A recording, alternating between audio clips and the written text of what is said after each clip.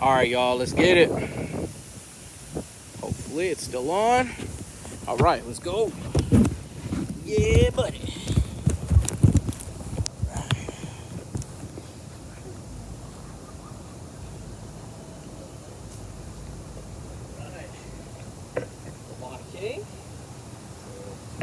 All right, y'all, we about to get signed in. It's a little windy, so pardon the wind interference, right? But we gonna go ahead and sign in and say, call halal Yahweh Bashem Yahweh Shai. That's all praises to the Most High God Yahweh in the name of His Son Yahweh Shai.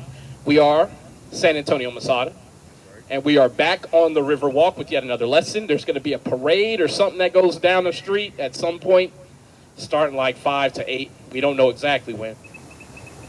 But in light of the times that we live in, it is high time that we awake out of sleep, right? Because our salvation is nearer than when we would have believed 50 years ago, 100 years ago, 1,000 years ago.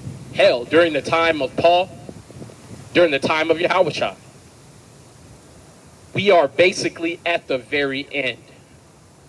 Today's lesson is going to be a lesson that's more tactical than it is informative.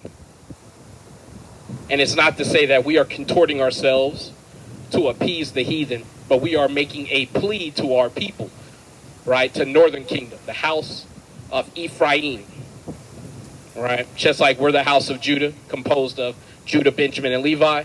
The house of Ephraim is comprised of the lost 10 tribes. One of the things that our people have to understand from the Northern Kingdom is that we are literally blood brothers.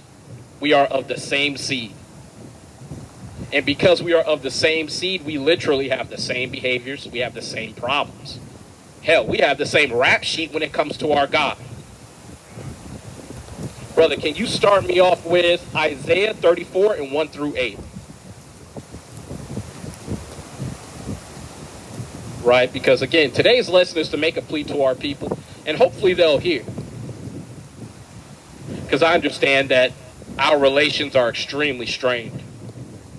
One of the things that you see on social media right now is that you see our Mexican brothers and sisters, they feel like black people have betrayed them. And I will be one to admit, the black man is so oblivious to his history that he's not even aware that he's betrayed you.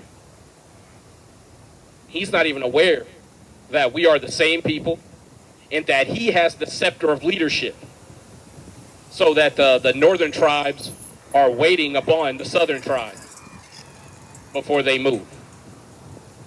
But because the southern kingdom is not aware that they are in the position of leadership, they speak on matters they have no knowledge of, and they inflame tensions between us and our brothers. But brother, go ahead and get that. Yes, sir. It's Isaiah chapter 34, verse 1. Come near, ye nations, to hear, and hearken, ye people. Let the earth hear, and all that is therein, the world and all things that come forth of it. For the indignation of the Lord is upon all nations, and his fury upon all their armies. He hath utterly destroyed them. He hath delivered them to the slaughter. Their slain also shall be cast out, and their stink shall come up out of their carcasses, and the mountains shall be melted with their blood, and all the hosts of heaven shall be dissolved, and the heavens shall be rolled together as a scroll, and all their hosts shall fall down as the leaf falleth off from the vine, and as the falling fig from the fig tree. So what we've read so far is how all these heathen nations are in a downward facing state, right? In a dilapidated position, whether it be economically, the result of literal warfare, but you're seeing the kingdoms of these heathen be broken down. The only part that hasn't come to pass yet that we read is the sky being rolled together as a scroll. We have not seen nuclear weapons drop as of yet. However, with recent developments between Israel and Iran, we are so much closer to that reality. Not to mention with recent developments in the battle between Russia and Ukraine, or we should say Russia and NATO, because Ukraine was long ago defeated. They've been propped up by their allies. And now that Ukraine has started using short and long range missiles to bomb Russian aircraft and faraway targets, the Russians are now hard pressed because they understand if they forfeit too many resources, they're not going to be able to fight NATO. So now everybody is putting the option of a preemptive nuclear strike on the table. Technically, that's almost like a tactic from these NATO nations. They're using them as a proper fall guy to actually wage war against Russia. Correct. Yeah. They're using them as a proxy, right? That's the way that you topple a nation that's more powerful than you. You have them fight and fight and fight a war of attrition until they're weakened. And then you step in and you destroy them. That's actually how the USSR fell in the 90s, and ironically, they were fighting Afghanistan. The same nation that America just pulled out of no more than probably about a year or two ago, but they have been fighting them for almost 20 years. Wasting military, not just military personnel and resources, but shop-wearing your troops and your personnel. Right? Hey, how you doing, brother? You got time for the Bible? Couple minutes? Are you Native Hispanic? Are you Native Hispanic? Mexican? Just know, brother. Puerto Rican? Yeah, you Ephraim. You keeping the commandments yet, brother? All praises, man. God bless you, man. And that's why we out here, man. It's good to talk to our Northern Kingdom brothers who know that so-called black people are literally their own blood. Again, to you so-called foundational black Americans, I would love for one of you niggas to come up here and explain that shit. What does that mean? You're trying to claim credit for things that obviously ain't you. You're trying to claim credit for a civilization that you're related to, but you didn't give rise to. Right. And just because you're not one great kingdom doesn't mean you weren't great at all. See, I understand that so-called black people, we have an identity crisis. We want to be as great as we feel we are, and as a result, we're quick to pluck aspects from other people, not understanding you are better than everyone else already. Just learn your history. But going back to the lesson, right? We see that nuclear weapons are now primed to be used. But there's a couple other prophecies that have to take place before all-out nuclear warfare breaks out, because that's when the elect are going to be saved. See, again, we are at the very end of days. And to those of our people who do not have the wisdom to tread carefully and lightly in these days, you're going to find yourself dead. I usually don't say it that succinctly, but you're going to find yourself shedding this mortal coil in a horrendous way, whether it be by hunger, by fire, or by the sword of your enemy. But brother, keep going. It's Isaiah 34, verse 5. For my sword shall be bathed in heaven. Behold, it shall come down upon Idumea and upon the people of my curse to judgment. The sword of the Lord is filled with blood. It is made fat with fatness, and with the blood of lambs and goats, with the fat of the kidneys of rams. For the Lord hath a sacrifice in Bozrah, and a great slaughter in the land of Idumea. This is one of the reasons why we've come out here to parlay with our brothers and sisters. Because in these protests today, and especially the ones all over the United States, because it's not just the one here in San Antonio, they've had protests this week under the guise of no kings, right? Basically, they're saying that the rulership of the American government has become tyrannical, so they're trying to throw off the yoke of oppression through a show of protest. But this is something that our Native Hispanic brothers need to understand while they're being persecuted. Joining hands with the sons of those who persecute you is not wise.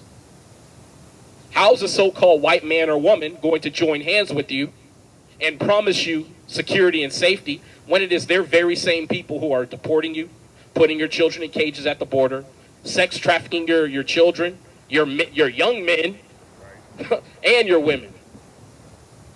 How is it that they're going to both occupy the position of defender and assailant? And that's why we're also going to bring out that you should be taking heed of your enemies and your friends in these days. But you see, from what we read, the nation of Idumea is a people of the Most High God's curse. And the Most High God is going to take hold of his judgment, his glittering sword of destruction, and he's going to render to them what they deserve, according to their actions and their history. Yeah, let's get the last two. This is verse 7. And the unicorn shall come down with them, and the bullocks with the bulls, and their land shall be soaked with blood, and their dust made fat with fatness. For it is the day of the Lord's vengeance, and the year of recompenses for the controversy of Zion. All this destruction, all this judgment is going to be in order to settle the controversy of Zion. It's not just who the Israelites are, but it is also involving where the Israelites are at, why they are there, and what was done to them while they were scattered.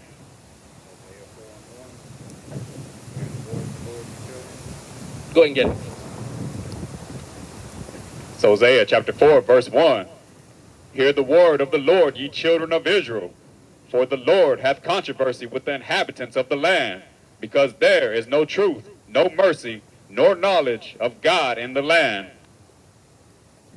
So the Most High God has a controversy with this entire earth because lies have taken hold of the entire world. The world is no longer talking about the God who liberated his children, the Israelites, from Egypt, who led them out into the wilderness by the hand of the angel of the Lord. The world's no longer talking about that. How you doing, Issachar? What's up, man? Doing all right, brother. Doing all right. Day, beautiful day. Oh, it's Stay all. hydrated. Stay hydrated. You too, man. You too. Have a good day at work, brother. And just so you know, black folks are your blood family, man. We love you, brother. Don't let some of these lesser informed African Americans fool you. Right. And I'm going to tell you, if you so-called black calling yourself African American, you lost. Right. Because you're an Israelite from the tribe of Judah. See, that's why knowing that you're an Israelite and who your brothers are, it unifies you in a way that none of these heathen can claim unity with you for. They can't claim to be your blood relatives because they know they're not. They can't even claim to have the same God as you because your God only chose the Israelites and no one else. That's why knowing who you are according to the Bible is very important. But to those of y'all who protest today, most of y'all don't know who you are from a biblical perspective. Hence why you're out here protesting, begging your enemies for mercy, when the Most High God says that the saints shall take the kingdom, That's right. not ask for it. But brother, can you go ahead and grab me Numbers 1 and 18, and then Deuteronomy 28 and 15, and then we're going to skip to 46. But right now, just get Numbers 1 and 18. 28, 15. Yeah. We're going to bring out a few basic tenets of the Bible because it's very important before we go into this lesson today that a few things be established. Because when we say that blacks, Hispanics, Native Indians are all one people, a lot of us will say, well, how can that be so? You look so different. But we already know as so-called black people, as black men, if we have children with so-called Chinese women, our children are going to look more and more Chinese until we are basically Chinese out. Right. White folks going into slavery. Can't say it enough. Can't happen soon enough. Right? And that's according to the Bible. But see, our people don't understand when they look at their Native American brothers, their Hispanic brothers, that they are dealing with family. And we're going to bring out some verses today that's going to help understand that exact premise. Go ahead and get it, brother. Numbers chapter 1, verse 18. And they assembled all the congregation together on the first day of the second month, and they declared their pedigrees after their families by the house of their fathers, according to the number of the names, from 20 years old and upward, by their polls. So you are who your father is according to the Bible. And you see that all throughout the Bible. It's the reason why Jacob, whose name was changed to Israel, is the man through which we gained our name, the Israelites, descendants of Israel, or Yasharallah, meaning he who has power with God. So we are literally the descendant of a man whose name was changed to he who has power with God. That is not something that all nations can share. That's why, again, if you follow the narrative of the Bible, The only person that the Messiah was sent to were the Israelites, the lost sheep of the house of Israel, as it says in Matthew 10 and Matthew 15. But again, you have to understand who your father is. And you have to go further back than just the 1600s. Because what if you come from southern Italy? You're Sicilian. And you look as white as, you know, having blonde hair, blue eyes. You look like you could be basically a poster child for the Aryan nation. That doesn't mean that you are, in fact, a so-called white person. You could go back to the Moors. Right. Hell, you could still go back to Northern Kingdom. Because we're scattered to all nations. That's why we're supposed to be trying the Spirit by the Spirit of the Word. Go ahead and get that in Deuteronomy 28:15 for me. And then go to 46. So 15 to 46. Yeah. It's Deuteronomy chapter 28, verse 15. Oh. But it shall come to pass, if thou wilt not hearken unto the voice of the Lord thy God, to observe to do all his commandments and his statutes, which I command thee this day, that all these curses shall come upon thee and overtake thee. 48. 46. Dropping to verse 46. And they shall be upon thee for a sign and for a wonder, and upon thy seed forever. It's very important that you understand what these curses are in Deuteronomy 28. Because they are the sign and signal by which the world will know who the Israelites are. I love to talk about Arnold Schwarzenegger likely being an Israelite, not simply because his name, Schwartz, black, negger meaning nigger, black Negro, right? Not just his name, but look at his life. He got black problems. For all his riches, all his pomp, he still impregnated his maid, which caused his damn marriage to implode. And have you seen his son that came from that maid? Look just like him. Yeah, got that big cinder block head, everything. You know what I'm saying? Looked like a spitting image of Arnold when he was in his prime. And he lifting weights and doing everything his father did. Just like Sirach said, you know, when you have a son as a father, you basically have one likened unto yourself. It's like a miniature version of you. But when you look at his life, he's had the same problems that Israelites had. The persecution that he had when he first came over here from Austria.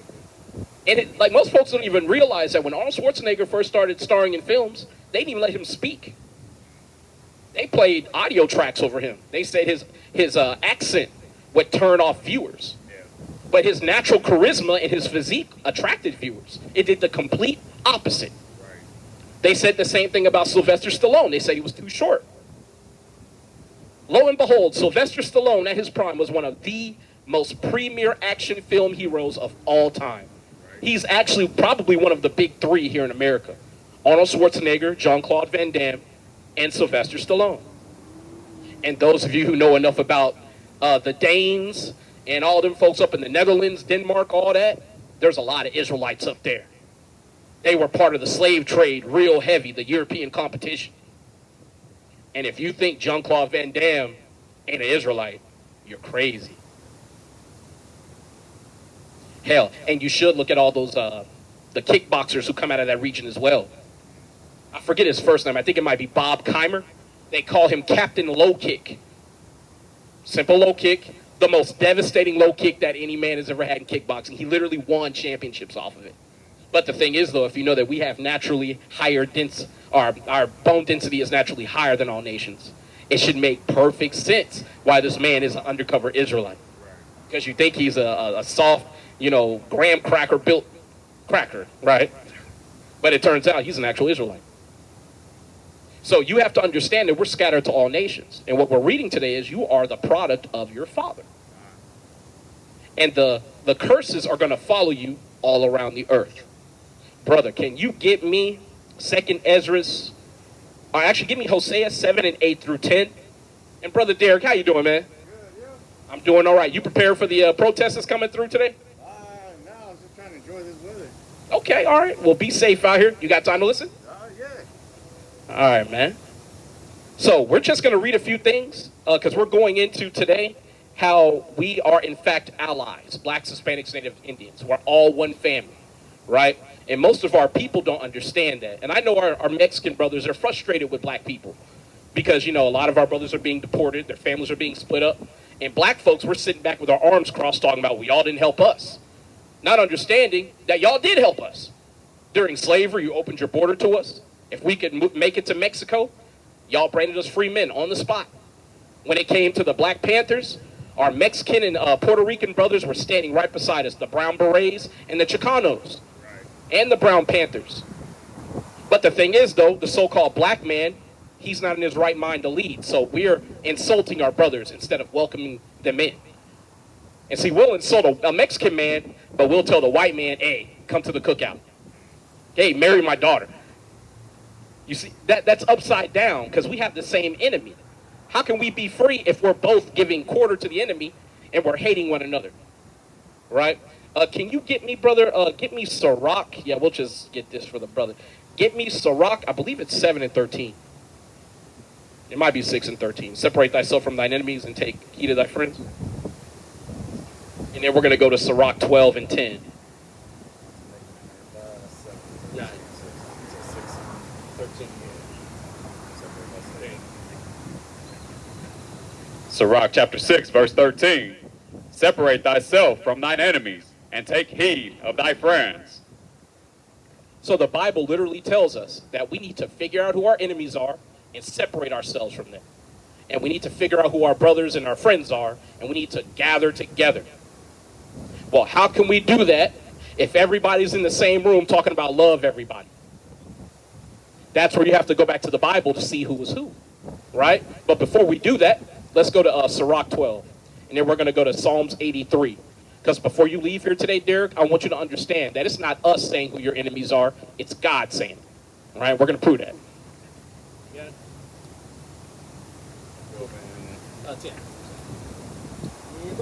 Sirach chapter 12, verse 10. Never trust thine enemies, for like as iron rusteth, so is his wickedness. Though he humble himself and go crouching, yet take good heed and beware of him. And thou shalt be unto him as if thou hast wiped a looking glass, and thou shalt know that his rust hath not been altogether wiped away. Set him not by thee, lest when he hath overthrown thee, he stand up in thy place. Neither let him sit at thy right hand, lest he seek to take thy seat. And now at the last remember my words, and be pricked therewith. Now, as you heard, you're not supposed to trust your enemy, because eventually he will betray you, like iron rusts, right? When you have a brand new, like these rails here, when they were first put out here, they didn't have a speck of rust on them. But give it a few years, a couple of storms go through, the moisture from the river, all of a sudden the rust starts to appear. That's how the wickedness of your enemy is. Now, we all have the same enemy I said earlier. Let's go down the numbers. What's happened to so-called black people for our enemy to take our seat? Give me Revelations 2 and 9. Who are those people over in Israel today saying that they're Jews? Israelis, right? But how are they different from a so-called white man from America or Australia? It's a good question. Now, Benjamin Netanyahu, did you know his real last name is Milakovsky or Milikowski? Depending on, you know, what area of Slavic Europe you're from. It's Milikowski. That's a name from Poland. You know where Poland is in antiquity? Khazaria. They're Khazars. They're not Israelites at all. They're converts. There's two major conversions in history that have taken place. When we were in slavery to the Greeks, we eventually cast off the yoke of oppression. We defeated the Greeks, and we forced them to be Judaized, meaning we made them keep the laws of the Bible. That's where the real birth of Judaism came from, en masse. There's another conversion under King Bulan, under the 7th and 8th century of Khazaria. How you doing, brother? Yeah, you do. Are you Mexican by chance? No. What are you? South American. South American, yeah. Asher. Asher? Well, no, that's your tribe in the Bible. You're an Israelite, brother. Take care, man. But, so you have two major conversions where they were basically converted to be Israelis or so-called Jewish people. But what happened to those who are ethnically Jews? That would be us, the so-called black man. We trusted our enemy, and they took our seat. So now they call us black, and they call us basically bastards. Get me Hebrews 12 real quick. Because did you know if the Most High God of the Bible is not your God, then you're called a bastard in the Bible? What is a bastard? Someone that's not of descent. A fatherless child. So if, say, like your dad just says, I'm going to get some cigarettes, and he never comes back, they would call you a bastard. Give me Hebrews 12 and... yeah, start at 5 and just read down to 7. It's Hebrews chapter 12, verse 5. And ye have forgotten the exhortation which speaketh unto you as unto children. My son, despise not thou chastening of the Lord, nor faint when thou art rebuked of him. For whom the Lord loveth, he chasteneth, and scourgeth every son whom he receiveth. If ye endure chastening, God dealeth with you as with sons. For what son is he whom the Father chasteneth not? But if ye be without chastisement, whereof all are partakers, then are ye bastards and not sons. So if you're not one of the chosen children of God, which would be an Israelite, the Most High God views you as having no father. Because if God is our father as a nation, all the other nations have idols. Buddha, Allah, the Kaaba stone. All these things are idols, are false gods. Right? They're offshoots really from the Bible. Right? So what we're trying to prove is that our seat has been taken by our enemies. You see, the black man is no longer called a Jew from the tribe of Judah. You also even see that the native Hispanic is not even called basically a Israelite, right? Because when you go to Mexico, down in Puebla, y'all have a city called Isucar de Matamoros. Y'all know y'all are from the tribe of Issachar. And that goes for all the tribes. I had a brother earlier brother had gold front, said he was Puerto Rican. He's from the tribe of Ephraim. But notice we're all called by different names. That either the Spanish, the Portuguese, the Dutch, or the French, they called us those names. So they have taken your place, or they have hidden who you are. Get me Psalms 83. Now we can grab that. Right? Because now that you know that your enemies have purposely sought to take your position, I want to show you that it's in the Bible. And I know you want to enjoy this weather. I'm going to let you get right back to it. Yeah. But, I don't know if it's going to rain or not. yeah, it's probably going to rain. Yeah, probably maybe about a couple of hours, because you see them high cloud tops. So it's coming. I'll start at the top. In Psalms chapter 83, verse 1. Yeah. Keep not thou silence, O God. Hold not thy peace, and be not still, O God. For lo, thy enemies make a tumult, and they that hate thee have lifted up the head. They have taken crafty counsel against thy people, and consulted against thy hidden ones. They have said, Come, and let us cut them off from being a nation. He said what? They said, Come, and let us cut them off from being a nation, I'll actually read that. that the name of Israel may be no more in remembrance. So the heathen nations have literally come together and they've conspired amongst each other to say, how do we stop these people from realizing who they are? They have something called a G20 summit every year, where the most powerful, richest people on the planet gather. And they discuss what to do with global affairs. You think they don't talk about Mexican people who basically pave all the roads, build all the buildings, do all the work in America? They talk about us. Because if we're not under control, their empire falls. Did you know over in Israel today, you have Mexican people repairing the damage that's happening in these wars? Paving roads, building buildings, cooking food. They don't show you that on purpose. Because if you knew that you were the workforce of the world, you would go, wait a minute, I'm not working for y'all no more. If the black man understood that we've invented everything that everybody holds dear, you love driving around in cars, right? Well, I mean, but when you have a chance to ride in a bus, an automobile, you like it, right? It's convenient. Yeah. Black men invented the car, Patterson Car Company. We invented the locomotive. We invented wireless communication, a man named Henry T. Sampson. Look him up. Lots of patents. Hell, we invented the first game console, Jerry Lawson. Everything we've made. But where do we get credit for anything? We never get credit. But how many of our people know that we did these things? Very few. So our enemy stands up and he claims to have invented the car. You ever hear of Henry Ford? Yeah, you have. And who do they credit with the invention of the car? Henry Ford, when he stole the Model T from the Patterson Car Company. And he even had a castrated black man named George Washington Carver, yes, the guy who was with the peanut. He made mass production. They seek to take your seat, brother, and they've taken it. Largely because we don't have knowledge of who we are, right? Give me a Deuteronomy 32:7.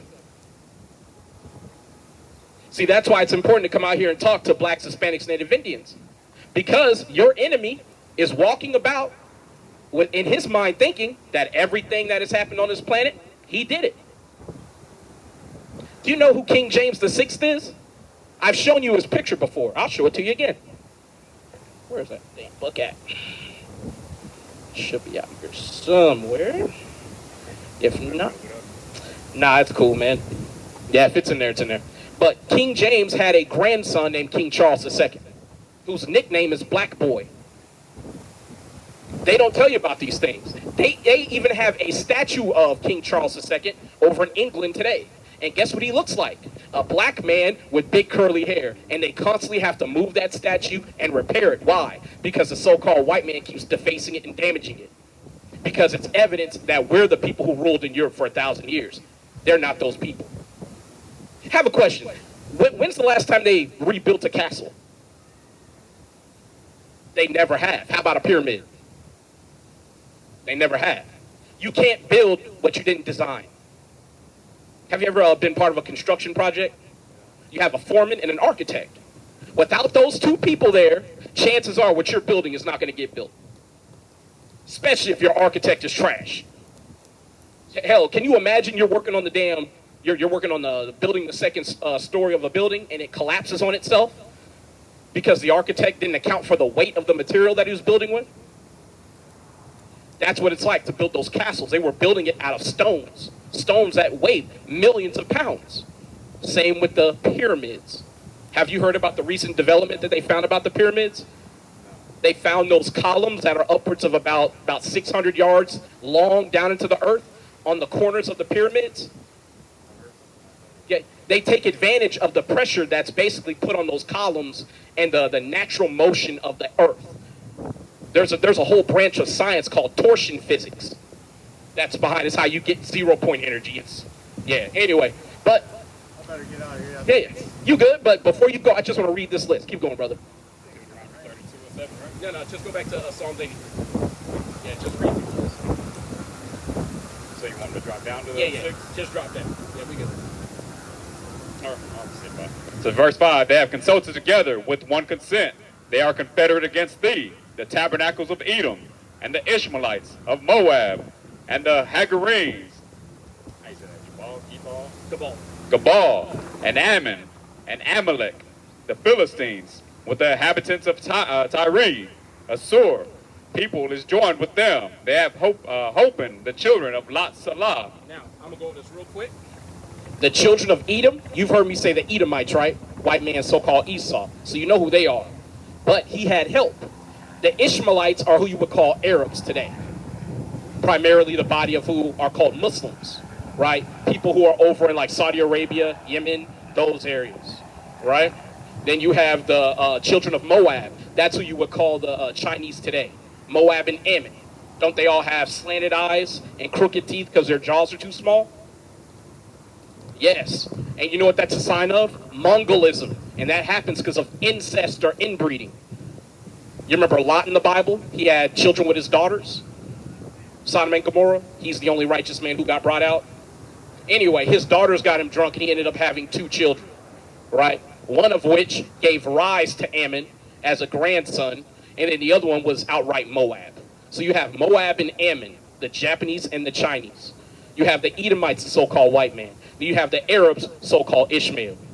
The East Indian man or the Persians from Elam. They've all gotten together to oppress your people. No matter where you go, you are basically a underclass, right? But I'm going to give you a card real quick, brother. Check us out on YouTube. That way, whenever we say these things, oh, brother got it. whenever we say these things, you could double behind us and you could verify it. Yeah, you're dropping a lot of knowledge, man. You lost your... Now I know your eyes glazed, they glazed over. That's why I wanted you to get that car, man. Do you have a phone? I can give you my YouTube channel right now. And this is to my camera, right? If somebody's dropping knowledge, just tell them, hey, man, you lost me. I'm going to tell you, man, we shoehorn so much knowledge into about 2 minutes that if you're not asking questions, I know you're not listening. For real. Yes, sir.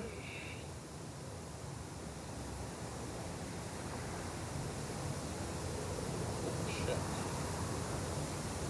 Oh, I think your phone tried to fix it. All right, Mega Man.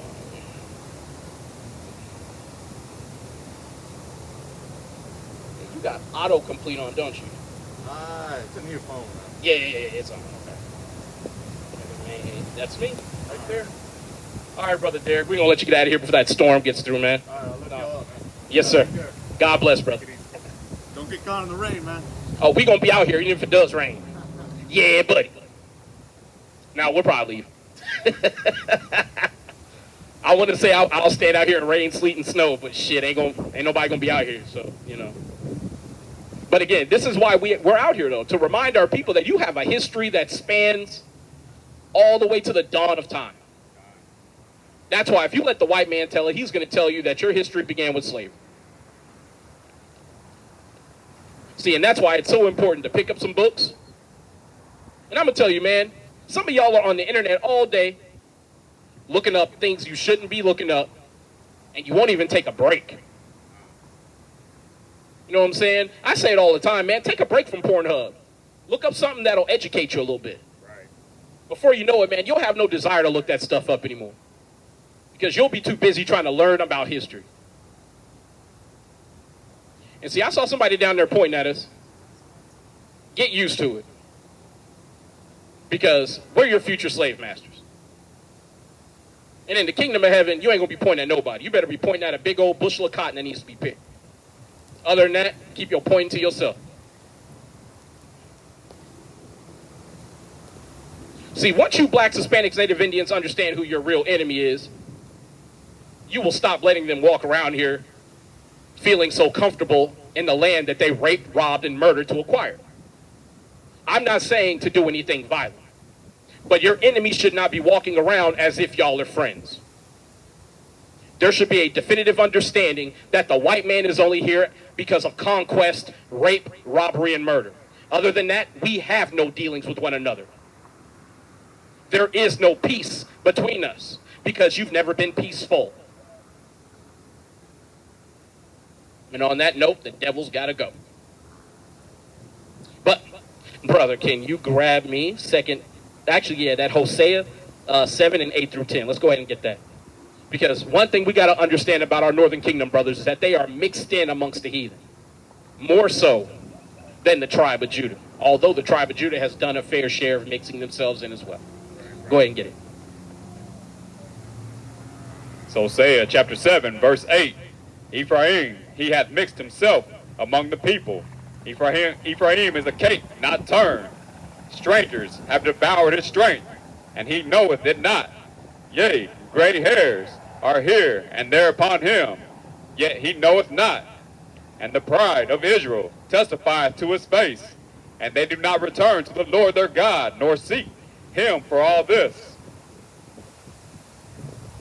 So our Northern Kingdom brothers have intentionally mixed themselves in amongst the heathen.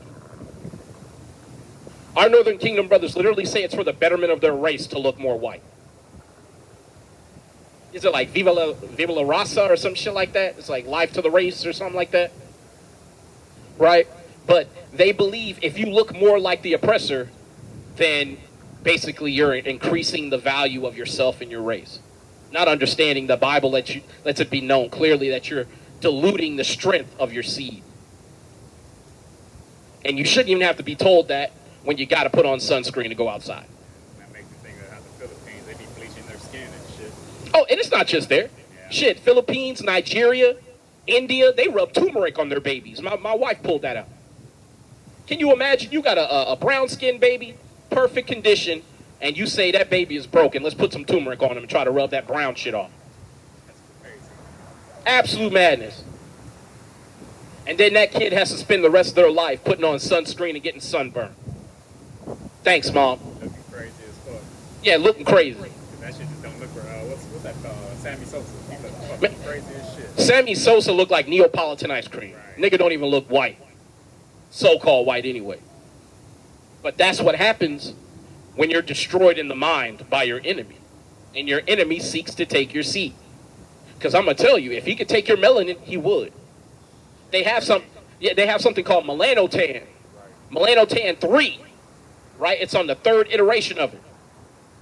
But the problem with them taking melanotan is that they get the benefits of having the melanin injected into them, but it causes cancer.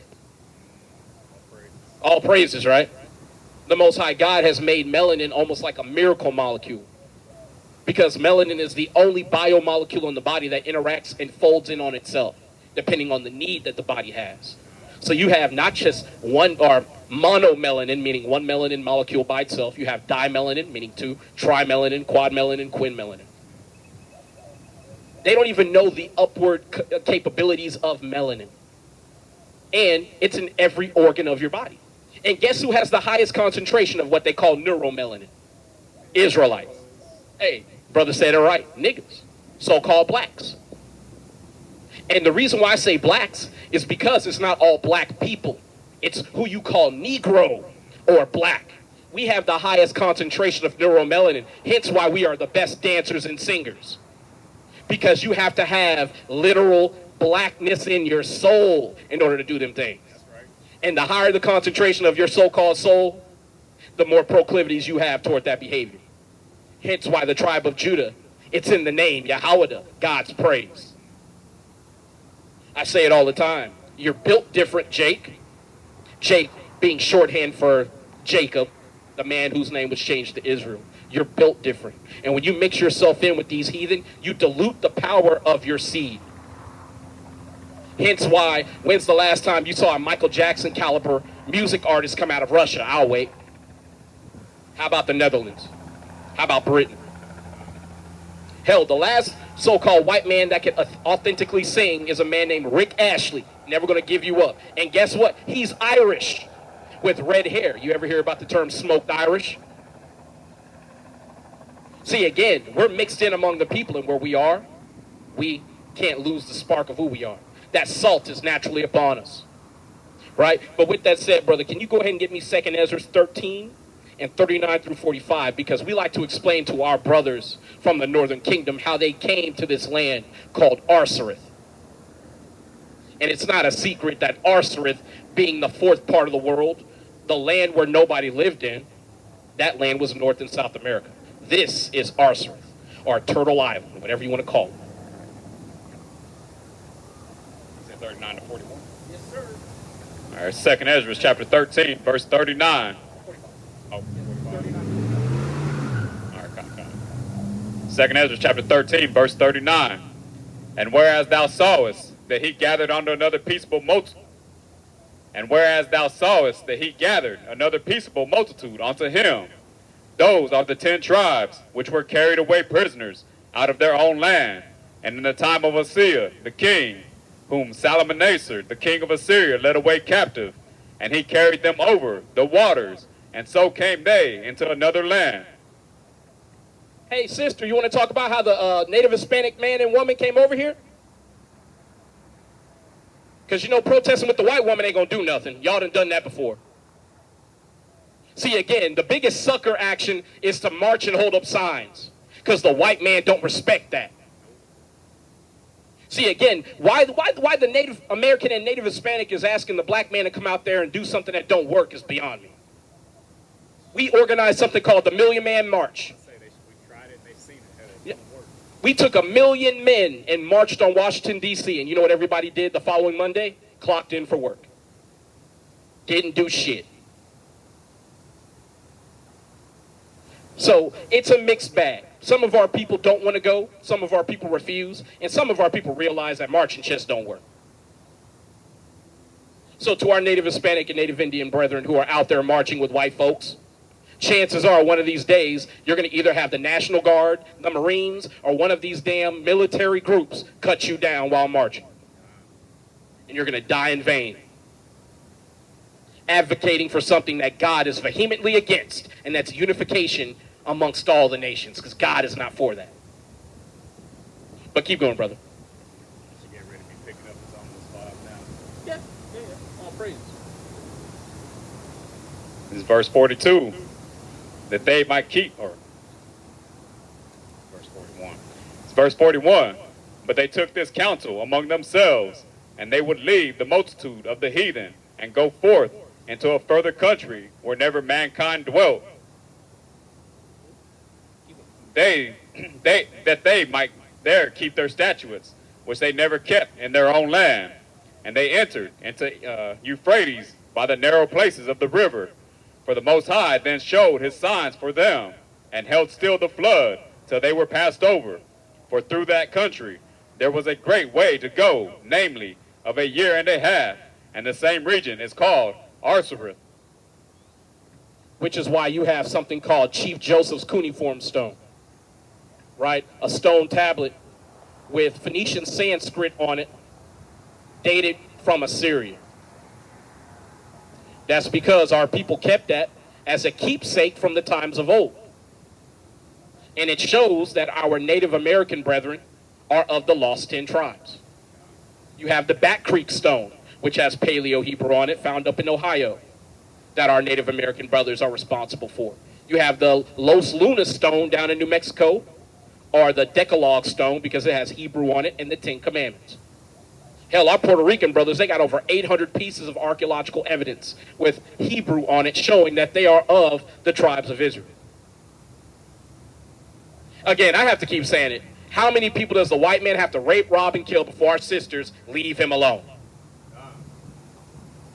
And then our sisters will tell their children who come from white men that they're black. I got news for you. You're as white as your damn dad. That's right. And just know the white man's going into slavery for what he actually did to black people. You being beige does not change your fate. As a matter of fact, brother, get that in Isaiah 14:21, while they're in the area. And see, and it's one thing to miscegenate with the heathen, but why does it take you away from your people so much that you can't even look at them? It's Isaiah chapter 14, verse 21. Prepare slaughter for his children, for the iniquity of their fathers, that they do not rise nor possess the land, nor fill the face of the world with cities. See, again, it's not personal, it's business. And I'm willing to bet money that that sister will say she's a Christian and that she loves God. But the opinion of God is slaughter should come to those who are the children of those who slaughtered innocent people. Prepare slaughter for his children, for the iniquity of their fathers. See, again, that's why we have white folks stand in front of us going, it wasn't me, I love you niggers. I love to let you know it didn't have to be you. It's your fathers. The deed is already done and your blood has to be spilled. Right. See, again, I'm going to keep saying it. Get used to this message. Because the controversy of Zion, the real Israelites, that's what's driving all the warfare on the entire planet. That's why the aristocracy over in Israel today view young black men as the premier threat to their existence. Because we are telling enough truth to dispel their mountain of lies. Not to mention they're self-admitted converts. Right?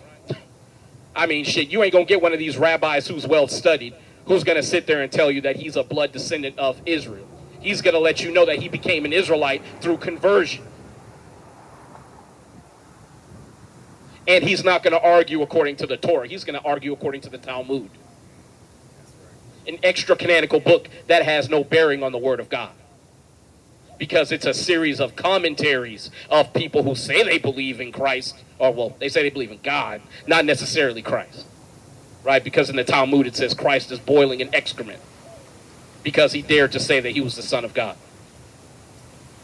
But, brother, can you go ahead and grab me Isaiah 58:1, because we are doing something very particular. I know some people might say, well, what y'all are doing, that's hate speech. But if you read Ecclesiastes 3, starting from the top, it tells you there's a time for everything. There's a time to love, there's a time to hate, there's a time to join together, and there's a time to separate. And there's a time to love, and there's a time to make war. We are not in the time to make peace and to love one another. We are in the time of making war. That's right. And you blacks, Hispanics, Native Indians don't know what time it is. Hence why you're about to walk down this street with a sign protesting when the black man has been walking and holding up signs for the last 4 centuries and it has not done anything. Still being down and killing. Every 28 hours, a black man gets killed by a cop. And that has nothing to do with our Hispanic brothers being killed by cops. Y'all believe in the Bible? Believe in the Bible, brother? All right, man. Tu eres Israelita, right? You're an Israelite. If you're, what is it? Nativo, I think, right? If you native. See, and again, man, our people, they don't understand. You got Google Translate. You ain't got no excuse for not getting this word now. That's right. That's right. When I first came out here and started preaching, I had a brother sit with me for about 2 hours and we used Google Translate. He didn't speak a lick of English. He had a damn AK as a tattoo on his face.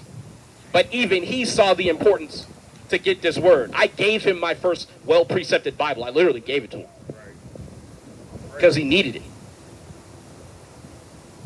But see, most of our people, they don't understand, man.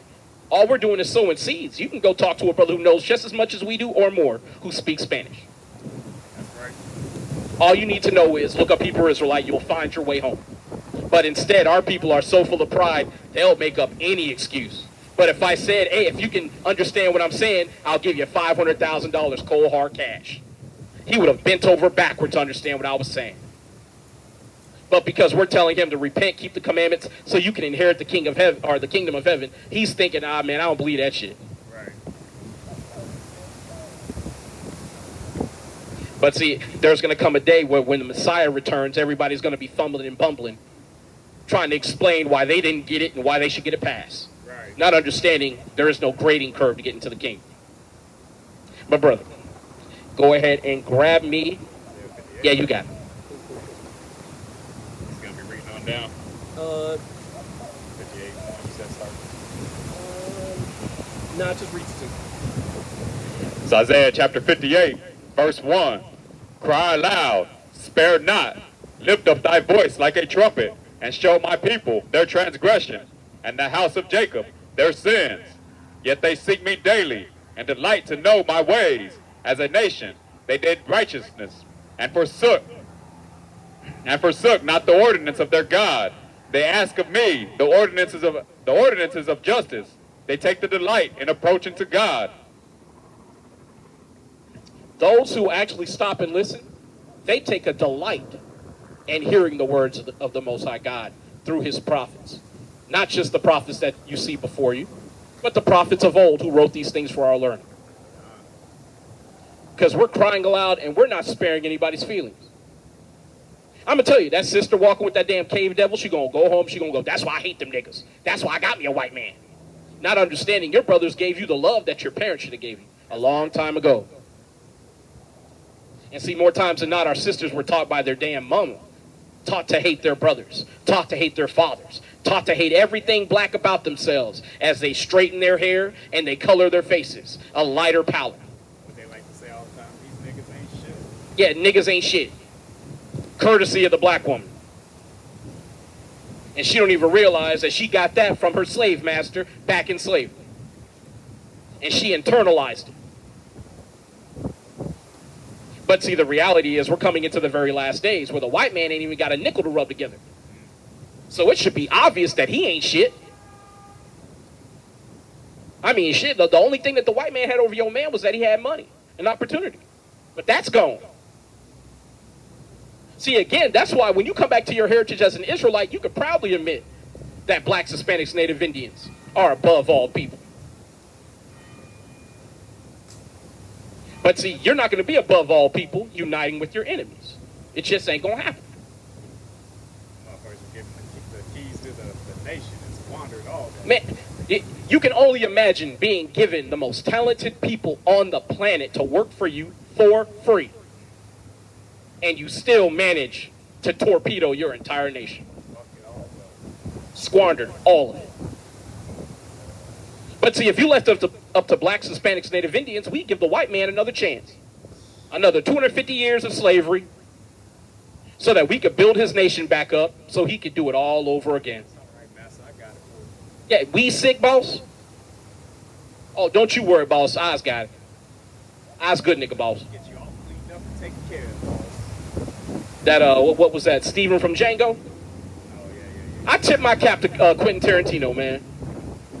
He made the most realistic portrayal of a dyed-in-the-wool coon on a plantation that you could ever imagine in film. And again, I tip my cap twice to Samuel L. Jackson. Man, I don't even think he was acting some of the times, brother. I think he was really like, yo, I can actually be who I am? Shit, you ain't said nothing but a thing. Shit was seamless. To go from Uncle Ruckus to Mastermind behind the scenes. But see, the thing is, though, our people don't understand. That's how the white man always wants their relationship with you to go. You think that black woman ain't being called a nigger every other month? Getting blamed for all the problems in the household? Being told, hey, I don't want to talk about that shit with your people. I don't want to hear about black men being murdered or black women being sex trafficked. I don't want to hear about that shit. Because I know the white man does that. Because soon as our sisters get out of relationships with them, they go on social media, screaming it out from the rooftops how the white man was suppressing them, talking crazy to them, hitting them, beating them up. And then they act as if the rest of the community is supposed to go and right that wrong. Correct the behavior of the slave master so she can run her stupid ass back over there and try again. Man, but Stay away from that motherfucker. we try, man. But our sisters, they ain't trying to hear that. But brother, can you get me Jeremiah 50 and 29 through 34? Because just like we were told in Isaiah 58 and 1, to cry aloud and spare not. We're supposed to be sounding the alarm amongst our people to let them know that the time of visitation is at hand. See, we're trying to cry out to our native Hispanic brothers. Whether you be Mexican, Puerto Rican, Peruvian, it don't matter. Long as you're indigenous. We're trying to let you know that you're an Israelite and the time to repent and to rejoin your family is at hand. Go ahead and get it, brother. Jeremiah chapter 50, verse 29. Call together the archers against Babylon, and ye that bend the bow, camp against it round about. Let none thereof escape. Recompense her according to her work, according to all that she hath done. Do unto her, for she hath been proud against the Lord, against the Holy One of Israel. Therefore shall her young men fall in the streets, and all her men of war shall be cut off in that day, saith the Lord. And you're seeing that portion of prophecy begin to happen now. See, again, one of the things that they're not admitting here in America is how many American troops are dying in the conflict of Ukraine. Those Patriot missile systems had to have operators. And every single Patriot missile system that's been blown up has multiple U.S. personnel or British personnel attached to it. So that means you've been having American casualties in the Ukraine conflict. Not to mention over in the land of Israel, you have American troops stationed there at all times. So you have multiple casualties from American troops and resources over in Israel. Gonna let this pass. And it's Lucky Engine 7. Yet again. Yet again. Like clockwork, man. Okay, it's always going over there. Yep. And again, it's spiritual, man, because we're trying to let our people know that if you don't repent, Lucky Engine 7 gonna come pick your ass up. And that's if the Most High God allows you to die with dignity. A lot of y'all gonna die unnamed in a mass grave somewhere. Forgotten. Life has come to completion. For real. Most High God just said, hey, look, your shit over with. Come on, see me. He ain't even worried about you being remembered or being properly buried. That's why if you're familiar with end-time prophecy of the Bible, death is going to be so prolific that people are going to be stepping over dead bodies like you step over dog shit. It's going to be everywhere. People ain't even going to be buried.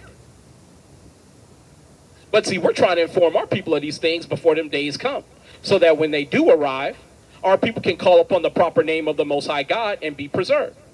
Not to mention keep the righteous acts of the Bible. like keeping the Sabbath, keeping the dietary laws, keeping the Passover, separating from the so-called white man. All those things are necessary to serve the Most High God. Because I have a question. How can you conjoin yourself onto the most prolific rapists, pedophiles, and bestiality enjoyers, Right. and yet call yourself a servant of the Most High God? That's like saying you a holy stripper. You're doing something profane, but yet you're calling yourself sanctimonious and set apart. You can't be both common and precious at the same time. Right. And our people do not understand the position that they are in as Israelites. But, yeah, there's a little bit more. Yeah, keep going. 31 right now. Come on. Jeremiah 50, verse 31.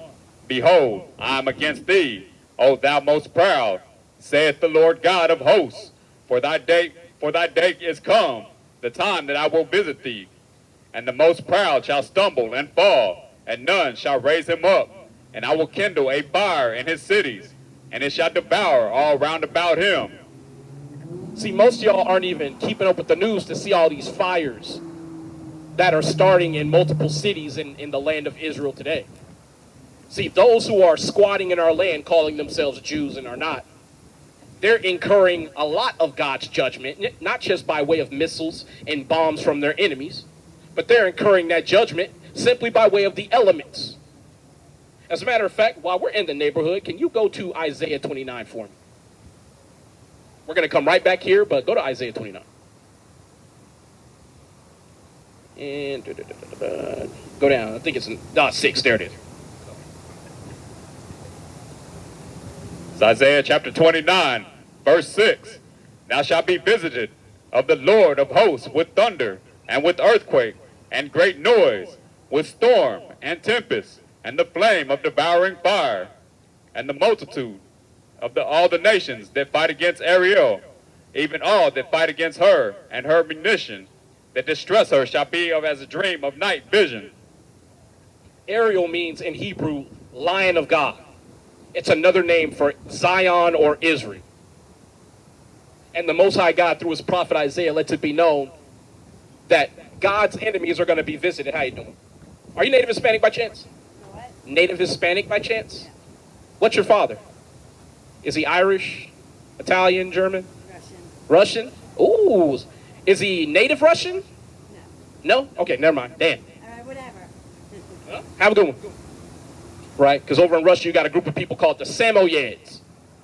And when you look at pictures of them and their tribal ways, they are nearly identical to the Iroquois here, the Native American Indian up in the north, in the reaches of like Quebec, Canada, all that shit, right? Right.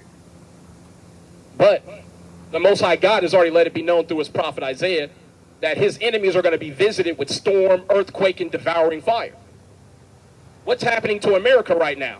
Storms, earthquake, and devouring fire. What's happening to all the nations throughout Europe? Storms, earthquakes, and devouring fire. The Most High God said that's how he would rear his head and visit his enemies. And yet, no one seems the wiser as the Most High God visits. Spoiler alert, marching and protesting don't work. Black people tried it. We did it for 400 years. Didn't work. Not to mention, marching with your enemy, the white man, definitely ain't going to help you. Because who do you think set up Martin Luther King Jr.? Who do you think wrote his speeches?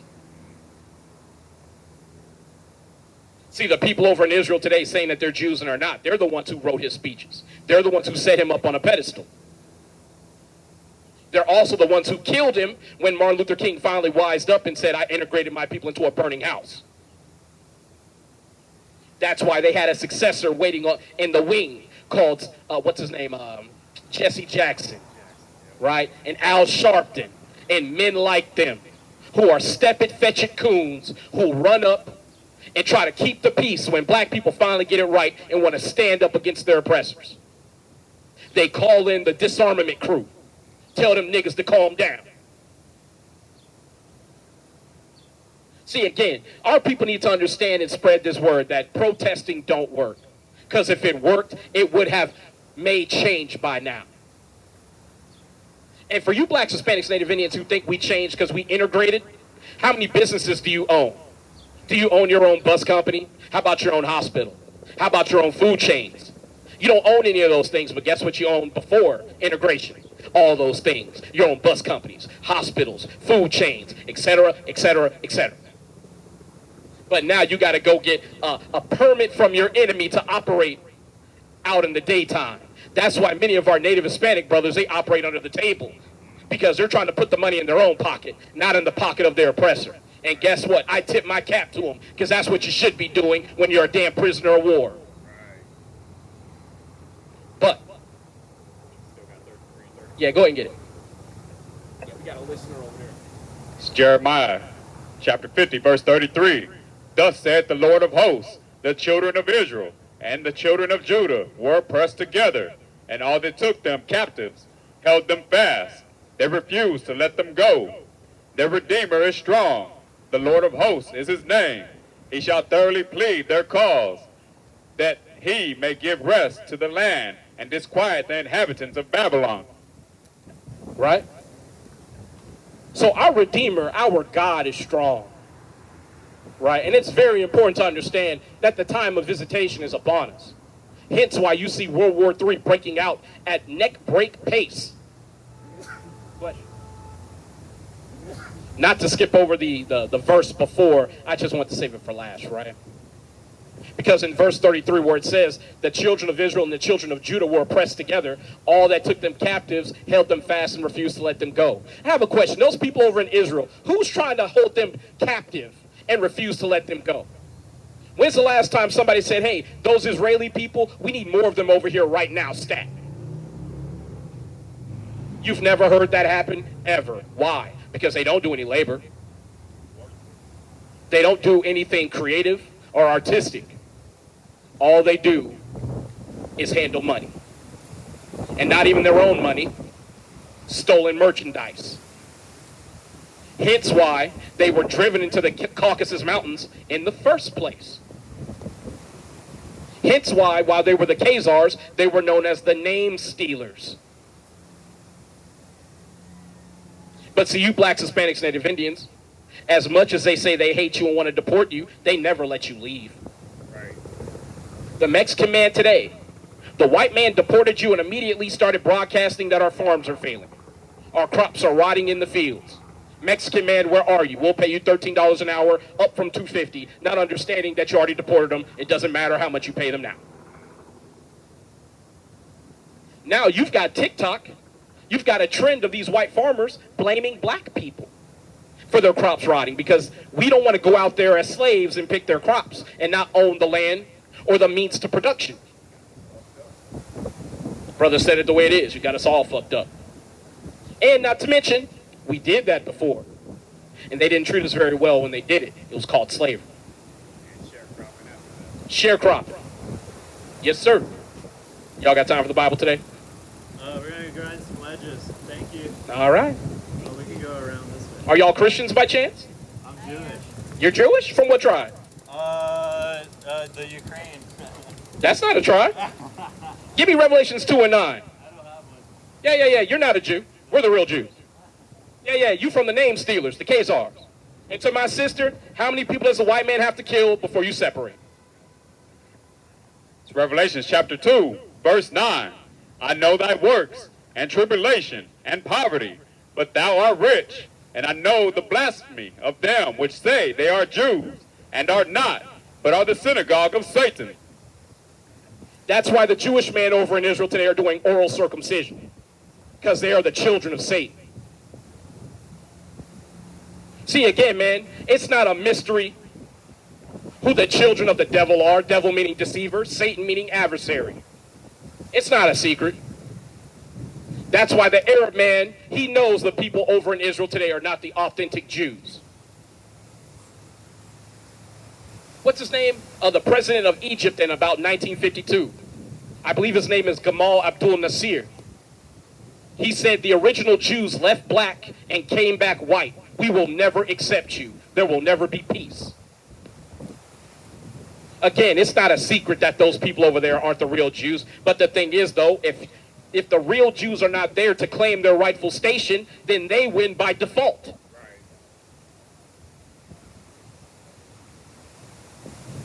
See, again, that's why it's so important that you blacks, Hispanics, and Native Indians reclaim your heritage. Because there's the richest people on the planet gallivanting around pretending to be you. Meanwhile, they're the very same people who own the ships of the transatlantic slave trade. They were major players in the European competition where the British, the French, the Spanish, the Dutch, the Danish, and Portuguese were all involved in a competition to see who could have the most benefits and profits of slavery. See, again, you have to understand your history and the players in it.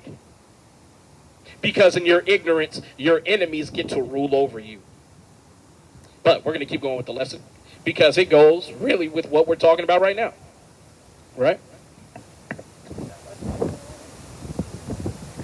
Can you get me Sirach 6 and 13 one more time? And then after that, give me Isaiah 55 and 6 through 7. Because one of the things our people need to be doing is we need to be separating ourselves from our enemies, taking heed of our friends, and repenting to the Most High God of the Bible and keeping His commandments.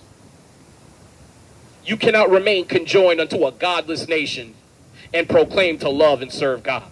And when I say a godless nation, I mean the God of the so-called white man, because the God of the Bible is not his God. Second one, you said Isaiah 55 and 7. Start at 6 through 7. Yes, sir. Sirach chapter 6, verse 13. Separate thyself from thine enemies, and take heed of thy friends. See, you shouldn't have to tell blacks, Hispanics, Native Indians who their enemies are. The people who used to string you up and burn you alive, the people who used to cut babies out of your women's wombs, who used to use your hides as leather. Look it up if you don't believe me. Google it. Yeah, they used to rip the teeth out of your head and put them in their own mouth. See, we all know that George Washington had his slaves' teeth in his mouth. The same mouth that y'all say never told a lie. Right. Except for the lie that he didn't have slaves. And not only did George Washington have slaves, his wife had more slaves than him. See, again, that's why we tell blacks, Hispanics, Native Indians, you got to realize who you are. You are the children of Israel. That's right. And conjoining yourself unto the Edomites, or the so-called white man, it's not going to garner you any progress. As a matter of fact, it's going to drive you even further backward than we are already. Again, separate thyself from thine enemies and take heed of thy friends. Take heed of those who have the same oppressor as you, who have the same enemies as you, the same story as you. Take heed. Learn, read, consult, and consort with those of the same kind. As a matter of fact, get that in, I believe it's Sirach 8, right?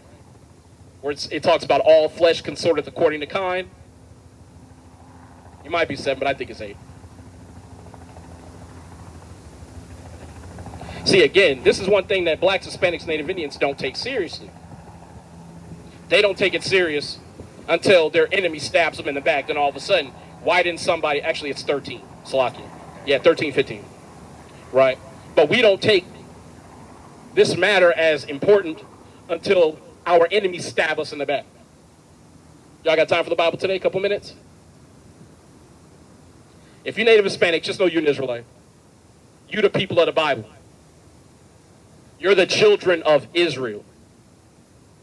Our native brothers, whether they be Hispanic or Native Indian, y'all are the lost 10 tribes. And the real Israelites should not be back in the land of Israel until the nation of Israel is united and taken back as a whole. That's right. So the question is, who are those over in that land today claiming to be the land of Judah? The people of Judah, the people of Levi, while they give oral circumcisions and say that the Messiah is boiling in excrement according to the Talmud. Who are those people?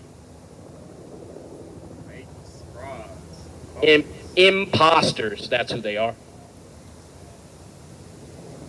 But see, these matters, to our people anyway, they pale in importance compared to marching with a sign saying no kings, We shall overcome. The fucking ultimate sucker song.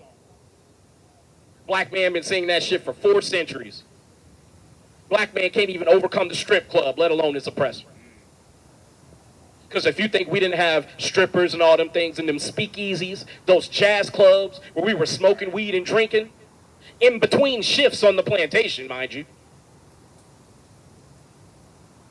So you have to understand, our people haven't moved a damn inch since we started saying all this passive power. You know, what weakness is strength. Passivity is power. That's some crazy shit. See, no, brother, see, you're more powerful than them because, see, they clench a fist and you hug them. You hug the hate out of them, brother. Do you feel it yet? Meanwhile, white man stole your land. He stole your woman. He stole your children. He stole your heritage. He stole your very history and heritage. Again, the white man had to steal your name because when he came out the cave, he had no spoken language. So how is he going to have a name when he didn't even have a language? He had no choice but to steal your name. You used to name white folks like you would name your dog. Hey, your name is Butch. Yeah, come on, Biscuit, come on. No, don't be scared of the water, Biscuit. It's just a bath. Come on, Biscuit. Hey, read Job 30:1. I'm not making it up. Again, it's not personal. It's business. Read the Bible. Job wouldn't trust the Edomites with the dogs of his flock. Because we all know what the game is with the white man and these big-ass dogs living in these apartments and houses. 30 jars of pizza. For real. And that's if they merciful and give the dog a treat. Sometimes they just go in with no treats. Dog just victimized. See, now that's why they're going on this campaign to make it look like everybody does these things. But see, the reality is they're the only ones doing it in high numbers. They're the only ones inculcating their children to continue doing it. They teach them from the crib to do these filthy things. Especially, again, those people over in Israel today who practice oral circumcision. Sure. Yeah, go ahead and get Want it. to go down to 17? Fellowship hath thou with the Lord. Yeah, we're going to go down a little bit. Yeah, just go ahead. Yeah, go ahead. It's not part of this. When you stop me. Yeah. So Sirach chapter 13, verse 15. Yeah. Every beast loveth his light, and every man loveth his neighbor. All flesh consorteth according to kind, and a man will cleave to his light. What fellowship hath the wolf with the lamb, so the sinner with the godly? What agreement is there between the hyena and a dog, and what peace between the rich and the poor? So the Bible is letting it be known. All flesh sorteth according to kind. So if you're of the bloodline of Israel, if you're so-called black, Hispanic, or Native Indian, what do you have in common with those who are not of that descendancy? When you want to go outside, you can hop right out the door. They got to stop and put on sunscreen. You want to enjoy citrus-laden drinks? They can't even drink that outside because if it splashes on their skin, it makes them more susceptible to sunburn. See, they don't tell you about that, how they have intolerances to vitamin C. Lemon juice, lime juice, orange juice. If that gets on their skin, that actually makes them more prone to sunburn. You know those little, those green plants with the little white flowers, hogweed? That burns them up. Did you know that? Yeah, it basically causes the same type of reaction as poison ivy. Yeah, like a damn vampire, man. See, and that's why everywhere you go, they make sure to keep all the grasses and the fields trimmed extremely low here. Why? Because you have a lot of natural plants that give a lot of health complications to them. And it's not just their skin. Breathing in the pollen from those plants causes problems. See, again, the Bible is letting you know, man, all flesh sorteth according to kind. So what agreement is there between a hyena and a dog? What agreement is there between a slave master and a slave? Especially if your slave master is from the most decrepit, despicable people on the planet. Food for thought. Keep going, brother. Verse 19. As the wild ass is the lion's prey in the wilderness, so the rich eat up the poor. As the proud hate humility, so doth the rich abhor the poor. A rich man beginning to fall is held up of his friends, but a poor man being down is thrust away by his friends. Right? The Bible's letting you know that even the difference between the rich and the poor is a gap that you should not be trying to traverse. You should not be trying to run from the damn hood over to the Hamptons, because you are not going to have anything in common with those people. They don't have the same values as you, especially if their riches are ill-gotten at the cost of your people's blood. But see, more times than not, the children of God, they don't consider these things, and they cleave unto those who ultimately wish to destroy them. But brother, can you go ahead and grab me? You got Isaiah 55 and 6 through 7, right? No, you didn't. Get that real quick.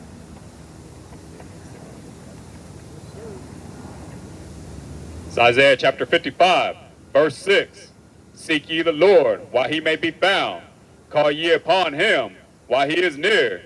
Let the wicked forsake his way, and the unrighteous man his thoughts, and let him return unto the Lord, and he will have mercy upon him, and to our God, for he will abundantly pardon. That's what we're trying to tell blacks, Hispanics, Native Indians. You shouldn't be trying to go out there and march and hold up signs, because we've been doing that for 400 years. Newsflash, guys, it don't work. What we should be doing is returning unto the Most High God and keeping his commandments. See, again, and it's always blacks, Hispanics, Native Indians trying to do something that really has no bearing on what's happening to them. Right. What is marching going to do for those children in cages and borders? Not a damn thing. What is that going to do for the children down in Mexico? I'm curious. Can somebody explain that? There is no explanation, because it's useless. And not to mention, how are the people who are putting your kids in cages marching going to do anything? Right. Because when the white man wants change, you know what he does? He gets a bunch of trucks, bunch of guns. You walked all the way over there to talk, shut up. You had your chance to talk right here. You walked your ass over there, be quiet, and burn up in the sun. And go waste your time marching. Maybe you'll lose some weight. Shit. I get tired of these damn pussy-ass people want to talk from down the street. So how's the white man supposed to save you if he won't even talk to somebody face to face? Right. Talk to your back. For real, gonna talk to us when they about 20 feet away from us, from like behind us and shit. They down the damn block trying to talk shit. Your president goes on TV in front of the world and says, guess what, I'm about to deport you damn beaners. I'm gonna deport you niggers from Haiti, from Jamaica. He says it to your face. So how is a white man speaking in secret gonna oppose that? And how are you, conjoined unto him, speaking in secret, gonna accomplish anything? I have questions. I have questions. And again, when the parade comes up, we'll be more tactful in what we say. Because I'm not going to change the message, but I can change how I say it. Right. Because I have a real legitimate question. How are y'all going to afford any change? We're 500 years deep into America. America cannot run off of anything other than free labor, i.e. slavery. This country, its obligations are hundreds of trillions of dollars. You got to understand. It's not just your outstanding debt. It's your obligation to incur more debt. All those bases you've built all around the earth, trying to be the police force of every nation on the planet, they cost billions of dollars every year. Every fighter jet that you have on a tarmac somewhere costs millions of dollars a year to keep in operational condition. Hell, even the damn munitions that they throw in the warehouse have to be maintained, otherwise they might blow up. Right. How about these nuclear facilities that you have to maintain 24/7? Et cetera, et cetera, et cetera. America is like hundreds of trillions of dollars in obligated debt. You mean to tell me that America can be profitable through just regular means? That would be like if you maxed out all your credit cards and then called yourself opening a checking account. Right. The bank is going to go, nigga, not only can you not open a checking account, I've already notified the police. You know what's bad when they lock the doors, you try to go back to the door, you can't get out. They treat your ass like a criminal because your credit that bad. That's what should happen to the white man. But instead, our people, we lock hands with our oppressor thinking that he going to lead us to the promised land. When the Most High God already told you, beside me, there is no Savior. Give me Isaiah 43.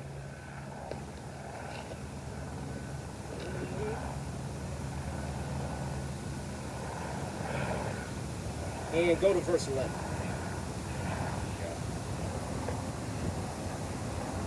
It's Isaiah chapter 43, verse 11.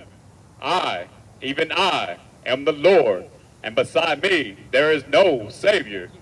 I have declared and have saved, and I have showed when there was no strange God among you. Therefore ye are my witnesses, saith the Lord, that I am God. Yea, before the day was I, am he, and there is none that can deliver out of my hand. I will work, and who shall let it? That's all I need.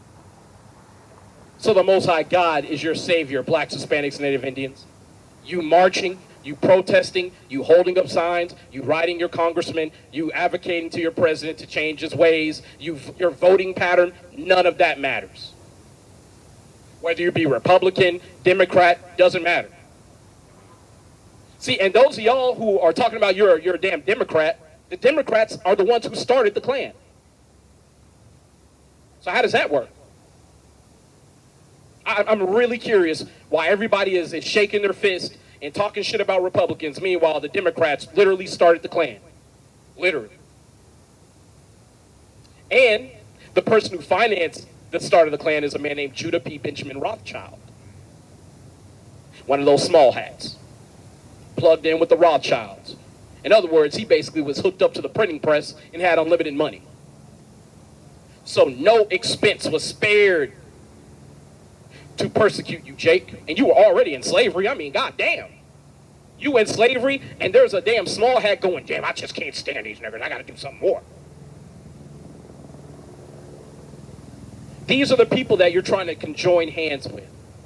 And for my camera, those of y'all who look at my videos, I know it's not a lot of you, but I know some of y'all are haters, right? Every once again, you drop a comment. All these people who walk by, most of them are oppressors. None of them stop and defend themselves. Why? Because you can't defend the indefensible. What am I accusing them of? That is not true. Somebody in my comments, if you see this moment, let me know. What am I accusing our oppressors of that is not true? Didn't they enslave us for hundreds of years? Yes. Didn't they enslave us in times of antiquity? The Greeks, the Romans? Yes. Didn't they burn down our temple, first and second? Romans burnt the damn second temple, and the Edomites, when we were taken over by the Babylonians, burnt the first one. Again, what am I accusing our oppressors of that is not true? I would really like to know. And to my people who insist on conjoining hands with these people as if that's going to afford you any progress, how's that working out for you?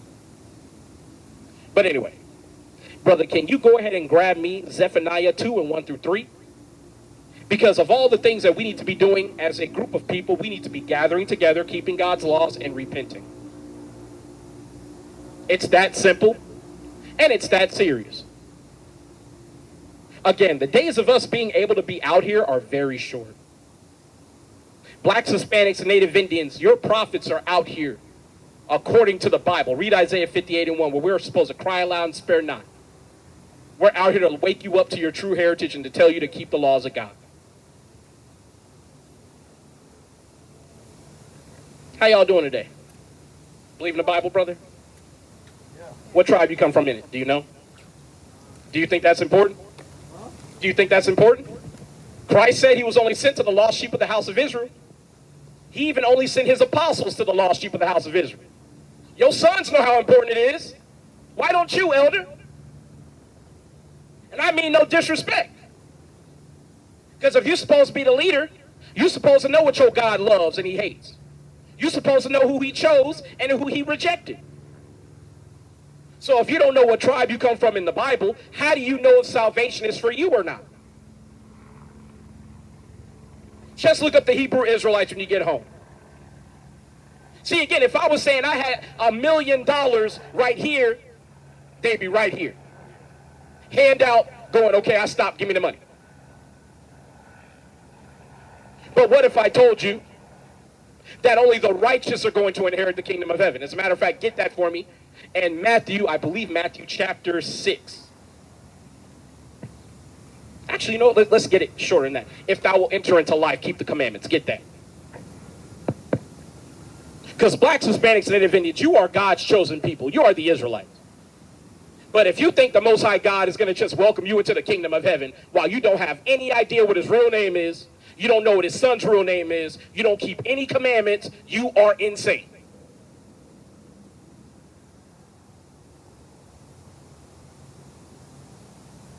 See, again, when people say they love God according to what T.D. Jakes told them. T.D. Jakes told you that God loves the sinner, not the sin. Meanwhile, he's also known as a power bottom. T.D. Jakes is the same one telling you that he almost got swallowed up. He also said, woman, thou art loosed. Pastors like him have misled our people to destruction because they think God don't have any standards. But let's see, according to the words of the Son of the Most High God, what standard is there that God adheres to? It's Matthew chapter 19, verse 17. And he said unto him, Thou callest me good. There is none good but one, that is, God. But if thou wilt enter into life, keep the commandments. What? Keep the commandments. So if you're going to enter into life or enter into the kingdom of heaven, keep the commandments. Hope they're in the area. Give me Revelations 22 and 14. Because by 2 and 3 witness is a matter established. Revelations chapter 22, verse 14. Blessed are they that do his commandments, that they may have right to the tree of life, and may enter through the gates into the city. So if you're trying to enter into the kingdom of heaven, I'd advise you learn what the commandments are and keep them. Again, not hard, not complex, but it requires you to set aside your pride and serve God the way he told you to serve him. And stop trying to do it on your own time and in your own way. Because look around you. It hasn't worked out to your benefit, has it? And it's a shame, man. We only want 2 minutes of your time. But again, if there was some carnal reward, our people would be here all damn day. I say it all the time. If I was a white man handing out pamphlets and ham sandwiches, I'd have a line from here to fucking Kentucky. Wouldn't even need to feed anybody. Hell, I just have to be a white man with a smile. How you doing, brother? Got time? They'd at least go, man, you know what? I'll set aside 20 seconds. What you got? Turn down the white man. But as soon as their own brothers are trying to talk to them, as they're walking up, they're trying to play out some type of plan in their head to not engage their own people. Man, I hate these Hebrew Israelites, man. They make things so awkward. But it's not awkward when you praying to God for your rent being short. It's not awkward when you get into a tight spot, get into a car accident, have a health episode, get fired from your job, having trouble at home with your spouse. All of a sudden, God is on the main line. Jesus on the main line, tell him what you want. Yeah, that's how our people think. Tell God what you want. Don't do what God told you to do. Just order some shit, like Amazon, QVC. See, that's why it's very important that you have to understand, if you're going to enter into life, keep the commandments.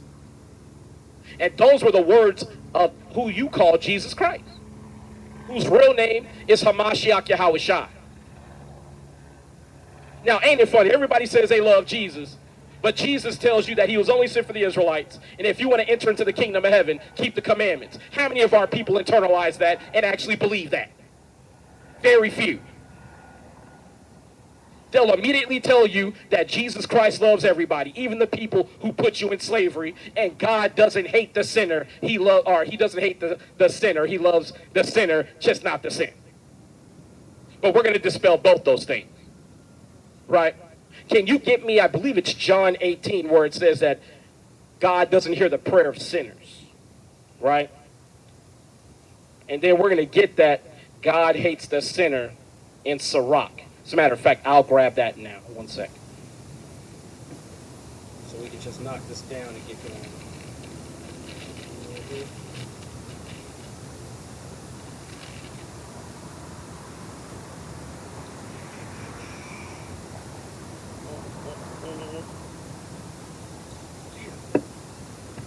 You got yours?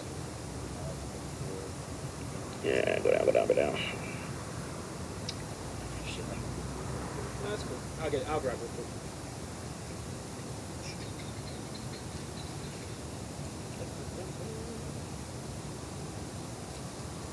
God doesn't necessarily sin first. Yeah, you got it? That's in John. It might be earlier, John. 9:31? Damn, okay. You got it. Actually, no, that's not the going yet. It's John chapter 9, verse 31. Now we know that God heareth not sinners, but if any man be a worshiper of God and doeth his will, him he heareth. So the Most High God of the Bible does not hear the prayers of sinners. So I have a question. Do you think God hears the prayers of the descendants of those who enslaved his children for 400 years? Probably not. How about the prayers of pedophiles? See, nobody has a problem with saying God hates pedophiles. But if you say somebody eats pork and that's a transgression according to God's laws, all of a sudden God's got to give them a pass. Right? As a matter of fact, where is that? The Most High God hated sinners and keepeth them against the mighty day of their punishment. Let me go ahead and grab that. 1 second. I know it's in Sirach.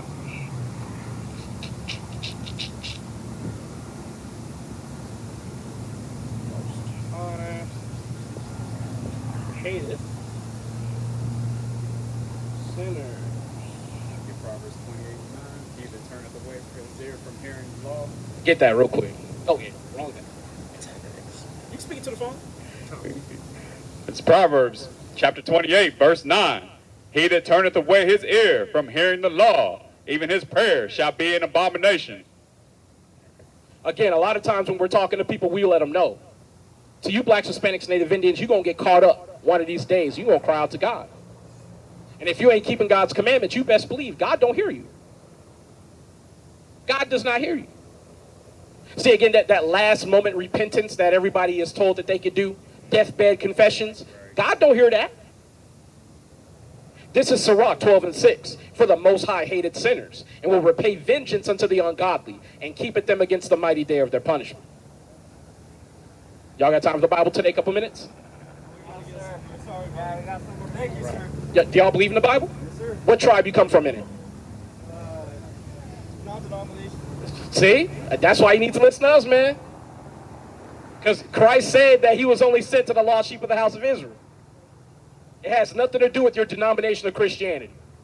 None whatsoever. It has everything to do with your bloodline and who you descend from on your father's side. Crazy answer. We're trying to be Christian. Yeah. Not denomination.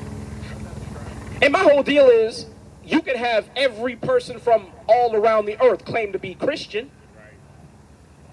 So what is the purpose of having a title that's supposed to differentiate you, fit everyone?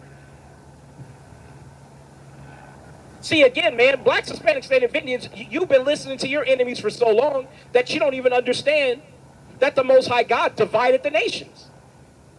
He literally divided the nations. Get me that in, get that in Deuteronomy 32. And I believe start at 6. No, start at 8. There you go. Start 7, actually. 7. It's Deuteronomy chapter 32, verse 7. Remember the days of old. Consider the years of many generations. Ask thy father, and he will show thee. Thy elders, and they will tell thee.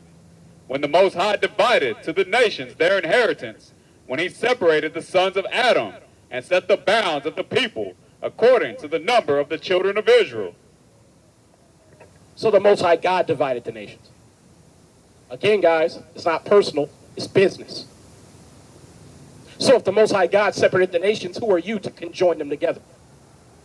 Who are you to come against the words, dare I say, the orders and edicts of the Most High God?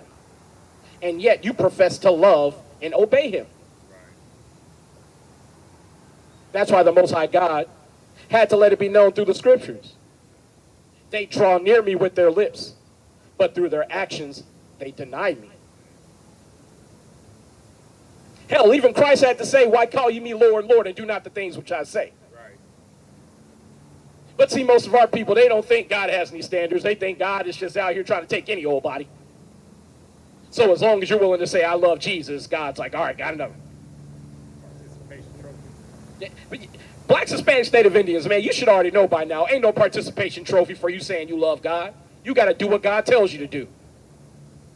So if you don't know what the Passover is, if you don't know what Feast of First Fruits is, if you don't know what the damn Pentecost is, then guess what? You don't know who God is. Give me 1 John 2 and 3. And I'm only saying this because we got Blacks, Hispanics, Native Indians walking in the area. And more times than not, our people are Christian, not understanding to be Christ-like means to do the things that Christ did. And Christ kept the laws of God. It's 1 John chapter 2, verse 3. And hereby we do know that we know him, and if we keep his commandments. He that saith, I know him, and keepeth not his commandments, is a liar, and the truth is not in him. So those who say they know God and don't keep the commandments, you're a liar. That's right. And everybody knows the practical application of this. If you say you love your wife, but yet you beat her because the chicken is cold, you don't love your wife. If you say you're a proponent of justice, meanwhile you let pedophiles and robbers go free, you're not a proponent of justice. You believe in the Bible, sir? Yes? What tribe you come from in it, do you know? What tribe do you come from in the Bible, do you know? I just know we are connected, we are one. Okay. Are you Mexican by chance? Yeah. You're from the tribe of Issachar in the Bible. You are an Israelite. Have you ever heard of something called the Los Lunas stone in New Mexico? The moonstone. The moonstone. It's got the 10 commandments on it in Paleo Hebrew. I haven't read too much of the Bible.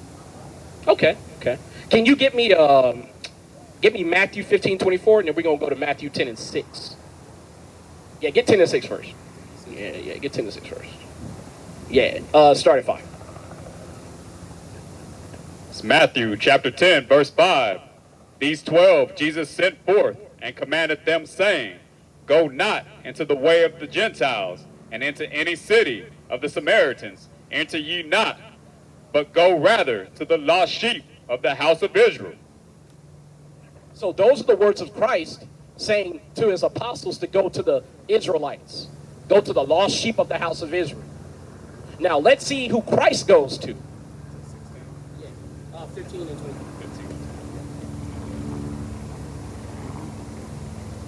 It's Matthew chapter 15, verse 24. But he answered and said, I am not sent, but unto the lost sheep of the house of Israel. So I have a question, brother. If Christ is only sent for the Israelites, then how does everybody else who's not an Israelite get saved? Look, my English is not, No, it's okay. It's just food for thought. and this time is, it says in the Bible, right, the things happening, all the wars, all the predictions that is happening right now, right? So, yes, it's good to be close to him, connected to him, and want him to be prepared for whatever things coming. Okay. About projects they have, the elites,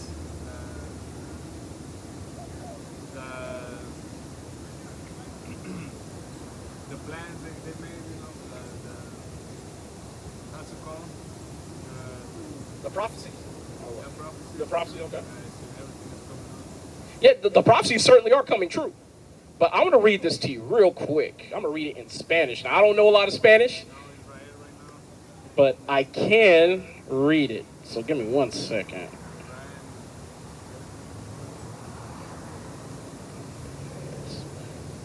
So This is Amos 3 and 3, or 3 and 3.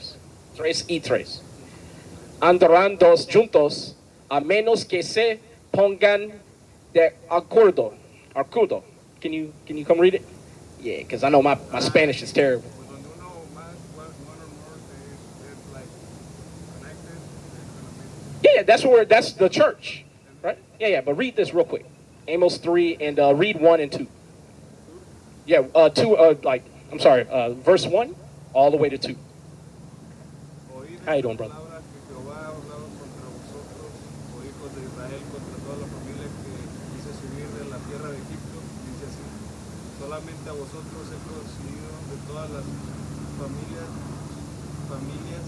de la tierra, por tanto os castigaré por todas vuestras maldades. Right, so God is only dealing with the Israelites. So God only loves the Israelites. Christ is only going to the Israelites. The apostles are only going to the Israelites. So in order to be saved, who do you have to be? An Israelite. So all the other people who are not Israelites are not getting the same salvation that we're getting, brother. The Gentiles. There you go. Are you Mexican, brother? Yeah. On your father's side? What is it called? How you doing, brother? Issachar. Issachar. There you go. Hey, brother, come point yourself out on this side real quick. No? Are you Mexican? You from the tribe of Issachar, brother. What's your father? I'm not black. I have Mexican. I'm mixed. Is your father black? You from the tribe of Judah. You the same as me, man. Yeah. Hey, man, God bless, brother. But we're out here to let blacks, Hispanics, and Native Indians know that the people of the Bible, that's us. I have a question, brother. Don't Mexican people pave all the roads? You build all the buildings? You cook all the food? What does the white man turn around and call you? Hey, bro, Lazy. And they want to try some shit and get rid of them. I'm not finna do that work. Thank you. So they gotta let us And, stay, right? and they kick. Give me Deuteronomy 28 and 32. I'm not finna do that. Because one of the things the Bible talks about is how they call us proverbs and bywords. It might be 37. Hold on. 32. Yeah, it's 37. Get that. I'm going to get it in Spanish for you, bro. It's Deuteronomy 28, verse 37. And thou shalt become an astonishment, a proverb, and a byword among all nations, whether the Lord shall lead thee. So, can you pull up the Spanish translation in parallel so that brother can read it as well? Because I want you to follow with absolute accuracy. Blue letter? As a matter of fact, I'll grab it real quick. 28. White people are going to heaven. Oh, not only are they, all heathen are going to heaven, but the thing is, the kingdom of heaven is on earth. Ain't this their heaven right now? Ain't this the white man's heaven? Us working for him, paying taxes? Yes, that's his heaven. But I mean, but whenever you do work, you empower their system. So our heaven is going to be when they work for us. And I'm going to read that in the Bible. I'm going to prove it. Yeah, let's go back. Shit. No. No, that's the orb. Yeah, it might be on the menu. You got a new. I'll bring it up. Hold on 1 second. Now you cool. Check this out, brother. This right here, verse 37 of Deuteronomy 28. Right? And once he reads it, we're gonna keep going. Because that white man is in Christ. As you know, the Bible describes Christ as having skin so dark it looked like he burned in a furnace. So how can that be Christ? Hey, yeah, it's just like they put Santa Claus like that and all that shit. Yeah, they want us to worship the white man. It's just a label, yeah. 555, information, language of the universe. I mean, that. Oh, yeah, 555. Oh, okay, yeah, you're talking about numerology and stuff like that. I'm not going to say numerology doesn't have any value because you see it in the Bible. You know, 666 being the mark of the beast and all that. But, right? So you see in the Bible that the Israelites are under certain curses. One of the curses is that we're called bywords and proverbs. Doesn't the white man call you a wetback? Yes, he does. He calls us nigger. Those are all proverbs and bywords. That's what the Israelites would be called. That's why we're out here. They try to keep us in chains. Yeah, to put us in slavery. Gangs and all that stuff too. Right. As a matter of fact, go to Deuteronomy 28 and 47 and read down from there. Deuteronomy chapter 28, verse 47.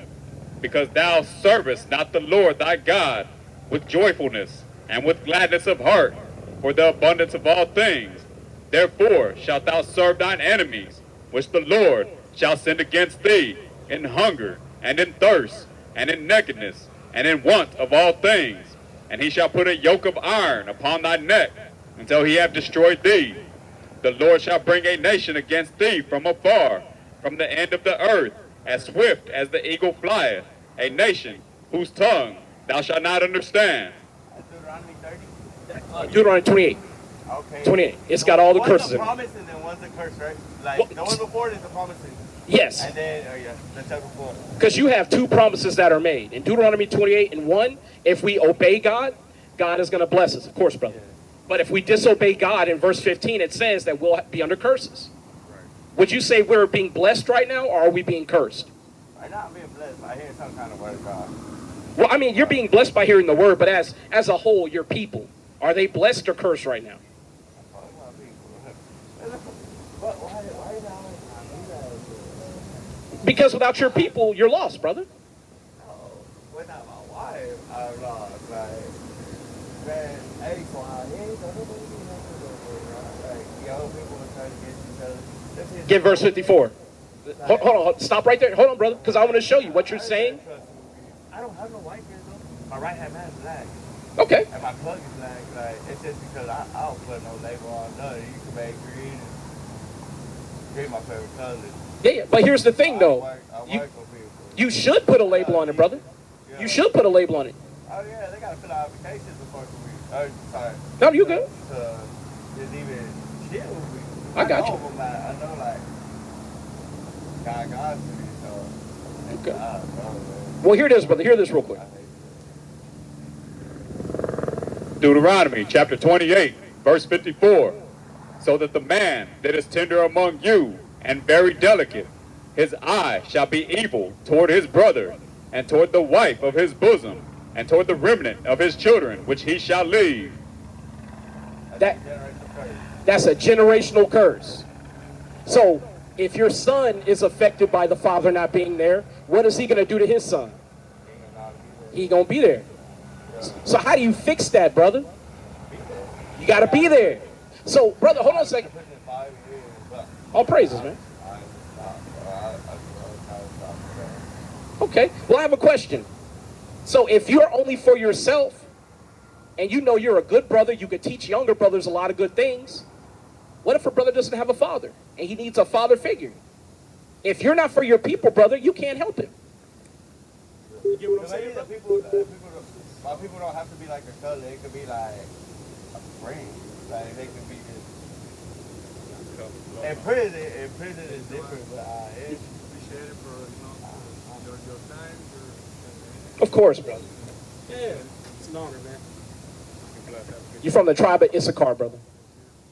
You're from the tribe, triple S Issachar. Tribe is Issachar. What is that?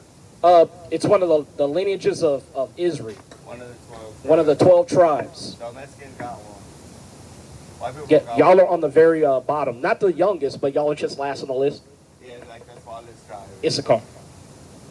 Right? And on the ephod, Issachar is right next to Judah. He's the 5th son of Jacob, just like Judah's the 4th. That's why all your closest friends are black. All my closest friends growing up were Mexican. Hey, it's crazy, right? It be like that. But God does things in decency and in order. That's why it doesn't surprise me when you say your right-hand man is a black man. Because guess what? My right-hand man is always a Mexican man. And guess what? Black folks got creativity. Our Mexican brothers have hard work. If we came together, nothing could stop us. But the thing is, though, black people operate for themselves, and Mexican people operate for themselves, but we all pay taxes to the white man. Come on, man. And that's why we all upside down and fucked up in the game, because we give him the love we should give each other. All right? Hey, brother, we got a card for you, down. I'm finna shoot you, Scott. Hey, you're not white though. You just dark. You just real light skin. You ain't that dark. You didn't get put in the oven too long. You good.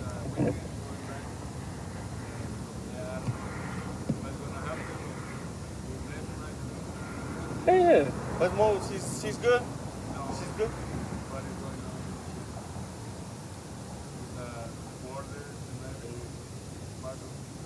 I'm going to tell you though, now that you know you're an Israelite, that's all you should be concerned about. Fear God and keep his commandments, for that is the whole duty of man. That's the reason why I exist. That's the reason why y'all exist as Israelites. We're supposed to be fearing God and keeping his commandments. Because did you know it's a commandment for me not to hate my brother in my heart? That's right. Leviticus 19 and 16. It's a commandment for me to love my brother. Well, but here's the thing though, that's not for everybody. It's only for your people. You remember how Christ said the two greatest commandments is to love the Most High God with all your mind, soul, and strength, and to love your neighbor as yourself? Who is your neighbor? Your neighbor's not everybody. Whoever qualifies, fit in by lane. Yeah, your neighbors are your own people. As a matter of fact, can you get that for me in the ESV? It'll be the last one, I promise, brother. The last one. Right? Because our people are about to march up and down these streets when black folks, we've been marching for 400 years. It ain't done nothing. Yeah. What you got, brother? God made a sign. Yeah, we're the chosen people. Yeah. You talking about the love of God, love of neighbor? Yeah. As a matter of fact, I'll pull it because I got it already. Yeah, because when Christ said that, he wasn't talking about, hey, love the people who put you in slavery. That's not why he said that. Because who are the people who had the Israelites in slavery during the times of Christ? The Romans. He wasn't saying to love the Romans. He was saying to love the other Israelites because we were hating each other. If I lived in Israel and you lived in, say, Italy, I would hate you because you moved out of the land. So I would call you a heathen, even though you're an Israelite according to your blood. So we're supposed to be loving each other.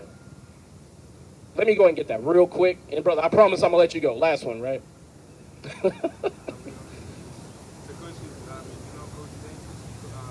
There's no such thing as a coincidence, brother.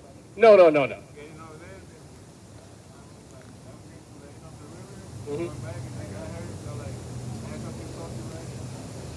Actually, I want to show this brother one more thing, though, before you go. I want you to read this on my phone. This is how you found this. This is Isaiah 30 and 20, and read 21 as well. Go ahead and get that, brother. Read that verse. No. Go ahead and get what you get. Here. It's Matthew chapter 22, verse 37. Jesus said unto him, Thou shalt love the Lord thy God with all thy heart and with all thy... That's the wrong guy. No, you good. Go ahead and read it. Thou shalt love the Lord thy God with all thy heart and with all thy soul and with all thy mind. This is the first and great commandment. So a lot of times they'll say Christ said to love your neighbor as you love yourself and to love the Most High God above all things. And they try to treat that as if that means we're all big one happy family to love each other. But let me see my phone real quick. I'm going to show you something. Before you go, I want you to understand who your neighbor is. And your neighbor is a fellow Israelite and no one else. Yeah, we'll get that in the ESV. There it is. Man. This is Leviticus chapter 19 and verse, is it the NLT? Yes, NLT. Hold up, slide. But I'm trying to get you a version that has it correct, right?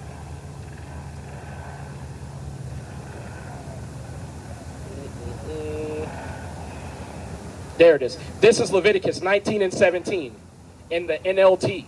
Do not nurse hatred in your heart for any of your relatives. Confront people directly so you will not be held guilty for their sin.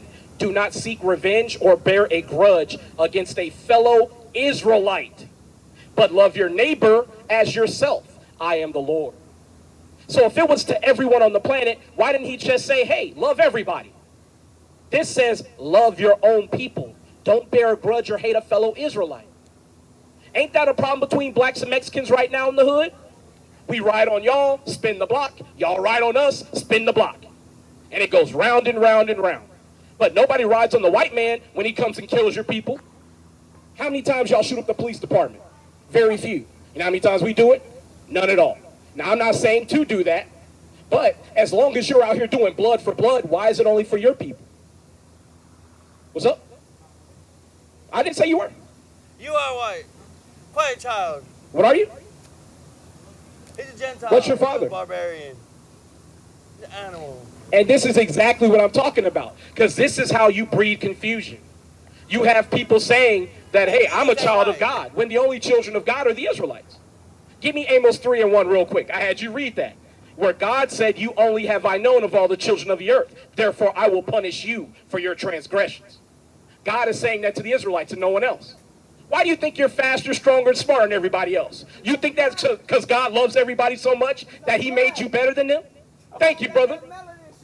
It's not just the melanin. You got the blessing of God, brother. It's not about the melanin, brother. It's not about the melanin. Sure thing, brother. Be blessed, man. Of course, brother. You an Israelite. All praise to the Most High God. They say whatever it happens,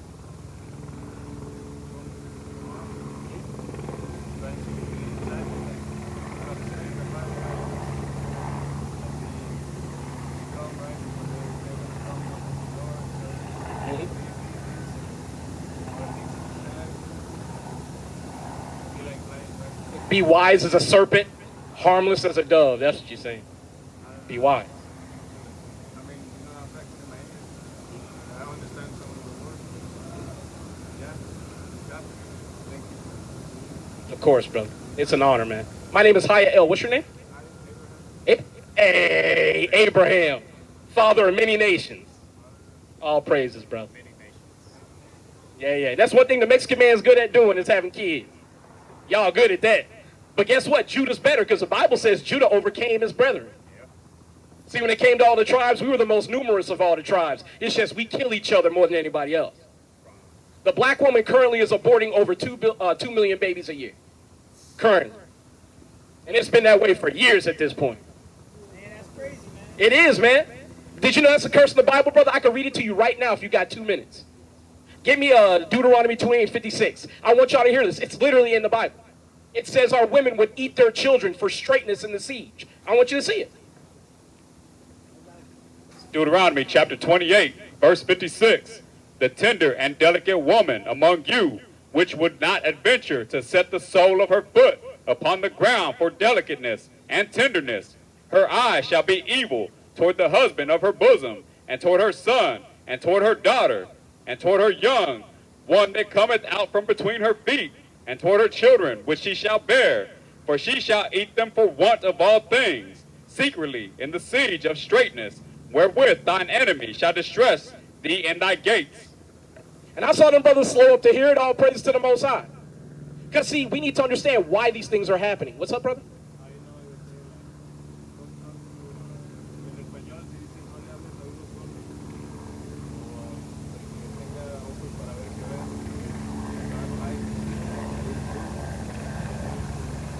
To hear.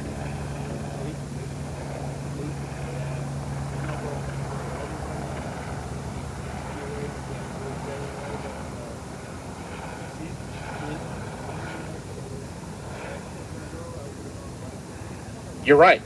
What you're saying is in the Bible, because we plant the seeds, but who gives the increase? God does. God makes those plants grow or not. Brother, do you have a Bible? You need to get one, brother. Get you one, man. As a matter of fact, I can't tell you to get a Bible when I got one right here. Of course, man. My brother. Right? It's in English, but do your best with it. You know what I'm saying? And it'll help you practice. You know what I'm saying? Because if you can speak the English in there, you'll be better at English than anybody walking around. I'm going to tell you that right now. All right, brother Abraham. Haya El, as in Haya and then El. Haya El. Abraham, it's an honor, man.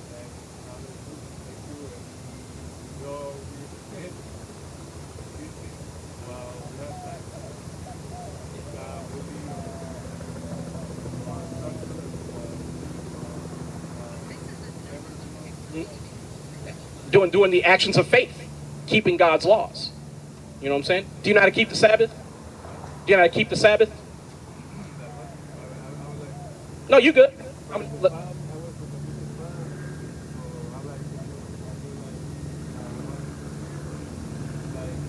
Okay. I got you. Let me show you.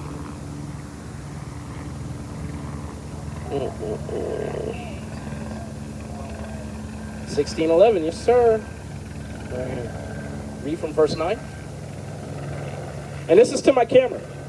This is what anybody should be doing. I don't care if you speak Russian. I'll pull up a translator. If you're my brother, man, I will spend the time. If you're my sister, I will spend the time.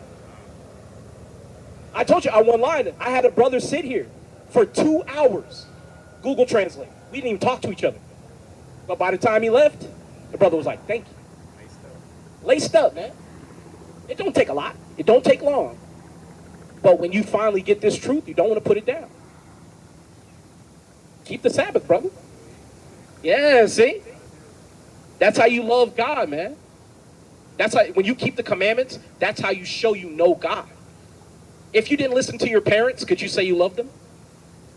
Say you don't listen to your dad. Do you love your dad if you don't listen?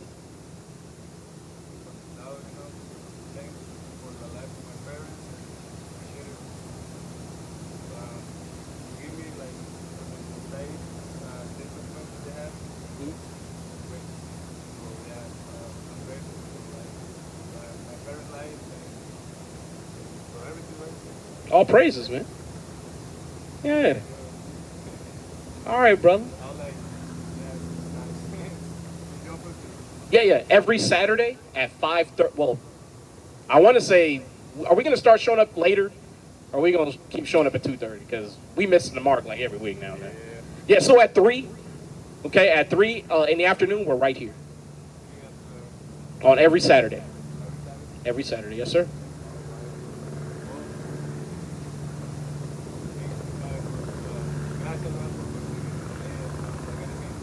No, you're fine. Muy poquito. Yeah.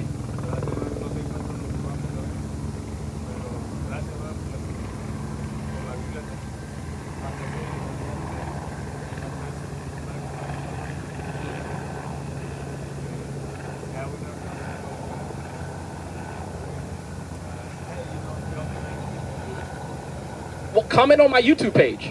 Do you have a phone? You have a phone? Yeah. Give me my page real quick. And see, when you comment, we could just do the translator. We could talk to each other plainly.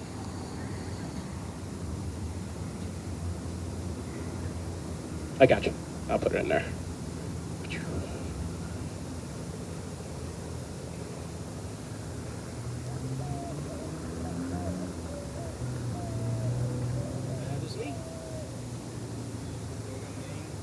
That's me.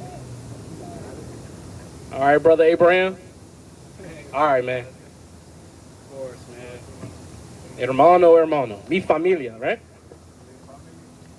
That's right. All praises, man. God's name is Yahweh. Dios es nombre es Yahweh. Right? Yahweh Shai, his son. Right? So Yahweh, Yahweh Shai. Right? And see, for those y'all who say I don't speak Spanish, fuck y'all. I try my best. You know what I'm saying? Yes, sir. It's going to be on YouTube. So everything we say, you can look it up. Yes, sir. Muy poquito, right? But, hey, man. But if you have time, man, come back and see us. But if not, catch us on YouTube, man. All right, brother? Of course, man.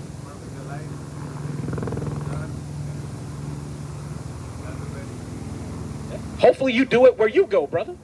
In Mexico, we need brothers like you saying this stuff. Because I'm going to tell you, I would love to go to Mexico, but I don't speak Spanish. Not like I need to, man. And now is not the time to go somewhere where you don't speak the language. It's very dangerous here, as you know. It's dangerous here in America. Right? So be careful, brother. Be very careful. But, hey. Of course, man. De nada. Yes, sir. But we gonna keep going with this lesson. If you want to stay and watch, you can. But if you gotta go, that's cool too. All right, man. Of course, man. But brother, can you get me? What is your date of birth? I can't give you that. I'm 40. I'll tell you that. You're 40? I'm 40. That's a weird question, man. Yeah, I know, right? But I'm really keep, like, like the number of souls. The life you see, together with your date of birth, Mhm. know the numbers. Mhm. So in the Bible, it says the children of Issachar, y'all use the signs of heaven, the stars, to help us navigate.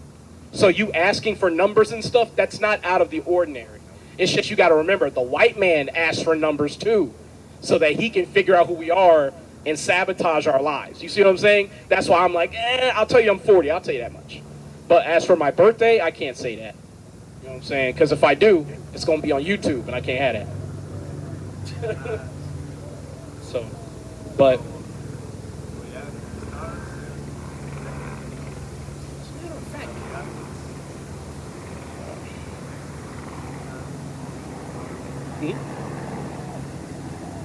yeah, hold on. Let me see something real quick. I want to know where they say when they come for me, when they come for Israel, there is what is gonna happen. So when the Messiah comes back for the Israelites, you mean? I think it's, I don't know how to say it, but they say like when they come from when they coming from Israel, Mm-hmm. there is gonna Yeah, look it up real quick. I would like to get your question. You know what I'm saying? Because we're willing to spend the time to answer your questions, brother. That's not a problem at all. And see, this is the first brother who stopped and asked about end time prophecy. You recognize that, hey, I might be talking to two brothers who can give me some answers. Why not ask? Zacarías 14. Okay, let Zechariah 14. You know, right now, I think this is right. Well, I don't know.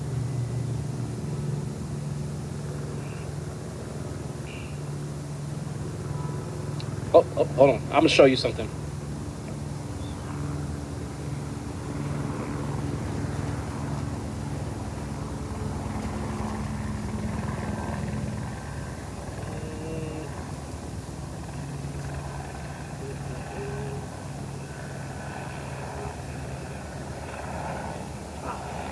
Right here, 12 through 13.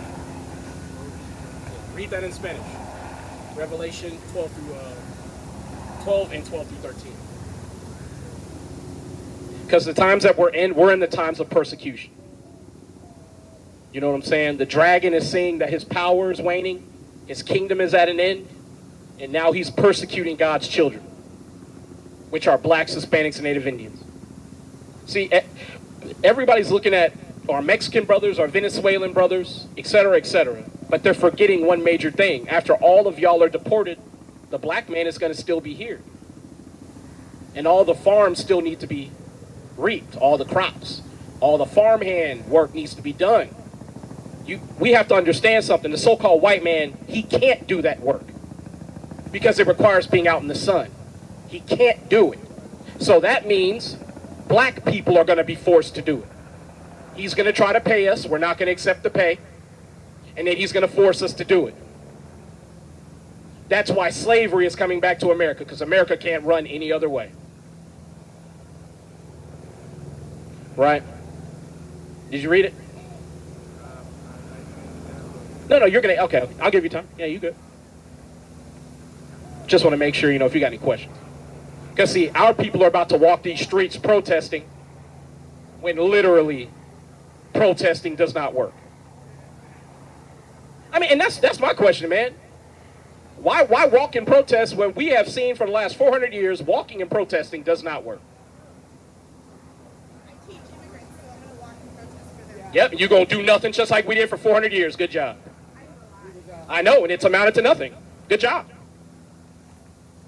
I mean, it's not personal. Shit, we did it for 400 years. We the fools. Talking about we shall overcome. Then we integrate with white people and lost everything. Like some damn dummies. Did you know the Bible even predicts Martin Luther King? Look that up. We are saying, I have dreamed, I have dreamed. Martin Luther King is literally in the Bible, and they call him evil. But it shouldn't be a miracle. Zechariah. Yeah, that's what's happening. Armageddon. Yeah, the Battle of Armageddon. Yes. That's what's happening. You are right, sir. Now, if that's happening, what is protesting going to do about that? Nothing, right? The real answer is for blacks, Hispanics, Native Indians to return to their people and separate from their enemies. And yes, people who put you in slavery are your enemies. The sons and daughters of people who put you in slavery are your enemies.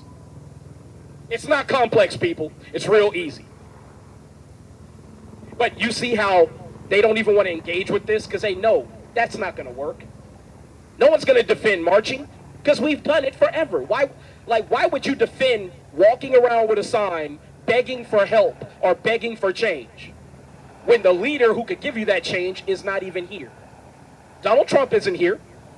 None of his cabinet is here. And they don't care. Yeah, puppets. Puppets. That's why he said he wasn't going to help Ukraine. Now he's helping Ukraine. Why? Because he's a puppet. He said he wasn't going to help Israel, but now he's helping Israel. He actually said just today that they promised to help Israel against Iran. They promised. After saying they wouldn't. Why is that? Because America, their real masters are the people over in Israel. That's why they have something here in America called AIPAC.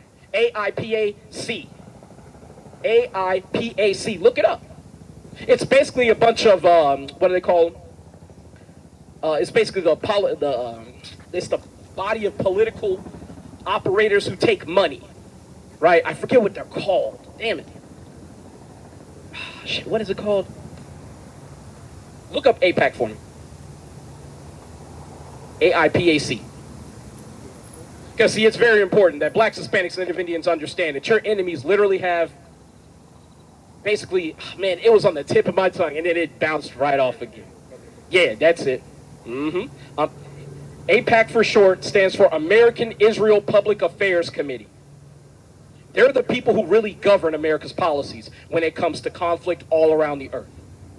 They're called lobbyists, American lobbyists, the people who basically pay millions of dollars. Yeah, AIPAC works to influence U.S. government officials to support Israel's interests. So they literally pay your politicians to either help or not help, to bomb or not bomb, to give gold or resources, whatever. That's why you wonder why somebody like Greg Abbott won't legalize marijuana, even though the only people going to prison for marijuana possession are Mexicans and black people. But that's because his lobbyist friends tell him, hey man, we're making too much money in these prisons. Don't change these laws. As a matter of fact, make weed illegal again so we can put these niggers and beaners back in jail. Yep. And that's after building all those damn shops. Now people walking around with weed in their pocket, and now they're eligible to be scooped up by the cops because they branded it illegal again. But that's what happens. How you doing, Elder? Y'all the children of God. Y'all the Israelites. Keep God's laws. And be safe out here. There's a lot going on today. Yes, sir.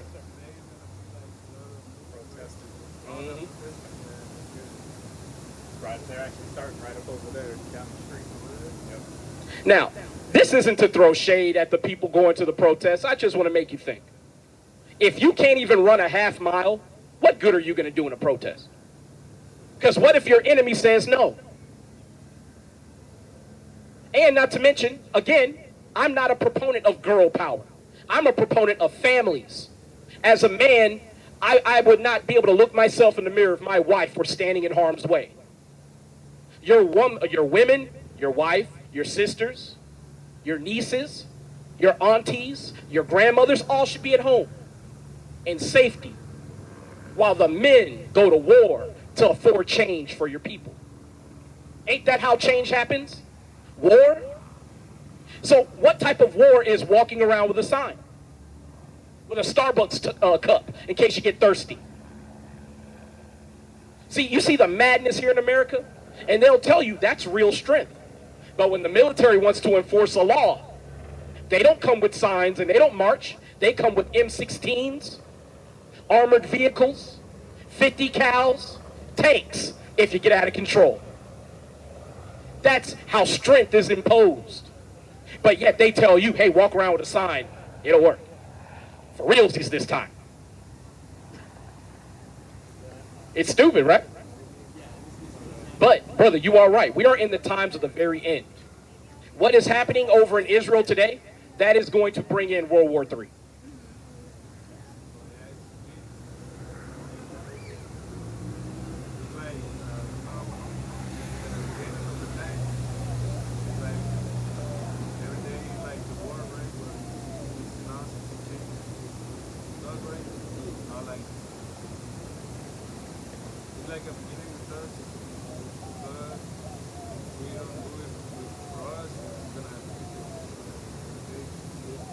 Well, with us, brother, all we have to do is wait upon the Lord.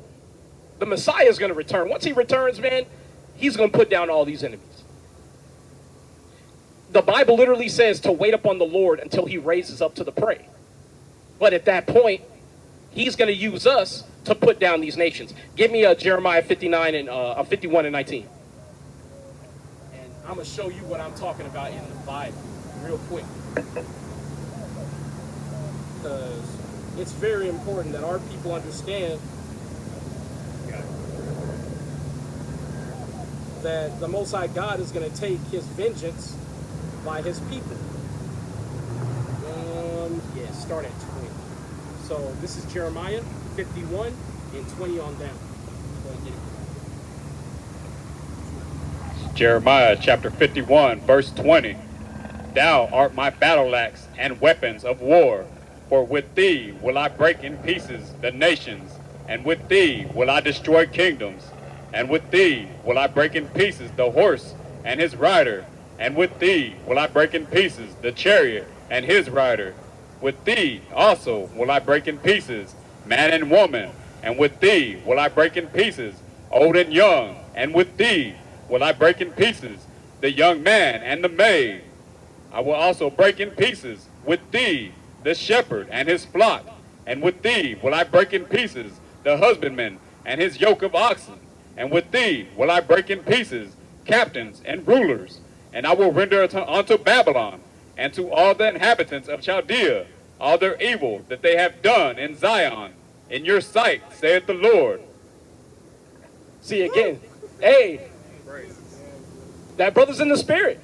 He's in the spirit, because I'm going to tell you, when you realize that God is going to use us to destroy these nations, then you see the white man walk around proud, you know his day is coming. His day is almost up. That's why World War III is here. Messiah is coming at the height of World War III. Give me Revelations 11. I'm going to make sure our brother got this before he leaves today, because when you go back to Mexico, brother, you're going to be able to share this with our brothers, man, and let them know we going to raise up eventually, man. We ain't going to be on the bottom forever. Yeah, it's going to be, and it's going to be like a bad dream. You know how you wake up from a dream and it just, you can't even remember it. It immediately goes away.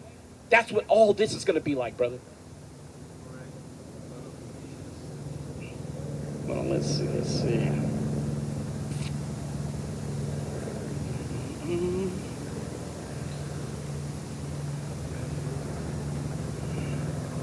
let me put this shit back on KJV, man.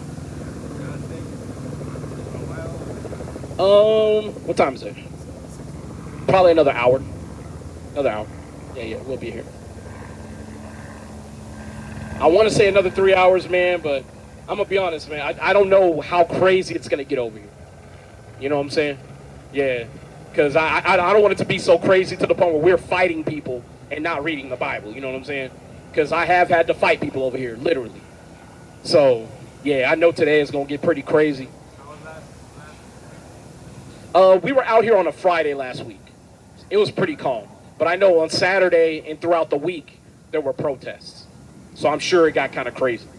But hold on one second. Where is it? Man, I'll just get in my Bible, man. Oh, no. I'll go. That's yours, man.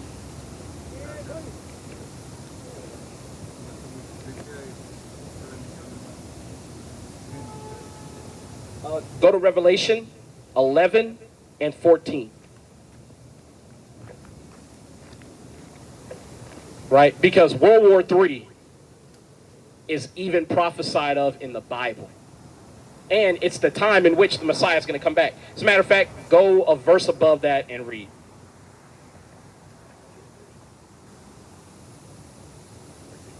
Yeah.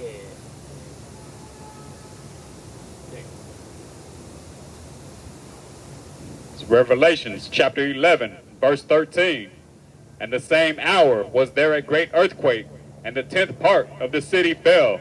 And in the earthquake were slain of men 7,000, and the remnant were affrighted, and gave glory to the God of heaven.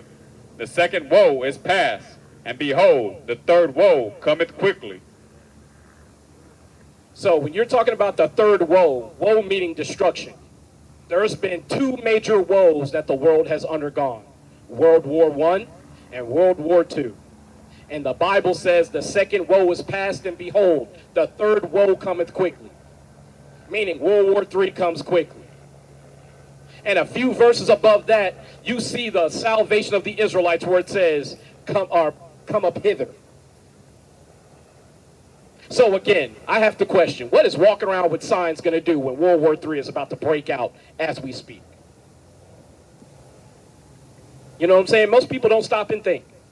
All of this walking around with signs, when World War III breaks out, you think the Russians and the Chinese care about you walking around talking about deportation is wrong? No. Because guess what they're coming to do? Destroy America. Stay distracted. And not to mention, guess what? America has soured their relations with Canada. And Canada now has to make alliances with nations like China and Russia. They soured their relations with Mexico, and Mexico is now in bed with who? Russia. So guess what? America is surrounded on both fronts, north and south, by their most mortal enemies, because America has made enemies of everyone. But our people still believe that marching around with signs is going to fix everything, when America is at her end.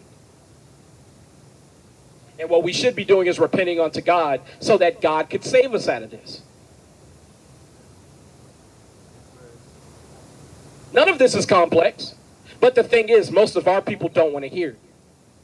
Because the reality is, most of our people know that they're unrighteous. They don't know the first thing about keeping God's laws. If I ask, how do you keep the Sabbath? You know now in Exodus 20. But how many of our people say they're Christian and love Christ, but don't know how to keep the Sabbath? Hell, how many of our people say they love Christ and don't even know what it means to be a Christian? Being a Christian means you're a follower of Christ. Well, didn't Christ keep the laws of God? Yes, he didn't eat pork.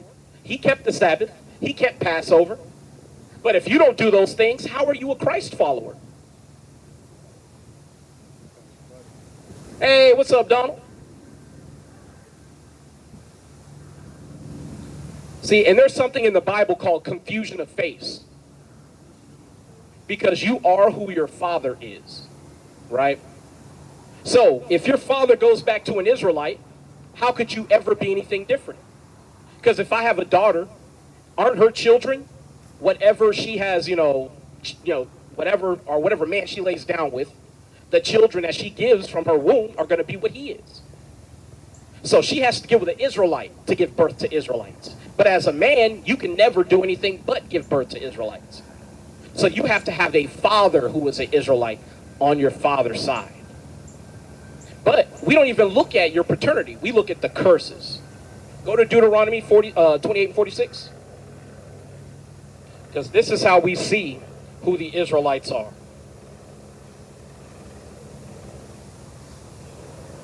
All right, I'm just bringing it up for you, brother. You got it? Yes, sir.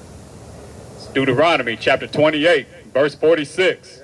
And they shall be upon thee for a sign and for a wonder, and upon thy seed forever. So a sign lets you know what to do. The curses of Deuteronomy 28 are upon the Israelites for a sign. So let's read verse 54 real quick. Go down to 54. Yeah, there you go. There you go, right there.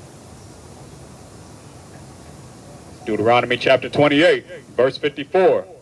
So that the man that is tender among you and very delicate, his eye shall be evil toward his brother, and toward the wife of his bosom, and toward the remnant of his children, which he shall leave. So the curses in Deuteronomy 28 let you know who the Israelites are. And that's one thing that our enemy, the so-called white man, often brings up online, that our fathers aren't in the house. But guess what? That's a curse that the Israelites would be under. See, now you're starting to see why we are the way that we are. Why black men hate you and why Mexican men hate us. We're brothers. We're supposed to love each other, but we're under the curses. And the curses let you know who the Israelites are. Because you think the white man has that problem in his community? His brother hating him? No. They go to the Klan meetings together. They're part of biker clubs. They're part of police unions.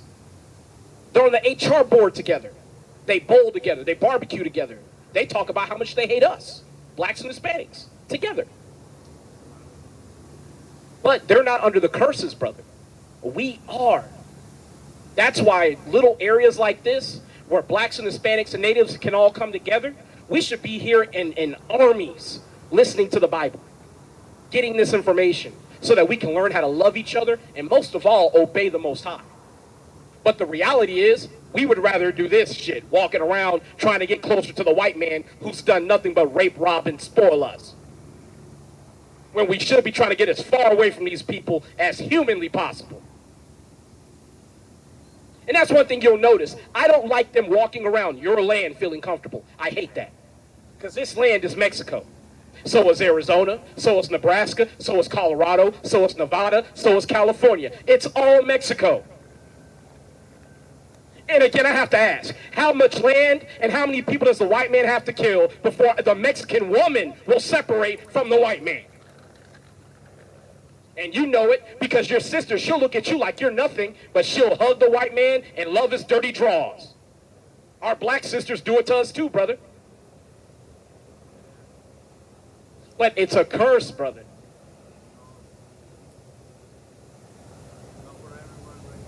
Yeah, it's not for everyone. But here's the thing. I have to let my sister know that the white man's the devil. Because if I don't tell her, how's she supposed to know?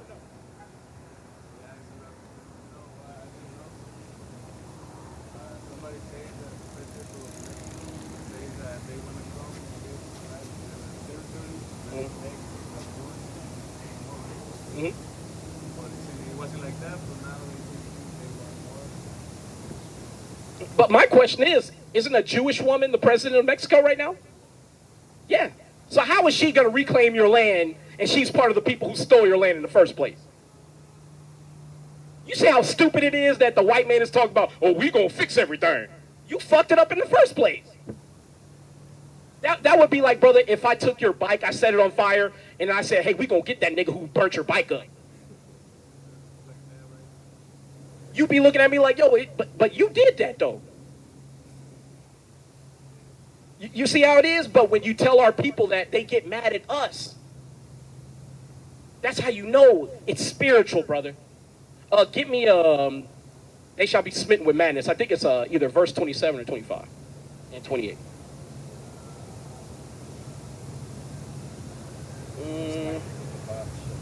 No, it's 28. All praise. Hold on, let me bring it up here. Yeah, verse 28 of 28. Deuteronomy chapter 28, verse 28. The Lord shall smite thee with madness and blindness and astonishment of heart. So our people have been smitten with craziness. You know what I'm saying? They're mad. They're thinking that hugging the white man and getting closer to him instead of getting closer to their own family is going to fix their problems. When has that ever done us any good? Isn't violence in Mexico even worse than it's ever been today? There's more violence in Mexico today than 20 years ago. Yeah.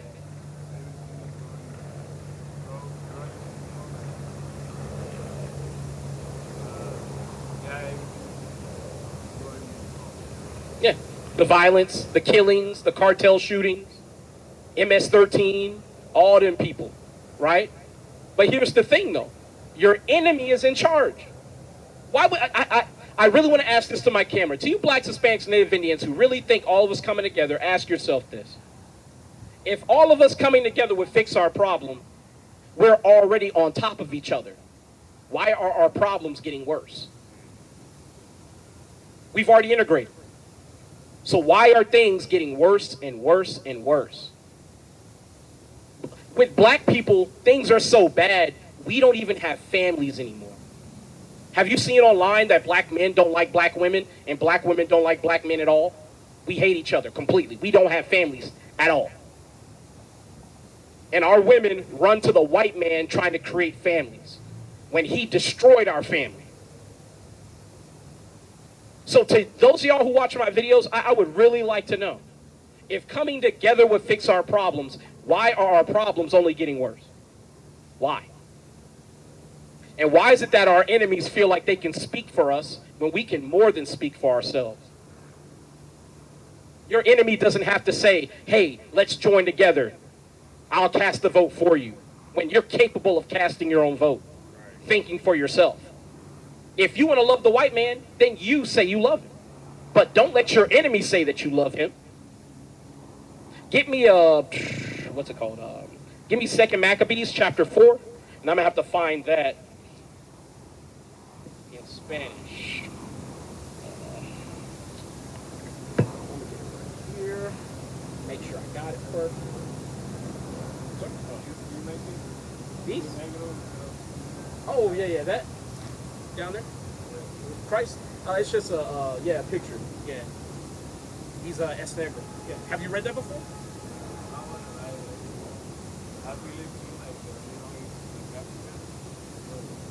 Okay. Shit, we gonna get that real quick. We gonna answer your question. Get Revelations 1.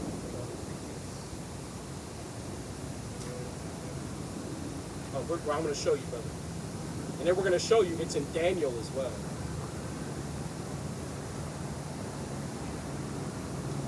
Start at Revelations 1 and 1. Yeah, we're gonna start from the top. And then we're gonna skip to, I believe, 13 or 14. Yeah. So get 1 and 1 real quick. It's Revelations chapter 1, verse 1. The revelation of Jesus Christ, which God gave unto him to show unto his servants things which must shortly come to pass. And he sent and signified it by his angel unto his servant John. And, dropping down to verse 14.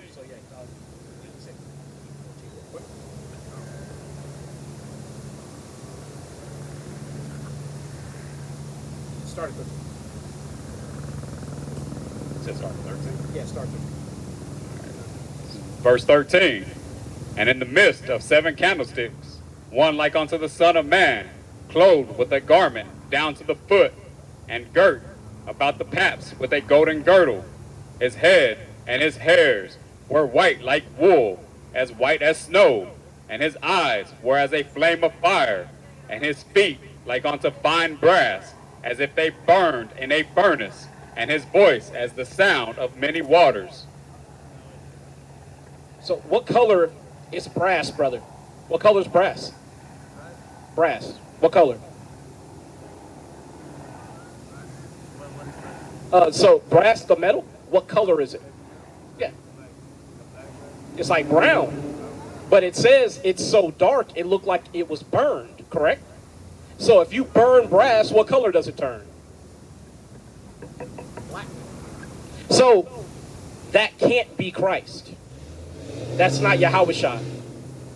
Now, what if I told you that the book of Daniel, I believe chapter, what is it? It's 9, right? Chapter 9? Yeah. Because I want to say 7 is the Most High. But either way, it's Daniel 9 has the color of Christ in it as well.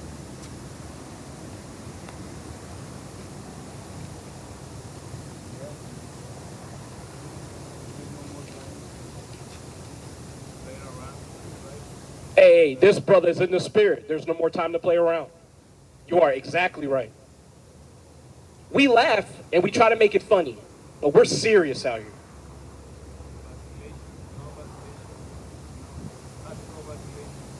Tesselation. Have you read a book that I recommend you that I like? Okay. And it talks about the Bible,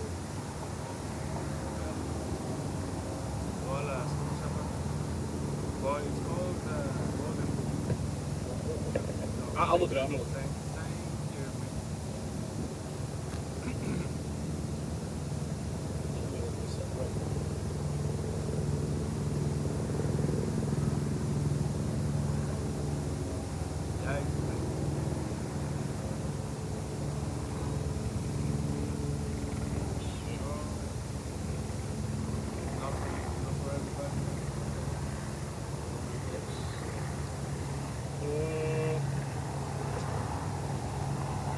Can you look it up? The Golden Book?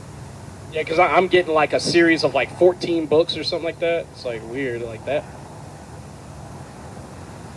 Yeah. There we go.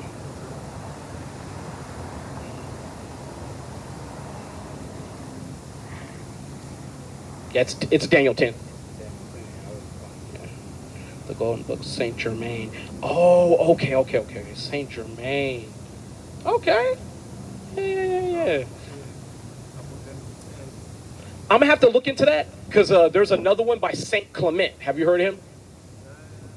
Saint Clement. Yeah, he his book was actually, I believe it's either in the it wasn't in the 1611, but I believe it was in the Textus Receptus.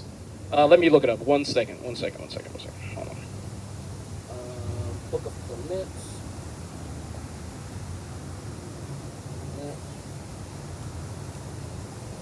Yeah, because there's a lot of extra canonical books. Yeah, the first epistle of Clement was actually in which book? Yeah, I'm trying to see what scroll it was in. So it was included in some Bibles, such as the Codex Alexandrinus. I've never heard it pronounced that way. And the Codex Hierosolymitanus. And yeah, so it was in some of the earlier scrolls. But it has some things that are parallel to the Bible. Saint Clement. But Saint Germain, I've never heard of this letter. I'll look into it. I'll definitely look into it. Okay. I'll definitely look into it, man. But for the most part, give me Isaiah 34:16. Oh, yeah, get that too. Daniel chapter. Gonna get that first. Yeah, I'm gonna bring it.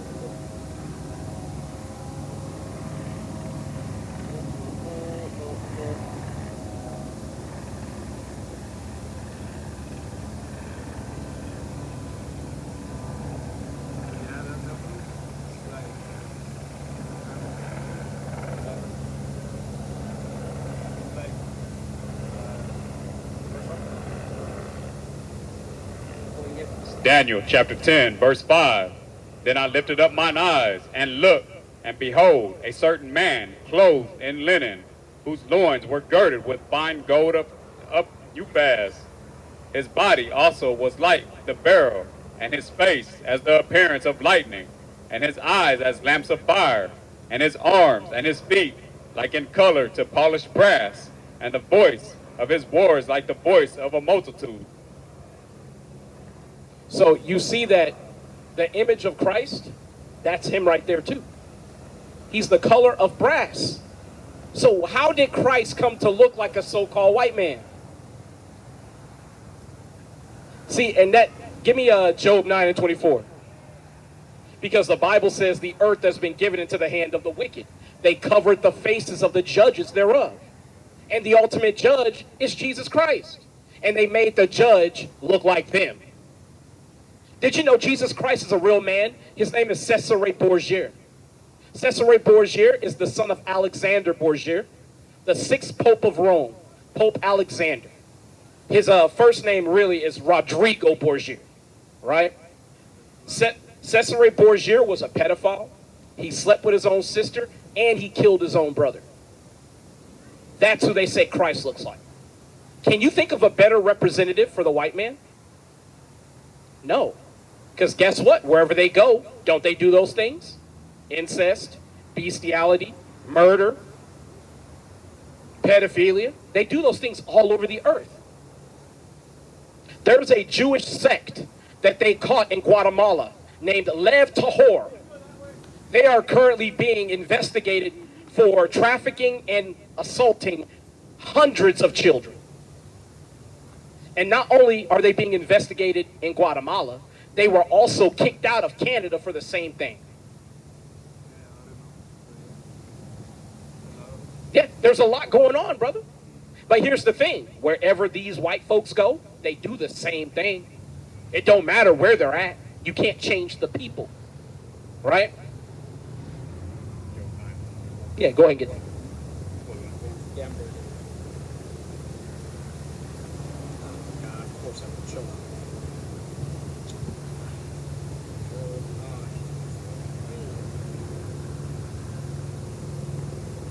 Verse 24. Job chapter 9, verse 24. The earth is given into the hand of the wicked. He covereth the faces of the judges thereof. If not, where and who is he? So if the so-called white man or the Edomite man is not the wicked of the earth, then who is? You really have to start asking yourself that. And this is to any viewer, anybody under the sound of my voice. If you don't think the so-called white man is the wicked of the earth, then who is? Because somebody is. And I know it's not black people. I know it's not Hispanic people. I know it's not Native people, Asian people, East Indian people, or African people. I know it's not them.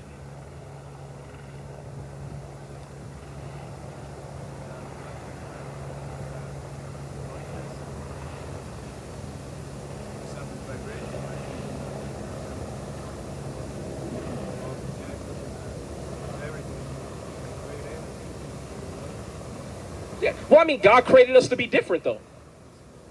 As a matter of fact, give me Deuteronomy 4. I want to show you something in the Bible. Because I know some people will go, man, y'all are racist. No, we just read the Bible. It's not, like I say this all the time, brother. I say it's not personal, it's business. It's according to the Bible. It's business. I know some people don't want to hear this. But guess what? I was told to cry loud and spare not. I don't care if you want to hear it. Because if you don't want to hear that the white man is the devil that the Bible speaks of, then you got the problem, not me.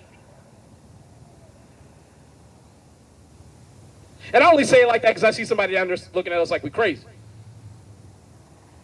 But see, you got to understand. It's two women going on a date. That's crazy. Because if some real friction pop off, they going to wish there was a man with them, correct? So while you're pretending to be a man, there are real men out here. I could see if there were no more men on the face of the planet, then pretending to be a man wouldn't be such a big thing. But what if you were in a forest full of tigers and you're pretending to be a tiger? You see how stupid that is? So when the real tigers come around, now all of a sudden you gotta, oh shit, oh, real tigers, hold on.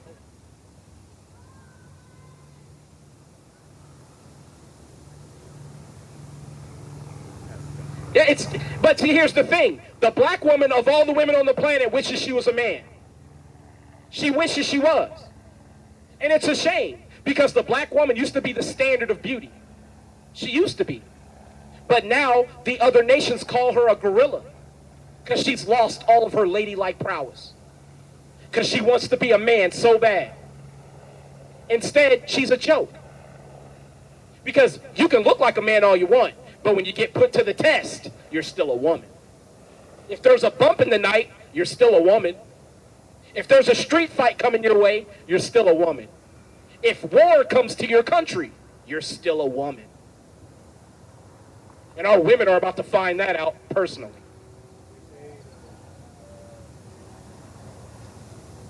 Están dormidos, camina despacio por su lado, no los despiertes, no hagas ruido, déjalos dormidos, acostados.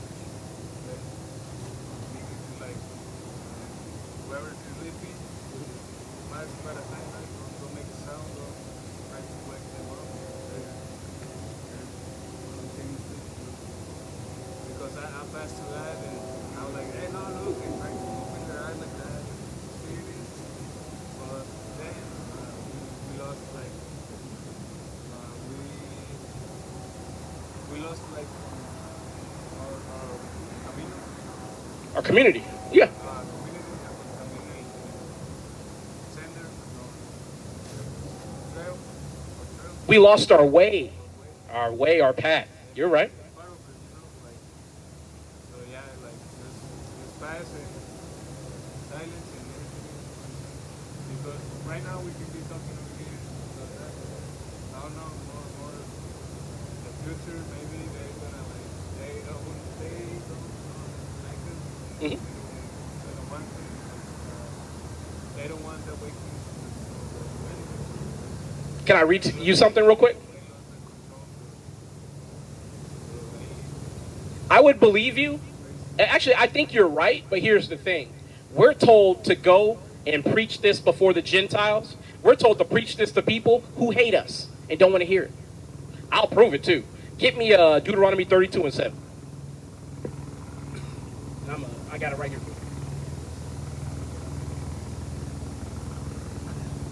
Deuteronomy chapter 32, verse 7.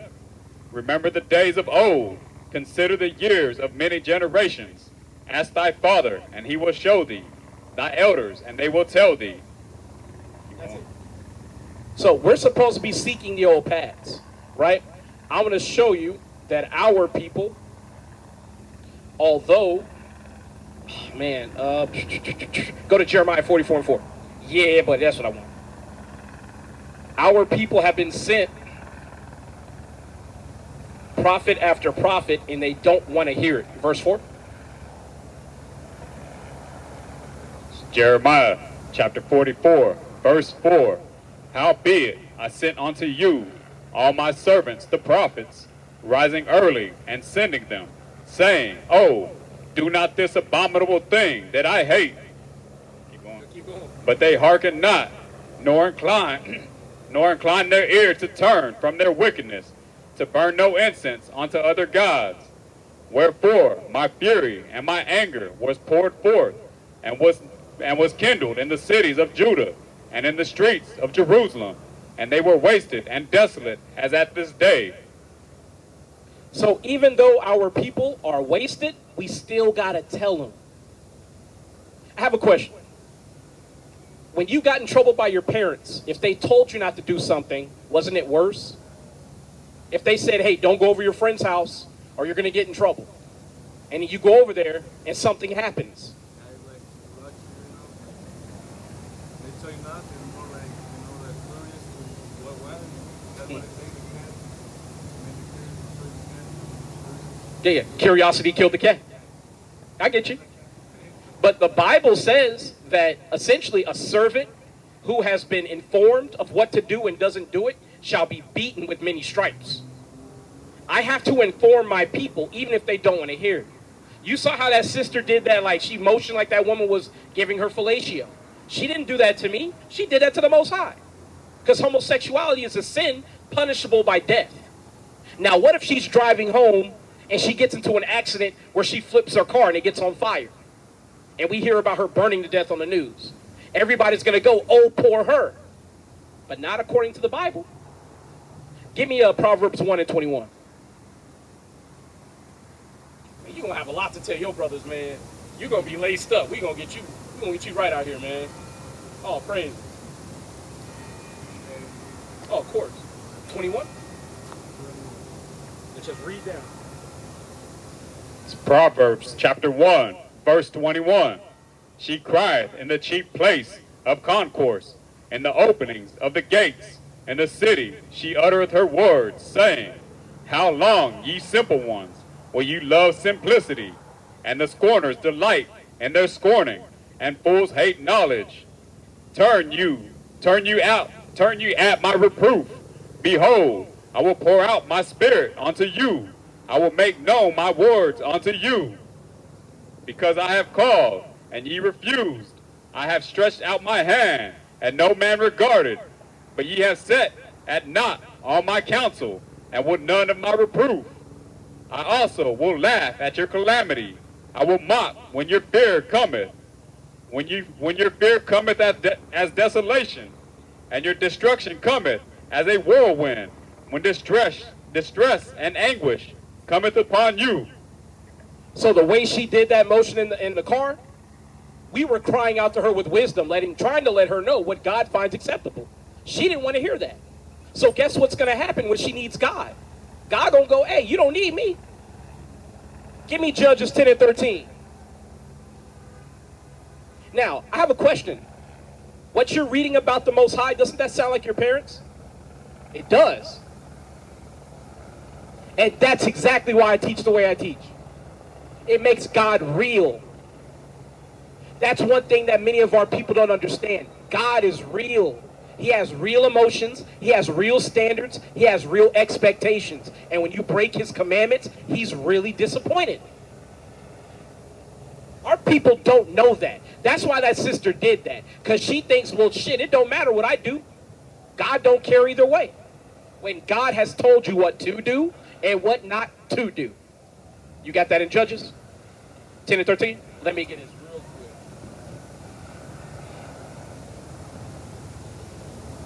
Yup.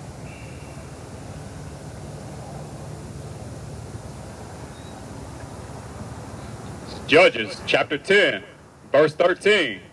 Yet ye have forsaken me, and served other gods.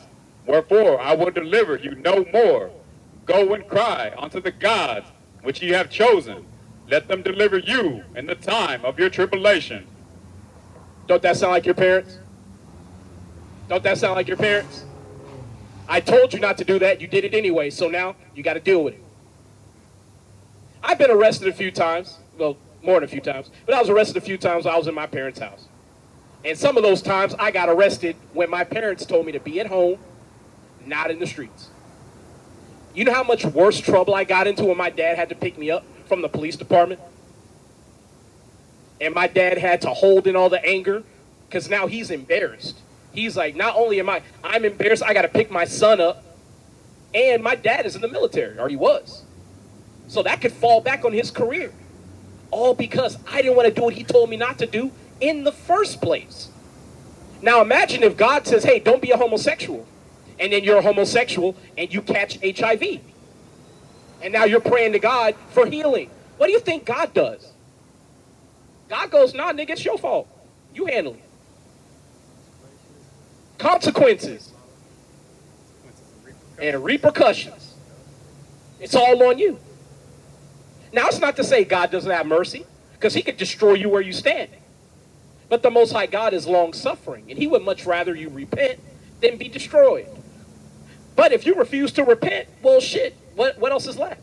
You got to suffer now. Again, y'all, it's not personal, it's business. It's business. It's business when I tell blacks, Hispanics, and Native Indians that marching doesn't work. You know the proof of that? 400 years of marching with no change. And you know what the proof is? The people marching with you who are white folks that are wicked. The proof is they know it doesn't work because you were marching against them.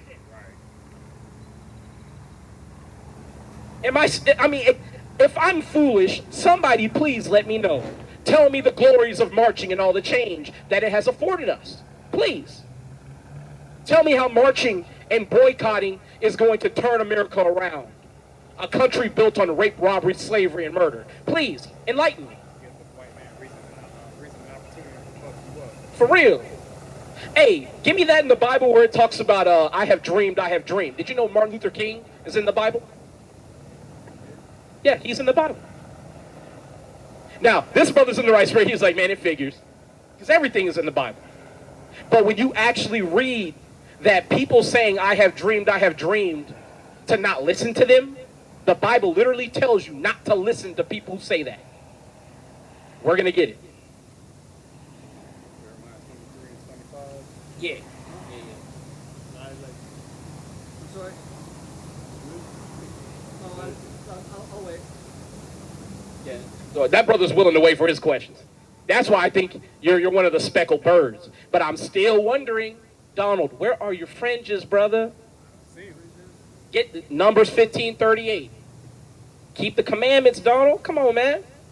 I know you can do it. I know you could do it because you love God, correct? I did look up the thing about Peter being the rock. Huh? Remember from like a month Yeah, I remember. Uh-huh. Yeah, I did look that up. Yeah. His name literally just means rock. Peter is Petros. Yeah. But not to be confused with Petra. Right, it's a difference. Yeah, there's a difference. Petra, the name, it does somewhat mean rock, but it's a name for a location. It means a piece of rock larger than a stone. So something you could throw. Okay. A piece of rock larger than a stone. But Petra, which is the name for Jesus, is a mass of stone. It's a mass of stone, like not massive. But We'll go into it. We'll go into it because, yeah, we need to talk about that. Because I want to see where you got that. You said 23 more? 25? I got it from the concordance. Okay. Do you have your concordance with you on your phone? Yeah, on my phone I do. Okay, we're going to go into that. But read this with us. This is going to be Jeremiah 23 and 25. 26. Yes, sir. This is Jeremiah chapter 23, verse 25. I have heard what the prophet said, that prophecy lies in my name, saying, I have dreamed, I have dreamed. How long shall this be in the heart of the prophets that prophesy lies? Yea, they are prophets of the seat of their own heart. Didn't Martin Luther King say, I have a dream? That little black boys and little white girls can join hands and throw off the shackles of oppression?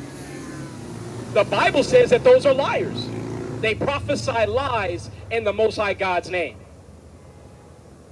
That's exactly why when Martin Luther King finally woke up and he told his people, I integrated my people into a burning house, the white man killed him. Because he tried to tell his people, hey, what I was saying, I was wrong about that. We need to get away from these people. And did you know that the FBI already released that when they shot him with that sniper bullet, that didn't kill him. They smothered him in the hospital.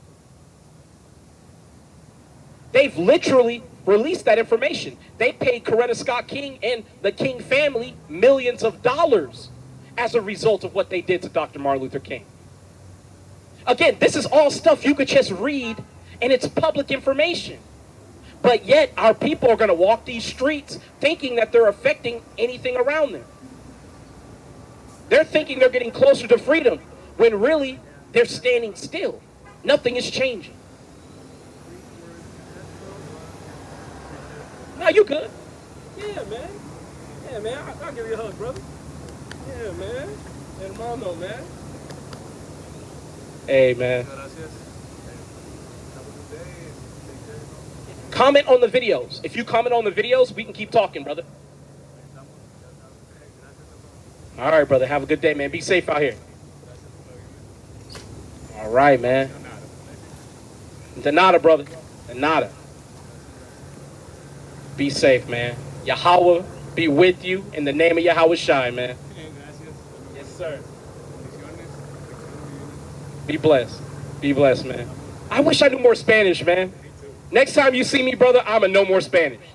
I promise that, man. I'm going to start studying. I'm going to start reading the Bible in Spanish for real. Because we need somebody who can actually read the Bible in Spanish and know what they're reading.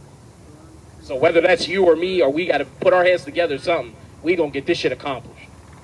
Because that brother had a spirit on him, man. He had fire on everything on the right points. He wasn't trying to talk about no damn mercy for the heathen. He wasn't talking about none of that sucker shit, man. I love brothers like that. Men of war. You know what I'm saying?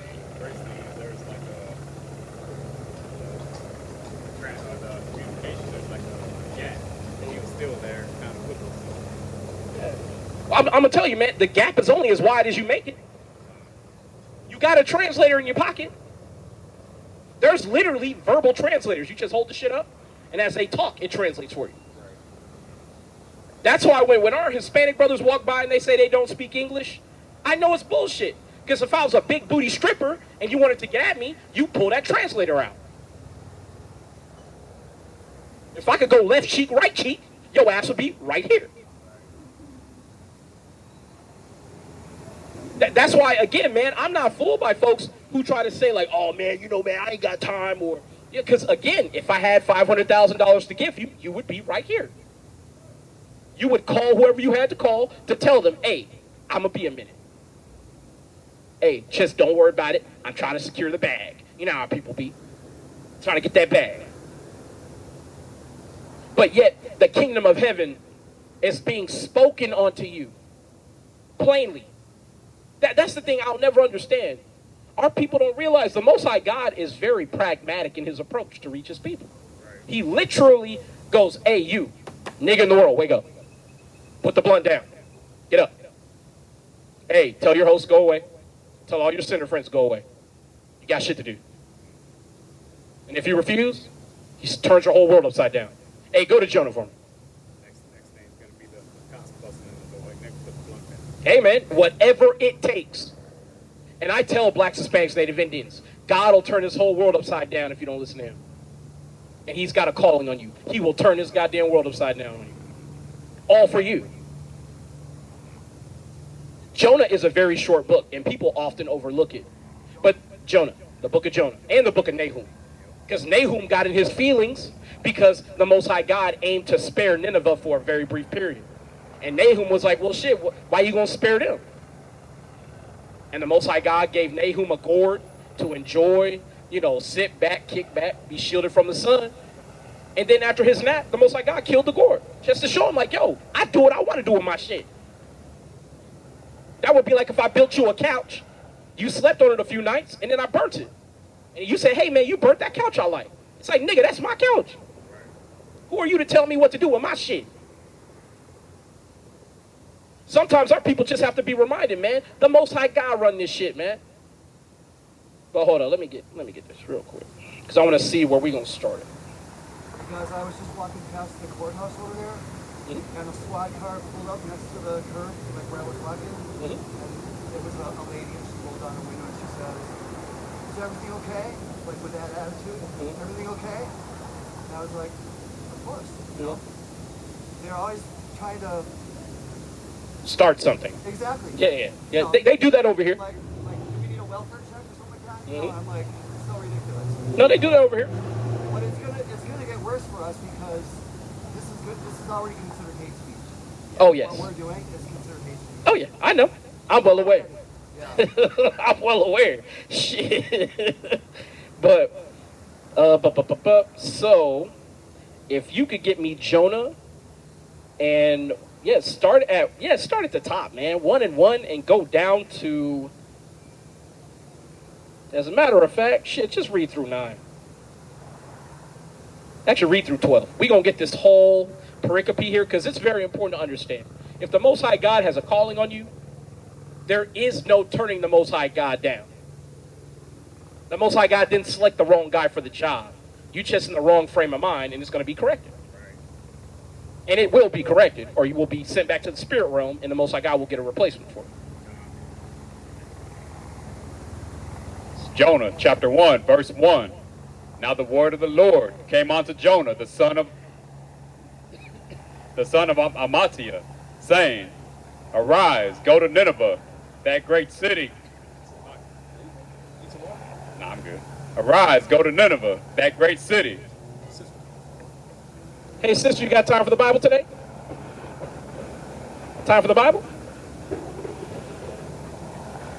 You know the name of Christ? Real name? Hey, put on some clothes, sister. Looking like an OnlyFans model ain't the way. Hey, here's the thing. To Black, Hispanic, and Native American women, if showing your whole ass don't work, what more do you have to offer? I'm trying to figure it out. Like, y'all walking around right now butt naked. Men still don't want your number. They don't want the draws. They don't even want you in their presence. And y'all just getting more and more naked. Yeah, like that's good. I'm trying to figure it out, man. The shit don't work. But we gonna keep going in Jonah, man, because I was really hoping that sister walked back around to hear the word. Increasing their clothes instead of increasing their mental. Yeah. My whole deal is, why would you walk by us to purposely say I can't hear you? I'm not saying we control this strip, but you know we gonna try to talk to you. But again, if a white man jump out and beat upside the head, all of a sudden them earphones are out. Black and brown people, where are you? Assembling. Right. But either way, man, let's keep going. Jonah chapter 1, verse 2. Arise, go to Nineveh, that great city, and cry against it, for their wickedness is come up before me. But Jonah rose up to flee unto Tarshish from the presence of the Lord, and went down to Joppa, and he found a ship going to Tarshish. So he paid the fare thereof, and went down into it, to go with them unto Tarshish from the presence of the Lord. But the Lord sent out a great wind into the sea, and there was a mighty tempest in the sea, that the ship was like to be broken. So you see, the prophet Jonah, he tried to do his own thing when God said, hey, look, I've commissioned you to do this work. And he said, well, shit, I won't do that. And God said, bet that. So I got a storm for you. It is what it is. And we're going to keep reading. Because if Jonah had not basically told them, hey, look, man, I'm supposed to be going to a certain place. It's my fault all this is happening. If he hadn't said that, God was prepared to kill everybody on board and save Jonah in the belly of that fish. Because guess who mattered to the Most High God in that moment? Jonah. And that's it. It don't say Jonah got on a ship with a bunch of Israelites. He got on a ship with a bunch of heathen. Or maybe it was a mixed multitude, who knows? But all we know is Jonah was the only one who mattered. And we're going to see that. Keep going, brother. Verse 5. Then the mariners were afraid, and cried, every man unto his God, and cast forth the wares that were in the ship into the sea, to lighten it of them. But Jonah was gone down into the sides of the ship, and he laid and was fast asleep. I have to say this. Now, ain't that like a black, Hispanic, or Native American?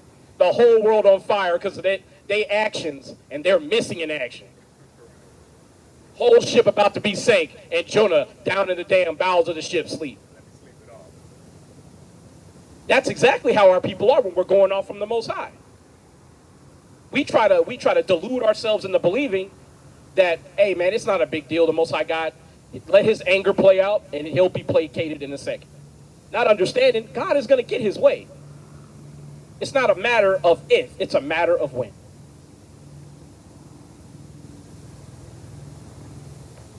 Verse 6. So the shipmaster came to him and said unto him, what meanest thou, O sleeper? In other words, wake your ass up. Arise, call upon thy God, if so be that God will think upon us, that we perish not. And they said, every one to his fellow, come and let us cast lots, that we may know for whose cause this evil is upon us. So they cast lots, and the lot fell upon Jonah. Now, y'all got to understand the subtext that's here. Jonah knows what's going on. He knows why the storm is happening.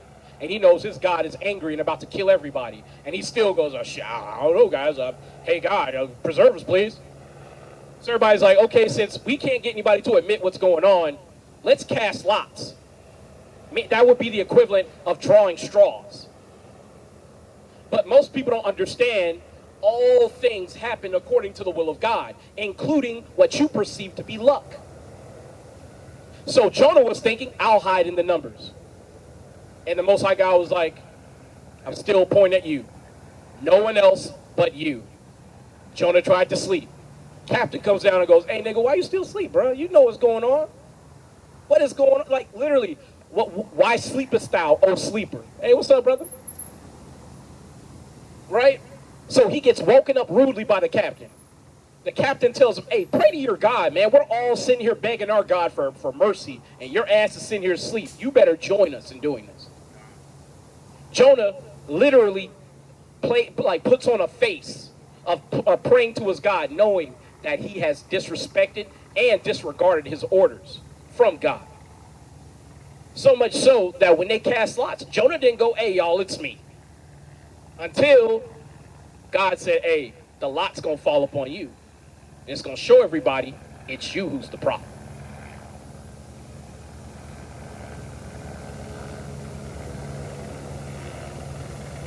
Verse 8. Then said they unto him, Tell us, we pray thee, for whose cause this evil is upon us? What is thine occupation? And whence comest thou? What is thy country? And of what people art thou? And he said unto them, I am a Hebrew, and I fear the Lord, the God of heaven, which hath made the sea and the dry land. Then were the men exceedingly afraid, and said unto him, Why hast thou done this? For the men knew that he fled from the presence of the Lord, because he had told them. Then said they unto him, What shall we do unto thee, that the sea may be calm unto us? For the sea rot and was tempestuous. And he said unto them, Take me up, and cast me forth into the sea. So shall the sea be calm unto you. For I know that for my sake this great tempest is upon you. Nevertheless, the man rowed hard to bring it to the land, but they could not, for the sea rot, and the tempestuous against them. So the seas were just waving and roaring. And Jonah let him know, hey man, look, I serve Yahweh. Because whenever you see all caps, that's the tetragrammaton. So he let them know, hey look, I serve Yahweh, the God of heaven and earth. The God that created the heavens and the earth and the seas. And you'll notice they were greatly afraid. Because it's not everybody who can say they serve Yahweh. Serving Yahweh is a very exclusive club. And it belongs only to the Israelites.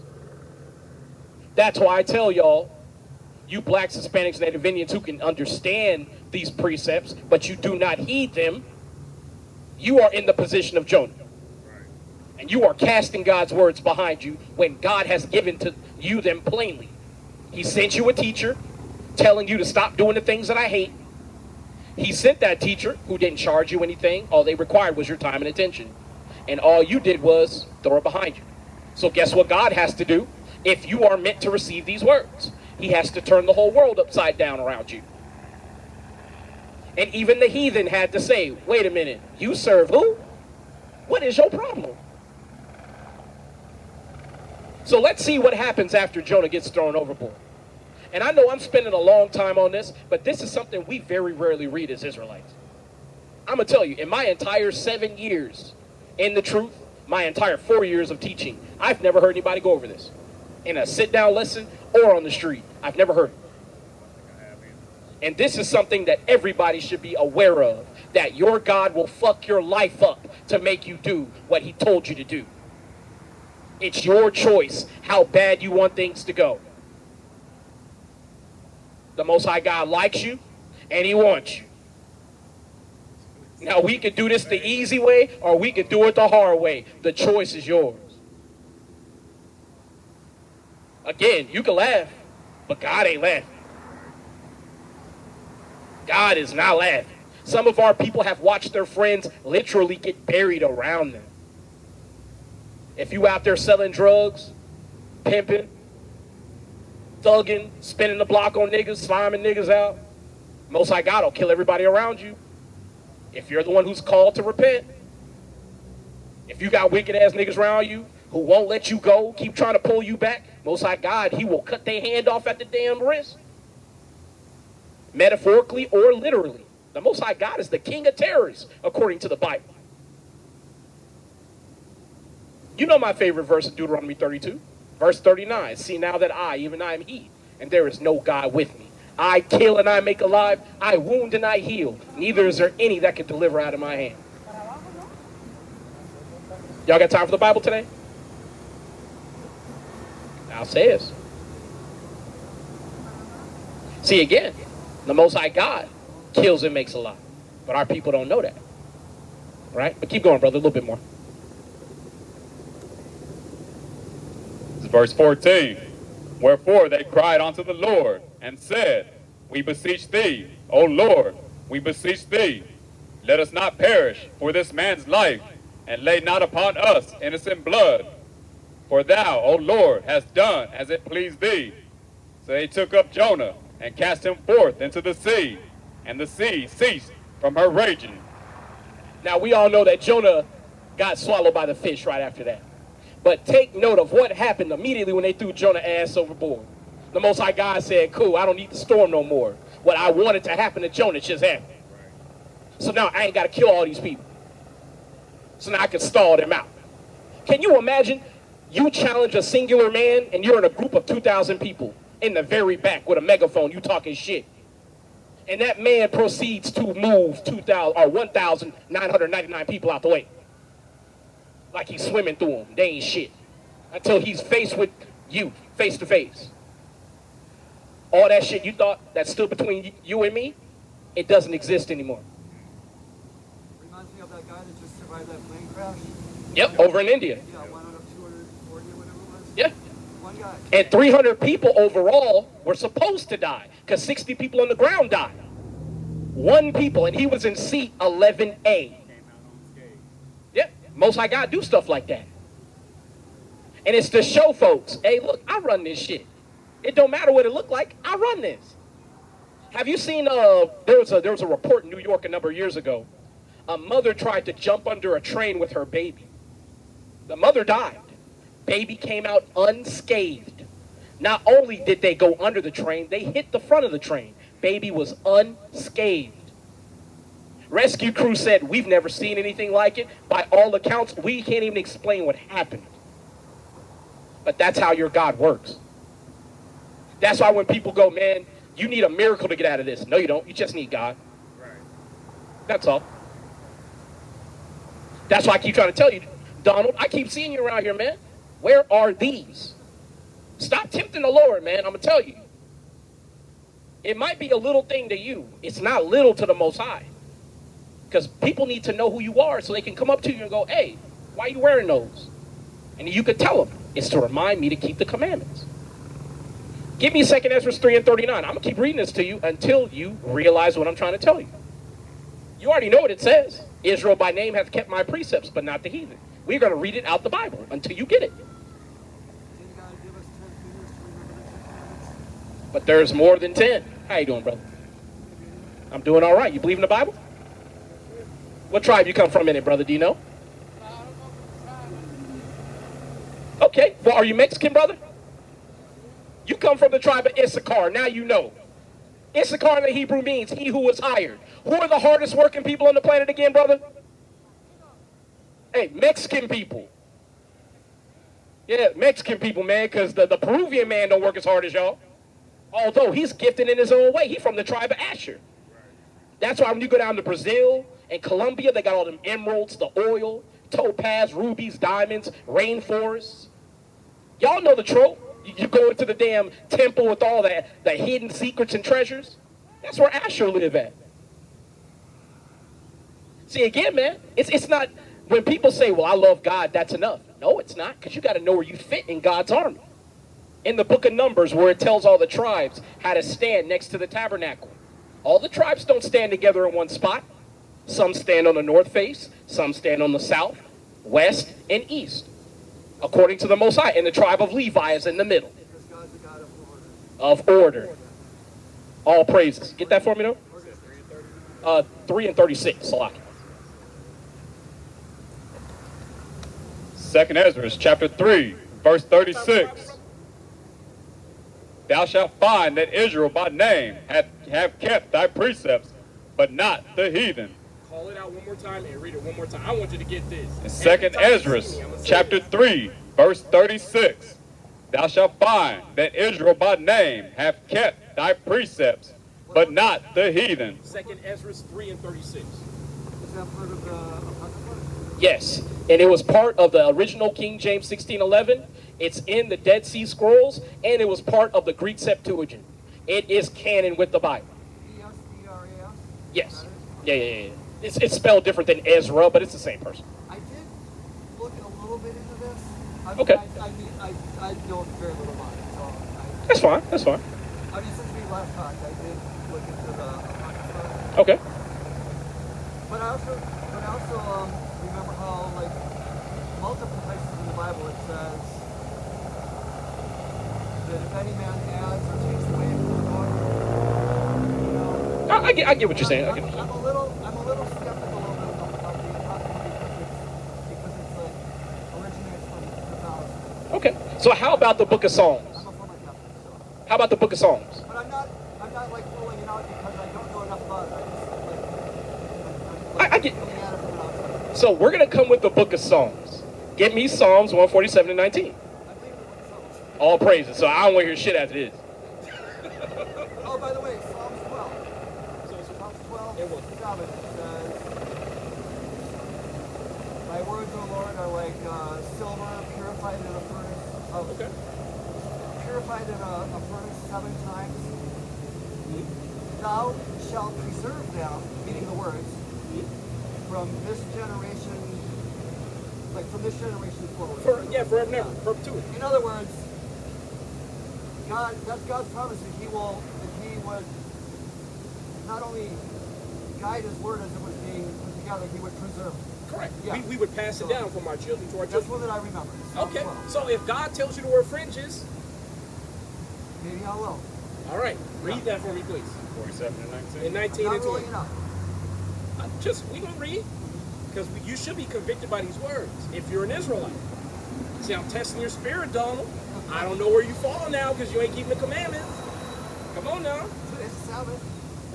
If you keep the lunar Sabbath, though, we keep the lunar. Well, from sundown Friday to sundown Saturday is According to the Gregorian the calendar. 7th day. According to the Gregorian calendar. According to the sun, the sky, which is God's great timer. So we're gonna read something else after that. Okay. But get this. Psalms chapter 147, verse 19. He showeth his word unto Jacob, his statutes and his judgments unto Israel. He hath not dealt so with any nation, and as his judgments they have not known them. Praise ye the Lord. Okay. Now, did you have that up when we read it? No. Go ahead and get it up. We're gonna read it one more time. And I mean no slight to you. I just want to make sure where we are crystal on this. It was Psalms, what was it again? 147 and 19. 20.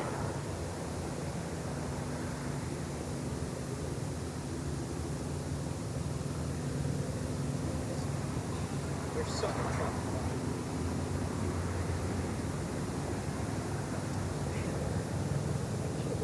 Is it 39 or 50? They shall see eye to eye in that day.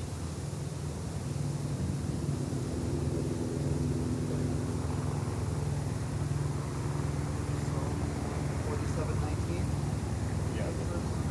Go ahead and get it when you're done. I'll find it. Psalms chapter 147, verse 19. He showeth his word unto Jacob, his statutes and his judgment unto Israel. He hath not dealt so with any nation, and has his and for his judgments they have not known them. Praise ye the Lord. So, if the Most High God showed his judgments, which are the laws, right, that he gave in the wilderness, if he showed them to the Israelites, and, you know, his I'll say it the way it says it in the Bible, right? He's shown his judgments to the Israelites, but to everyone else, they haven't known. If God has basically thought highly enough of us as his people to show you the value of his laws, shouldn't you keep it? Yes. So next time I see you, Donald, I should see fringes. Where do you get fringes from? Just Amazon. Or you could get zeets and you can make them yourself.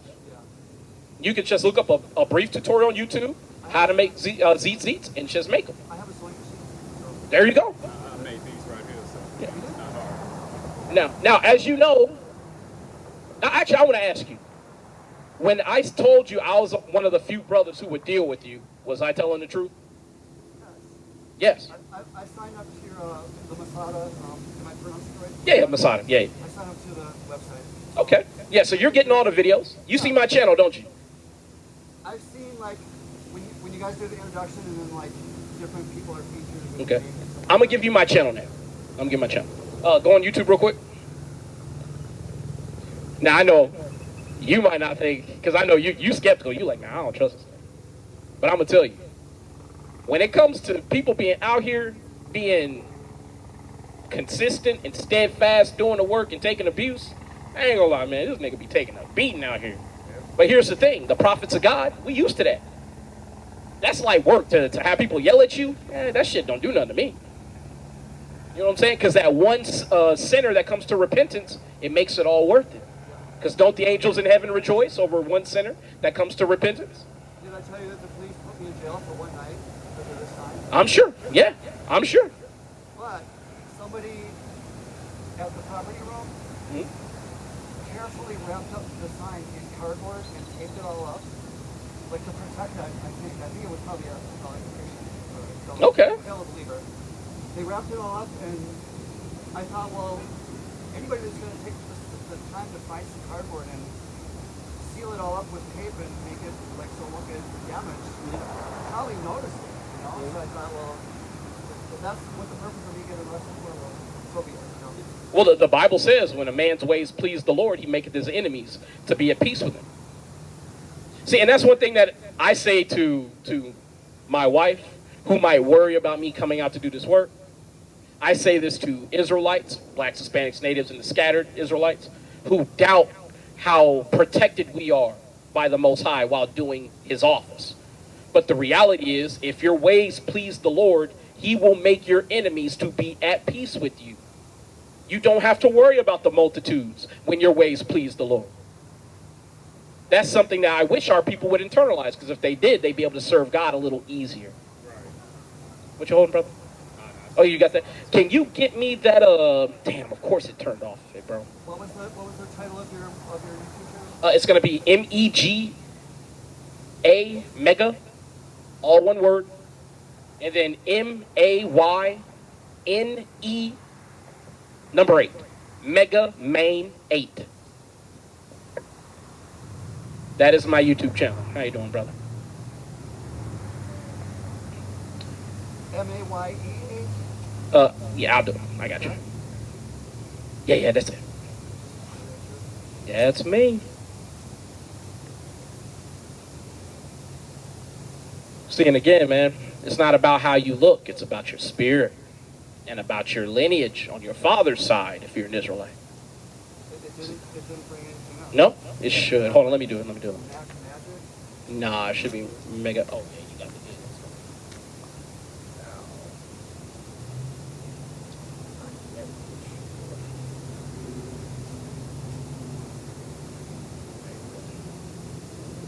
Did we have a discussion one time about, it might have been, I can't remember if it was you or someone else, about Michael, the archangel, being Christ? We did. Yeah, Michael is in Christ, man. Well, I got my concordance and I looked up all the Michaels, and it's only in there like 5 or 6 times, but one of them is Daniel chapter 12, verse 1, where it says, in that day, so Michael will stand up For the children of Israel. the prince of the people, and I forgot how the rest of the verse goes. But Well, let's get it. Well, we can Yeah. get it. Daniel 12 and 1. so, yeah, Daniel 12. Verse 1.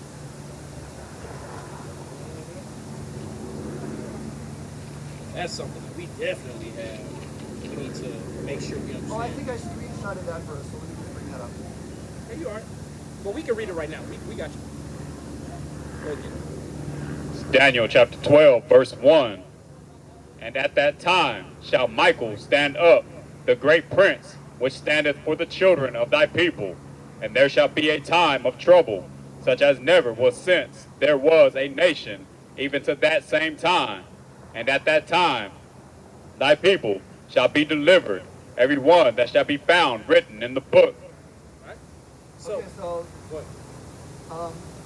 so who is it that stands up at the end of time? Is it an angel, or is it Christ? It's Yahweh or Christ. Yeah. But here's the thing. If your general stands up, does he stand up to fight the enemy alone, or does he stand up and call his army? Calls his army. He calls his army. The other companion verse to that would be Revelation 12, 7 to 9.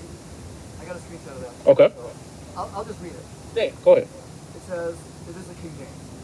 And there was war in heaven, Michael and his angels fought against the dragon, and the dragon fought and his angels, and prevailed not, neither was their place found any more in heaven.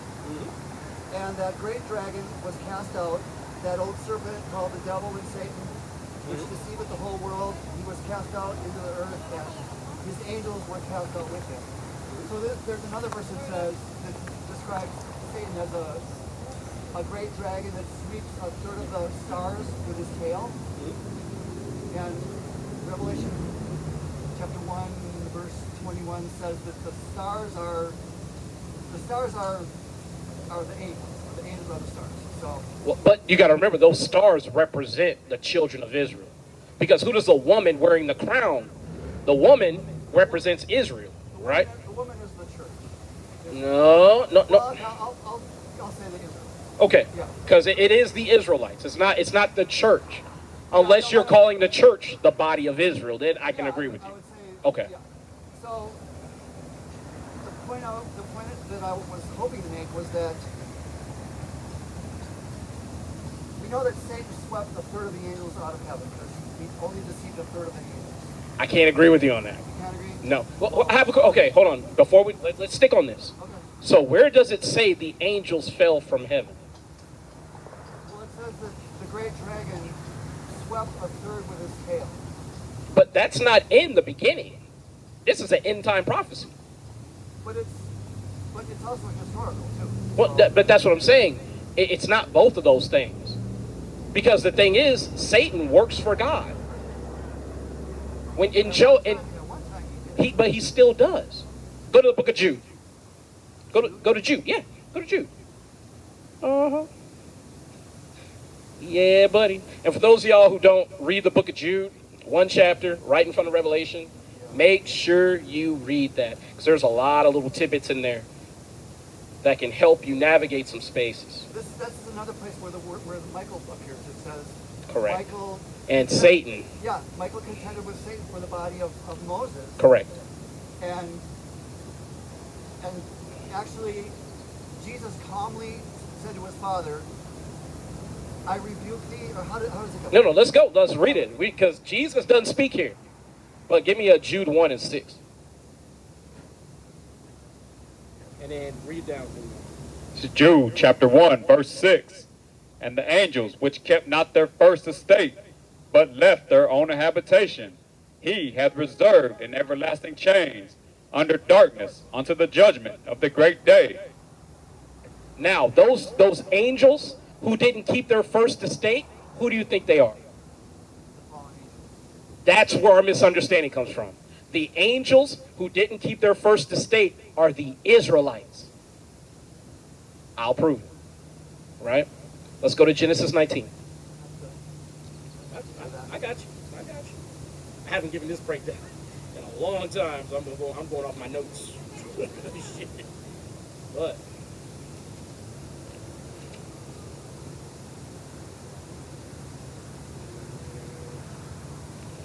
actually,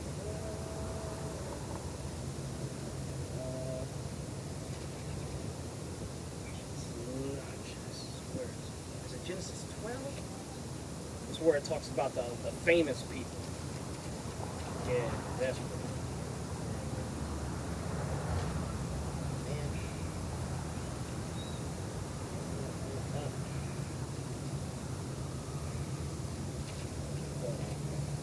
Go to, I'm sorry, it's Genesis 6.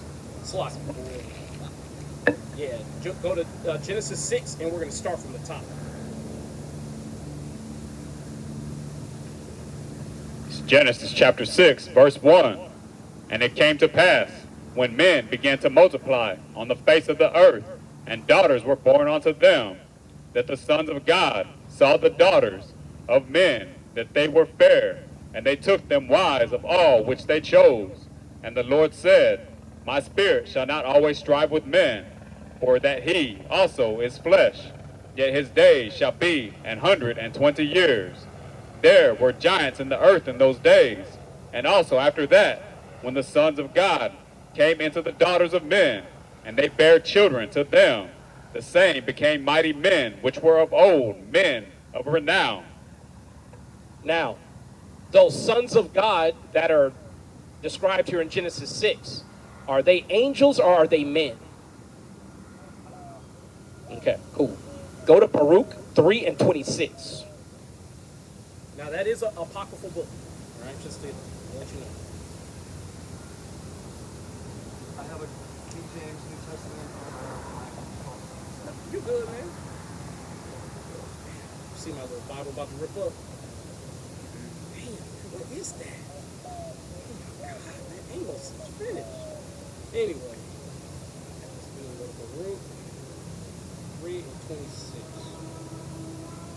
So there's a lot of sevens in Revelation, especially. Like, there's like seven candlesticks, seven stars, seven trumpets, the seven thunders, the seven angels, the seven last plagues. There's 7 is a number of completion. yeah, there's a lot of seven. Yeah, It's like a really correct. important number. But in terms of famous people, or I just gave the answer away. Shit, just read Baruch 3:26. Still thieves. Yeah, I spilled the beans, bro. Damn. Baruch chapter 3, verse 26. There were the giants, famous from the beginning. They were of so great stature and so expert in war. Those did not the Lord choose, neither gave he the way of knowledge unto them. This is simply talking about people of high renown. For instance, LeBron James, not just in stature, but in terms of his fame, he is what you would call a giant among men. So when it's talking about basically the sons of God going into the daughters of men, you remember you had Adam, the chosen seed line, right? There was a chosen line all the way through Noah, all the way up until Abraham, Isaac, and Jacob. Yes? So by the way, there was a hunt in Wisconsin. uh-huh. They found a 13.5-foot tall human skeleton, like about 20 miles from where I live, up there. And it didn't make the news. It didn't get into high school textbooks or nothing like that because it doesn't fit in with the evolution theory. You know, Yeah. that we're like So that we're getting better. You know? I'm going to show you something. I don't want to get too far off the point Yeah. because So in Baruch, whatever verse it was, you said there were 3 and 26. giants. So the giants are just men of fame, expert in war. So the chosen line of the Adamites, the sons of Adam, because you know it went from Adam to Abel. Abel was killed by Cain, and then from Abel it went to Seth. So when you read basically the genealogy of Christ, and I believe it's in Luke 3? Yeah, it is. Yeah, go to Luke 3 for me real quick, if you don't mind. I have a genealogy laminated placemat for eating, you know. Okay. And it's got from Adam to Moses, Adam to the flood, Mm-hmm. and then from the flood To Christ. Yeah. It doesn't go all the way to Christ. Okay. But it's because of that. If you want to update that map, just get Luke 3. But the point of it was to show how the lifespan, Just the stare at lifespan before the flood was like Methuselah was the oldest guy.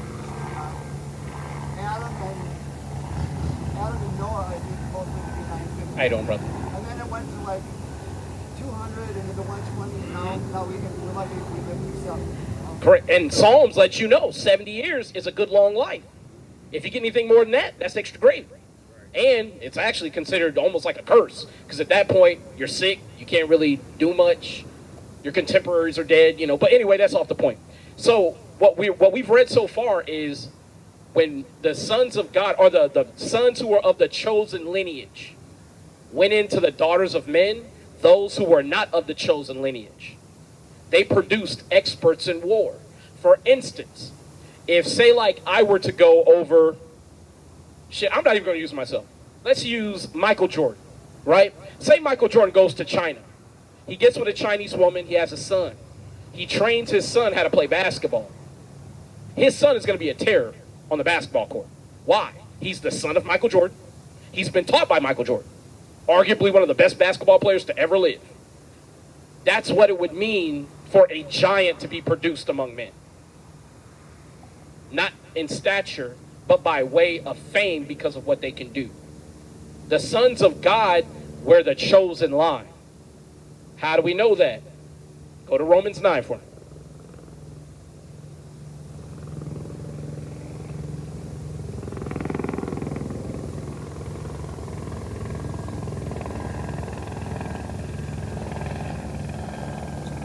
And brother, can you start at 6 and read through 8? It's Romans chapter 9, verse 6. Not as though the word of God hath taken none effect, for they are not all Israel, which are of Israel. Neither, because they are the seed of Abraham, are they all children. But in Isaac shall the seed be called. That is, they which are the children of the flesh. These are not the children of God, but the children of the promise are counted for the seed. Did you get that? So the children of the promise, children like Peleg, children like Abraham, children like Arphaxad, children like Shem, those are all counted as the children of God. Everyone outside of the chosen lineage, according to Paul here, they are not the children of God. Again, it's not personal. God has a chosen set of people that he is calling his children and that he's dealing with on a more personal level. What does it mean, the children of promise? Those who were basically given the promise of, what? The promises made to Abraham, the promise of having the land between the Nile and the Euphrates, the promise of the kingdom of heaven and rulership. I have a different kind of take on that. Okay. Like when Abraham and Sarah were 90 and 100 years old, God said, you're going to have a child. Sarah laughed. She Yep. cried, like, oh no, that's not going to happen. So then they came up with their own plan, and they got Abraham's handmaid, Yeah, Hagar. Hagar. She had a son named Ishmael. Ishmael. So he's not the child of promise, but Mm-hmm. then finally Abraham and Sarah did believe God, and they did have a natural child. Mm-hmm. God's doing, even though they were passing over. Mm-hmm. So that to me is the children of promise. But actually God promised to bless Ishmael too. He did. He said he would make him a mighty nation and give him 12 princes. He did that. Yeah. But that has nothing to do with the promise. That's what I was waiting to get at. The promise is the promise of the kingdom of heaven. The kingdom of heaven, that promise was really given to Abraham. If you read what was promised to Abraham. And then that promise was given, dare I say, episodically, right? Abraham received the promise of the land. And then, of course, Isaac received the promise between Jacob and Esau. The elder shall serve the younger. You see what I'm saying? And then, when Jacob received the promise, let's read that promise. Right? Because he was literally promised servitude from all the nations on the planet. All right? Can you go to Genesis, I believe, 27?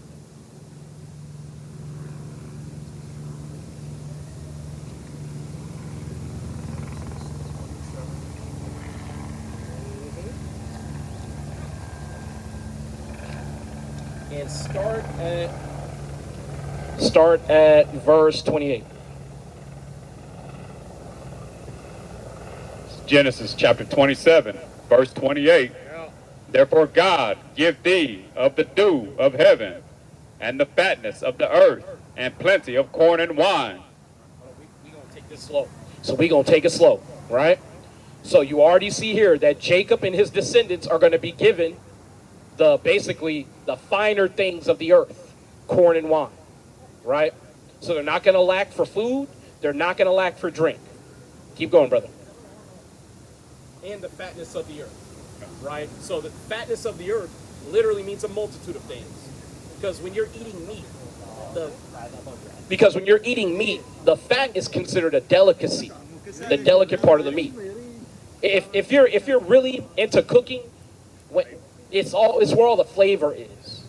Like when you eat a good steak, if you get a chuck steak and then a New York strip, it's night and day difference.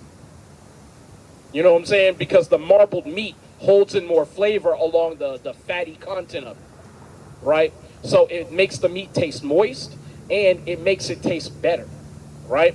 That's what it means to have the fatness of the earth, the finer things of the earth, right? And the dual fatness. It's verse 29. Let people serve thee, and nations bow down to thee. Be Lord over thy brethren, and let thy mother's son bow down to thee. Cursed be every one that curseth thee, and blessed be he that blesseth thee. Don't that sound real familiar? Cursed be those that curse thee, and blessed be those that bless thee. That was literally what was given to Abraham. Well, no, that's just kind of like God's judgment is like unto a ring. That has nothing to do with the promise being made. Y'all got time for the Bible today? No? All right. No, them sisters got it. Yeah, I know they tired, but you got it. Keep going. Shit. Shit, fuck being out of shape. I'm with you. Shit, fight. Shit. Yeah, fight that shit. That's why I tell blacks, Hispanics, Native Indians, man, you gotta push. You God's chosen. Shit, you ain't weak. Hell no. Shit, man. And I know they probably say, man, my pastor never talked to me like that. Yeah, I know, and your pastor ain't done shit the whole time you've been in this church except collect money and commit adultery. Hey, man, he doing one thing, he do it real well. He get paid, right? But we see here so far that Jacob has been given the fatness of the earth, the dew of heaven, the corn and the wine. So basically all the things of fruitfulness of the earth, gold, gemstones, oil, anything that you need from the earth, Jacob has secured it, according to promise.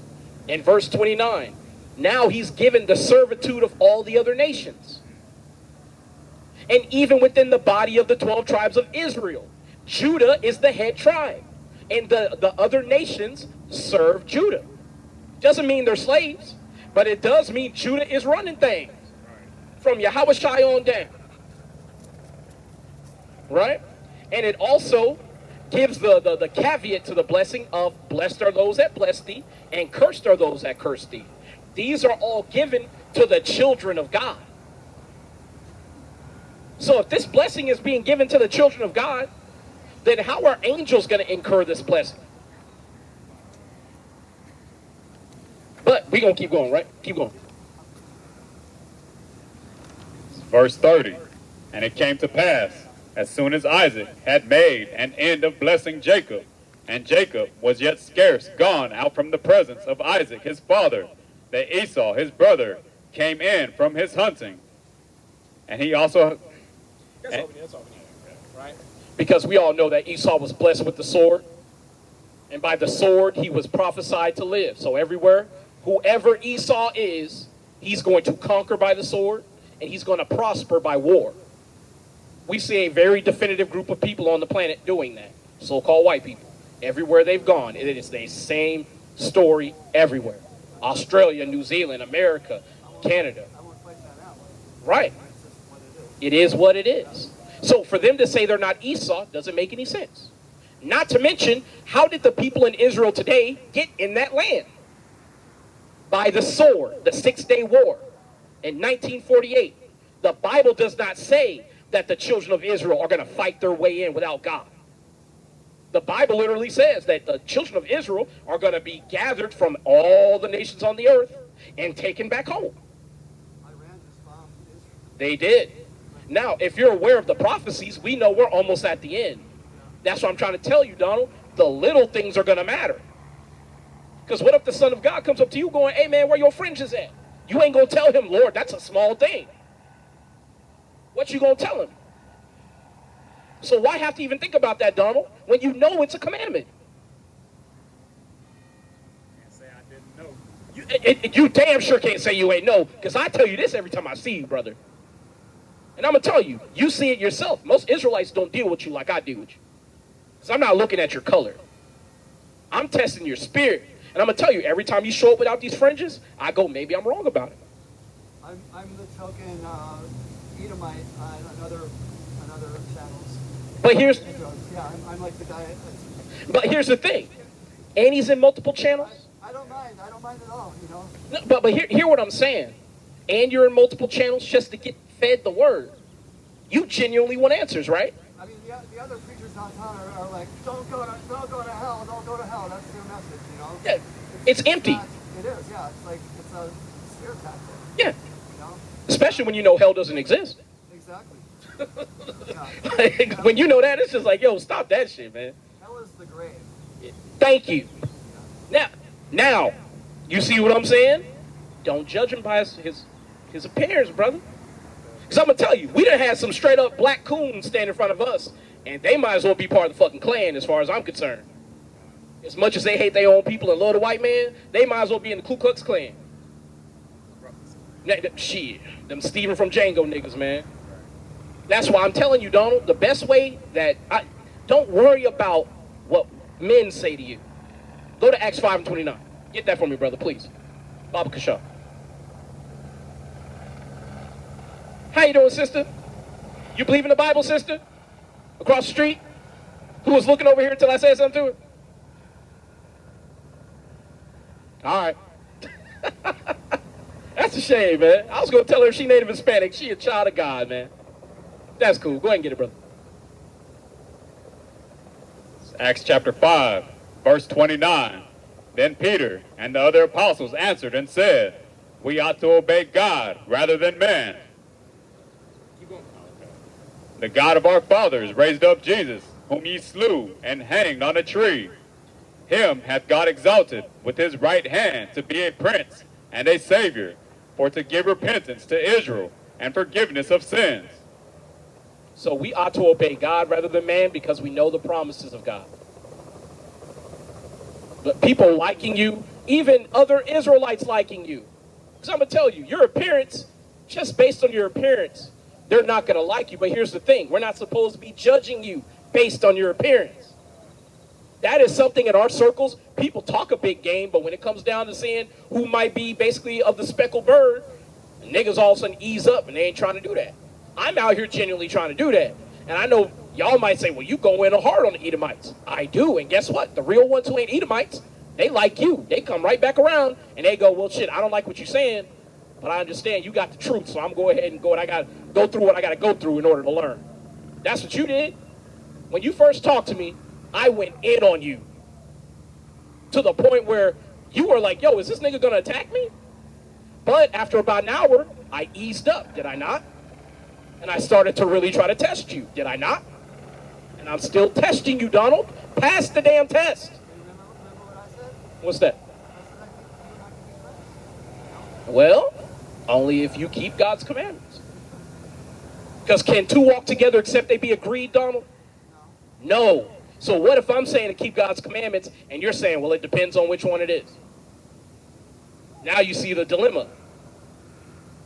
If God says wear fringes, brother, wear the fringes. Just get some tzitzits, man. You can take them off your clothes.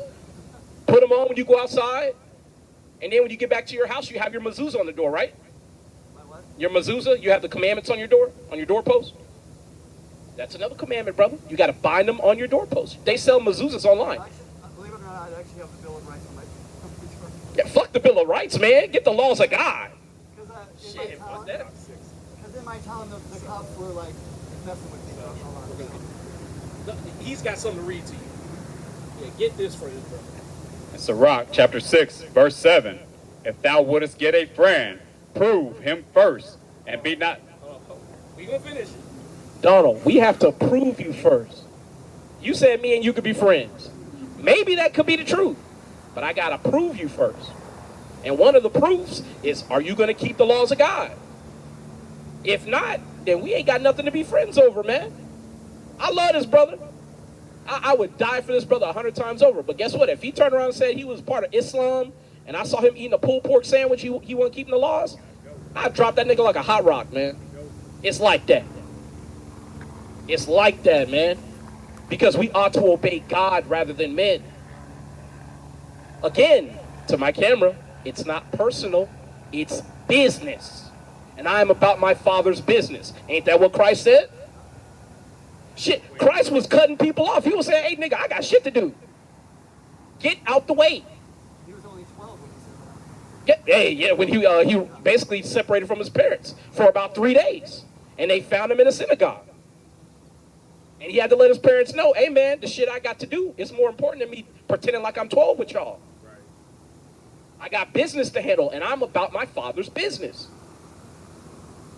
So I'm going to tell you, man, if the Most High God got a brother out here who's willing to parlay with you, I'm willing to go the extra mile to make sure that, because I'm going to be honest, we were going to pack up after we dealt with that Hispanic brother. No, but here's the thing. If you are my people and you got questions, how could I be a watchman of God and I tell you, hey, till next time on Dragon Ball Z? Maybe you have something. Wait a whole nother Maybe you subject. have a appointment. Ain't nothing more important than doing this, bro. I got a new puppy yesterday. Adorable. Oh, he's so adorable. So the people who sold him to us told us that he was a lab. Turned out he's a lab mixed with a Rottweiler. How you doing, brother? Are you Native Hispanic by chance, brother? Mexican? You an Israelite from the tribe of Issachar, brother. Keep God's laws, man. You special. Yeah, buddy. Is your puppy a male or female? He's a male, and he likes to chew up everything. What color is he? He's black primarily, but he's got brown spots over his eyes, like a Rottweiler. So they got us. Issachar got us. I bet he's adorable. Oh, man, he's so cute. What'd you name him? We haven't named him yet. We're going to give him 3 days, and we're going to give him a name. Man, we thought about calling him Chewy. Yeah, but I don't want to call him that. That's corny, you know what I'm saying? I want to give him a real name that reflects how he behaves. I have two dogs. I've got a golden retriever, she's 13, named Abby, and then I have a purebred black lab, he's like 4. I got him from a friend. Okay, that's cool. I've been keeping so many dogs for a friend. That's cool, man. His name is Charlie. Oh, I thought about naming my new dog Charlie, but I was like, nah, man. And I was going to name him after the dude from the Gap Band. Man, you old like me, man. You know who the Gap Band is, right? Yeah, see, yeah, you know, see? Yeah. Early in the morning. Maybe you ain't an Israelite. Put rubber on me early in the morning, those kind of songs. Yeah. Man. But anyway, let's get back on this Bible, right? So when it comes to Satan and Michael, we're going to go back to the book of Jude. Because now we know the men, basically the sons of God in Genesis 6. Oh, this is all tying back in. This all ties back. With Satan sweeping a third of the angels. Correct. Because he never took them out of heaven. They were cast out of heaven. They were never cast out.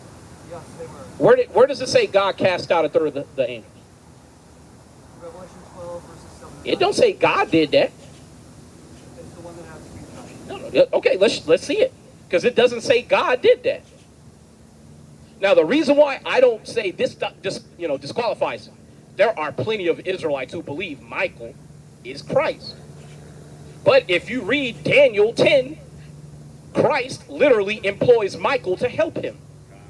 So how did Christ, being Michael, employ himself to help himself? It's the same way when people say that Christ is God. And when Christ said, Father, why hast thou forsaken me? Christ was talking to himself. The word archangel, like you have like your arch enemy. It's like your main enemy. Yeah, chief enemy or chief Yeah. angel. Or it also means the leader of. So like archangel, Christ is the leader of the angels. He's not an angel, but he's the leader of the angels. They're all under his command. Hold on. He's an archangel. Let's take it a step at a time. Yeah. America is one of the only few countries on the planet where the president or the chancellor and the commander-in-chief are all one role. Almost every civilized nation on the planet, you have a president or a leader who handles the formality and diplomatic ties and duties of a country. Then you have a military leader called a commander-in-chief. For instance, the commander-in-chief of Iran was just killed in an airstrike by Israel, as you know. 3 head commanders, one being the commander-in-chief. The head of Iran is still very much alive. Yahweh Shai is the head of Israel, the king. The top general or commander-in-chief is Michael, the chief angel. We're going to prove that. We're going to prove it. Hold on. We're going to prove it. I'm gonna just have to beg to differ. I know, but well, hold on. Let's just go by the scriptures, man. That's all. And plus, I'm going to tell you, this ain't even a big thing. Because what part of this tells you not to keep God's laws? None of it. Has nothing to do with it. No, It's just something to talk about. yeah, we had a discussion. Yeah. And actually, I've been holding on to this for a second. I already got it, so I'm just going to pull it. This is Isaiah 52 and 8. Go ahead and grab that. Actually, I'm going to let you get it. I'm going to let you get it. So, 52 and 8. I want you to read this. And this is to my camera. To all you Israelites who are making a big deal out of small differences, whether to keep Friday, Saturday, Sabbath, or lunar Sabbath. I'm going to tell you, when the Messiah comes back, he's going to tell you, this is what you do, this is what you don't do. And if you don't want to get on his program, he's going to cut your fucking head off. You don't have to worry about all these discrepancies within the body of Israel. That's going to be ironed out. The goal is to repent and keep God's commandments and offend less. That's the goal. Offend less. You there, brother? You got it? So listening, watching, Okay, yeah, he got it. Go ahead and read it. Y'all got time for the Bible? All right, man. You ain't got time for that, man. It's Isaiah 52, verse 8. Thy watchmen shall lift up the voice. With the voice together shall they sing. For they shall see eye to eye when the Lord shall bring again Zion. And we know that the Most High God is going to redeem Zion by the hand of his son, Yahushua. So when Yahushua returns and he redeems the body of Zion, he's going to iron out all of these kinks, these creases, all of it's going to be gone. We're going to be on one page. So I'm not worried about you thinking, according to the Bible, that Michael is Yahushua. Although I would prefer you believe that Yahushua is definitively the Son of God and Michael is an angel unto himself. The reason I think that is because if Satan swept a third of the stars from heaven, and the stars represent the angels, who is he fighting against? Okay, we're gonna go. Okay, I got you. Now I have a question. When it says a third of the stars, does that mean a third or does it mean 3? Let's go to the blue letter. Me and my rib were talking about that this morning. It's in the spirit, because I normally never talk about this. Right? Well, it's clear that they're not, that Satan and angels are not in heaven because their place was not found anymore in heaven. But here's the thing. What is heaven? Well, there's the heavens, like the atmosphere, there's the heavens of outer space, and then there's the heavens where God lives. But there's another heaven, and it's rulership. So when you're in your heaven, so the Edomites, they're in rulership today, right? Because Esau's the end of the world and Jacob is the beginning of it that follows, right? They are in power today. This is their heaven. Everywhere you go, this place is basically like an out and open cave. It's exactly the way that the so-called white man likes it. Like a cave. This is his heaven, right? But here's the thing. Spiritually, you're probably not an Edomite. That's what I'm trying to tell you. It's a difficult world for me, like in many ways, which I can't even go into. But Well, I can only imagine if you look like a certain group of people, but you're not of a certain group of people. I can imagine you would have to have cognitive dissonance to deal with people who look like you. I mean, I've had attempts on my life. I bet, yeah. Because I have a question. What did Christ tell his disciples? He told them that essentially, like, the reason why you're having so many problems with the world is because you are not of the world. If you were of the world would love its own. But because you're not of the world, they essentially cast you out. If you were an Edomite, brother, you wouldn't have no problems getting along with your people. You wouldn't have no problem loving the way this shit is. The reason why this is a curse to you is because it's a curse to the Israelites, according to Deuteronomy 28.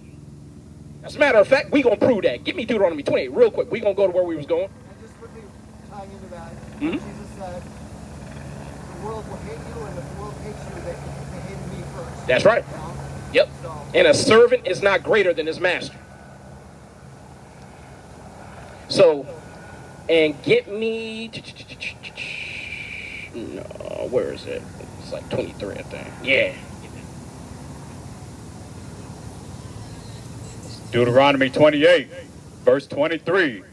And thy heaven that is over thy head shall be brass, and the earth that is under thee shall be iron. So, you don't like all these high-rise buildings, all this metal, no trees, no animals, no clean water, no clean air. Guess what? Israelites don't like it either. This is a curse. That's what I'm trying to tell you. Your spirit is bearing witness with a lie. Finish the work and pass the test. Put your fringes on. Our disputation about Michael and Yahushua, that's good conversation. My goal is to tell you as an Israelite, or at least an Israelite prospect, I hate to say a prospect if there is such a thing, but if you happen to be an Israelite in the spirit on your father's side, right, you can say that. But here's the thing.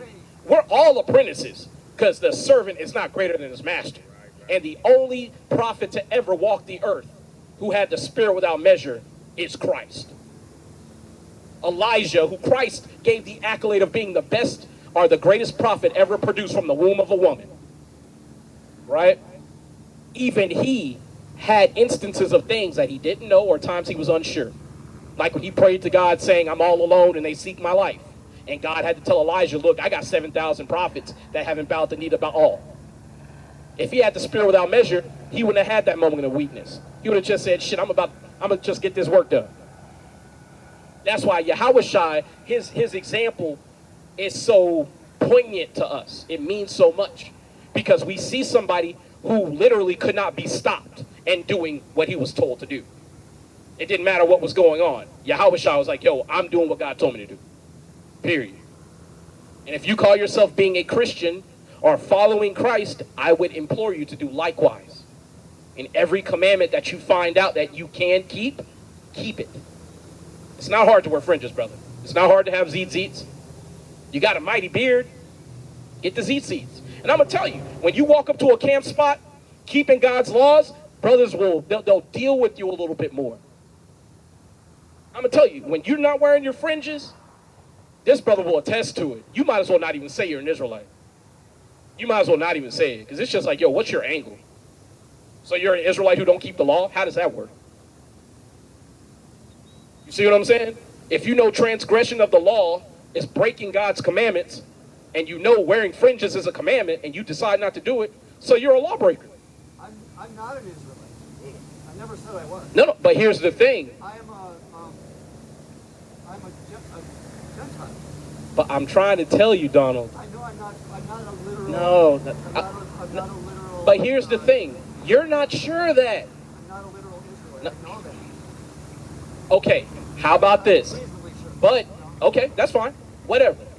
I'll let you say that. I never went on 23andMe or what. We don't go. Hold on a second. Hold the fuck up. We don't go on no 23andMe either. No, I would never. I don't want to give my personal DNA. No, but here's the thing. They can't determine if you're an Israelite or not anyway. They go by your mitochondrial DNA. You get that from your mother. They're not analyzing for patrilineal descent. They're analyzing for matrilineal descent. That's why you'll have somebody who looks like damn Adolf Hitler talking about I'm 23% Congolese. And do this test. Swab your dog's mouth and send it to them. They'll send you results for a human. People have already done it. Somebody swabbed the damn mouth of their lizard, their monitor lizard, and sent it in. And they sent back bogus results. Yeah, they even tell you in their it's a clause, you know, the fine print. They say this is for entertainment purposes only. You know that this is a thing that just recently happened. 23andMe is selling all their data to two big pharmaceutical. That's what it was all about. Yeah, and the original thing was that you are in control of your data. You are in control of your DNA, and they're like going against what their own like rules of whatever, you know, the fine print. You know, Yeah. They're governing rules. Yeah, what is it called when you have to click on I agree to this when you like put it I know what you're talking about. Yeah. in terms of something. Yeah, consent prompts and all that stuff. Yeah, I think you're right. But so one of the things that I'm trying to tell you is the Bible literally says Israel by name hath kept thy precepts and not the heathen. It's not about how you look. It's about who your father is. For instance, look on my sign, Donald. Really look. Look at this man right here. Does he look like a white man to you? Right. Look at this man right here, Donald. What does he look like? Like a white guy. Look up Blake Griffin's son. Yeah, Blonde hair, blue eye, looks like he belongs on the Brady Bunch. He's an Israelite, brother. It's not about how you look. It's about your spirit bearing witness with the scriptures. I'm going to tell you, it's not just Israelites who've been lied to. Everyone's been lied to. And a lot of people are Israelites and don't know it. That's his son. Yeah.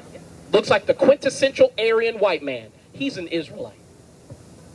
That's what I'm trying to tell you. Stop going by how you look and really search out your fathers. You said your fathers go back to where? Eastern Europe. What part of Europe? There's the grandfather, Blake Griffin's father. Oh wow. See how that changed? That's his mother too? Yo, Yeah, it only takes 3 to 4 generations to be whited out.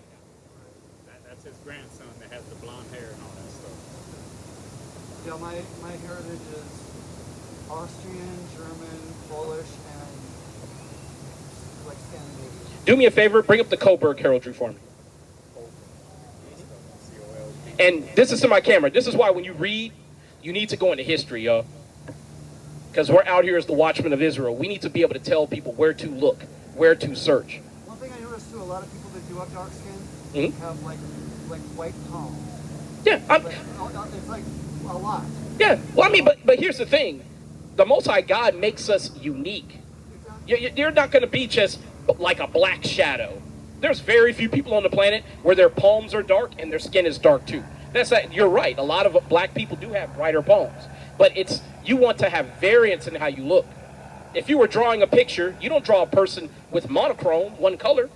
The Most High God is literally, think of it as an artist. Everybody's designed a little different. That is one of the most amazing things about God. Is that Just the heraldry. for the It's just billions, images. for the billions of people in the world, that there's no two people that are the same. You know, Say it again, I'm sorry. like the amazing thing about God is like in his creative ability is that for all the billions of people there's 8 billion people almost in the world now.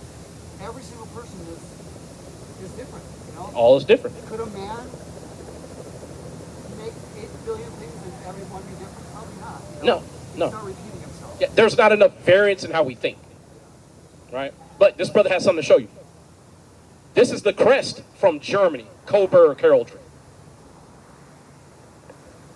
We ruled in Germany. We ruled in Austria. We ruled in Russia. And I'm not talking about Russia, USSR, Prussia, or even old Prussia. Well, actually, yeah, old Prussia is when we ruled, and Prussia, or New Prussia, is when we started to fall out of power. Russia is when we were out of power, and USSR is out of power, and then Russia's today. But here's the thing. Can I see your phone? I'm going to bring up something real quick. What I'm trying to show you, Donald, is that although a lot of people, you would think that they are not Israelites, a lot of people are. Shit. Samoyeds. I hope so, man, because I get fucked up all the time, bro. I was sitting next to my dad, and my dad was like, yo, I haven't been touched. And I was getting destroyed. Right on, ate the fuck up. Man. So I'm relieved, man. Finally somebody who attracts mosquitoes more than me. Oh, praise. Right. Hey, man, it is what it is, bro. Samoyed, indigenous.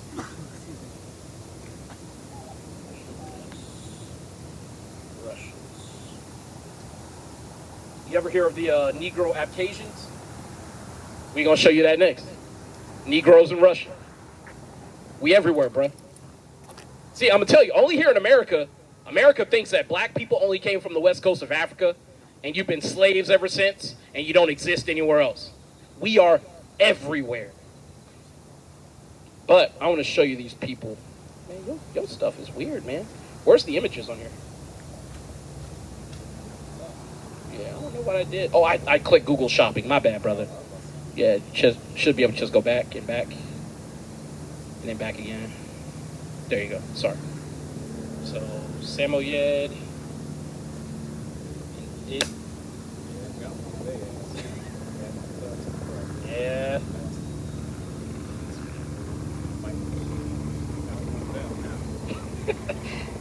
Yeah, show them this.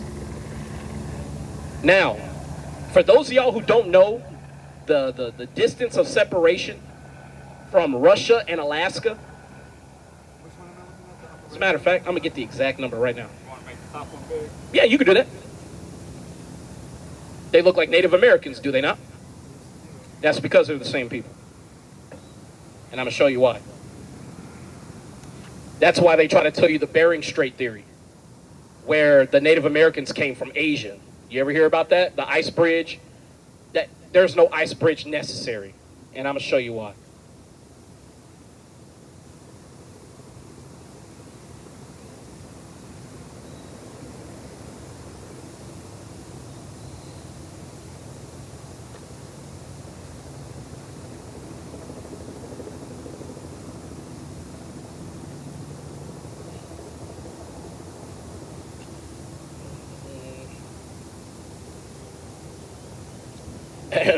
The distance between Alaska and Siberia varies depending on the specific points considered.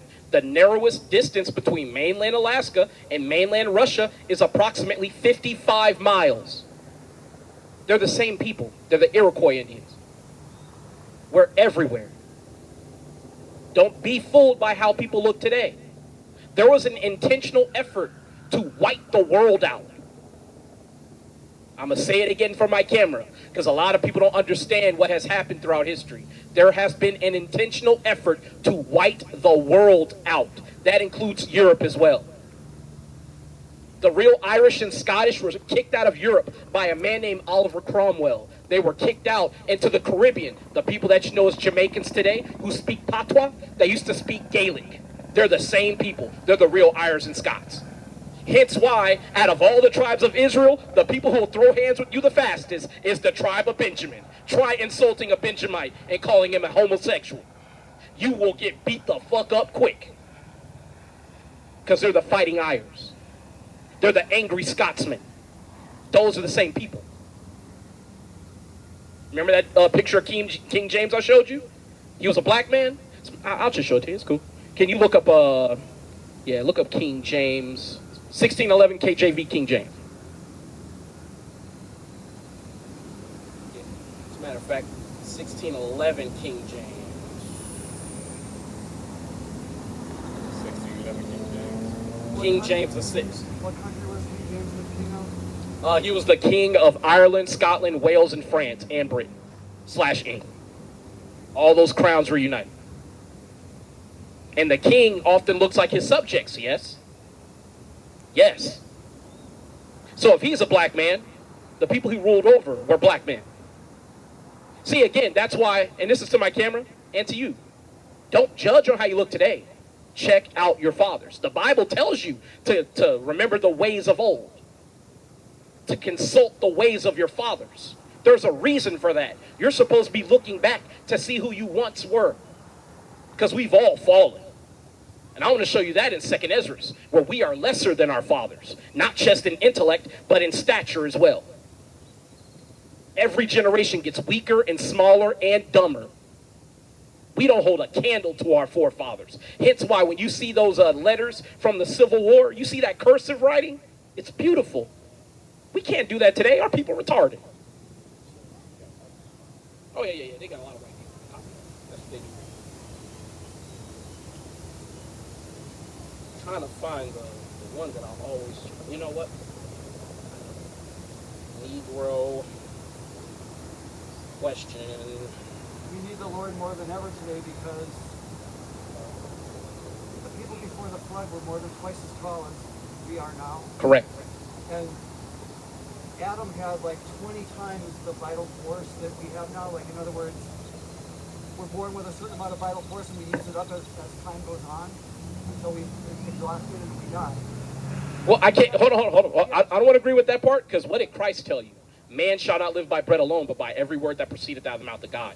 God is the one limiting us. So you're not born with a certain amount of life. God just says, hey, call it.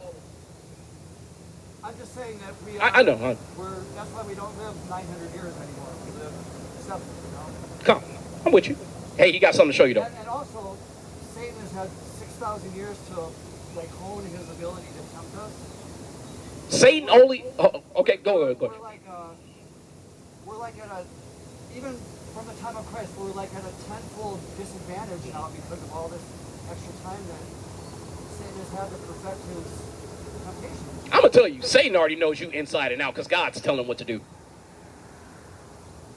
You didn't read the part of the Bible where it says God will choose your delusions? Get that for me. God chooses your delusions. You didn't know that? Yeah. No. No. Every step you take is ordered by the Most High God. In the book of Job, Job even told you. Wait. No.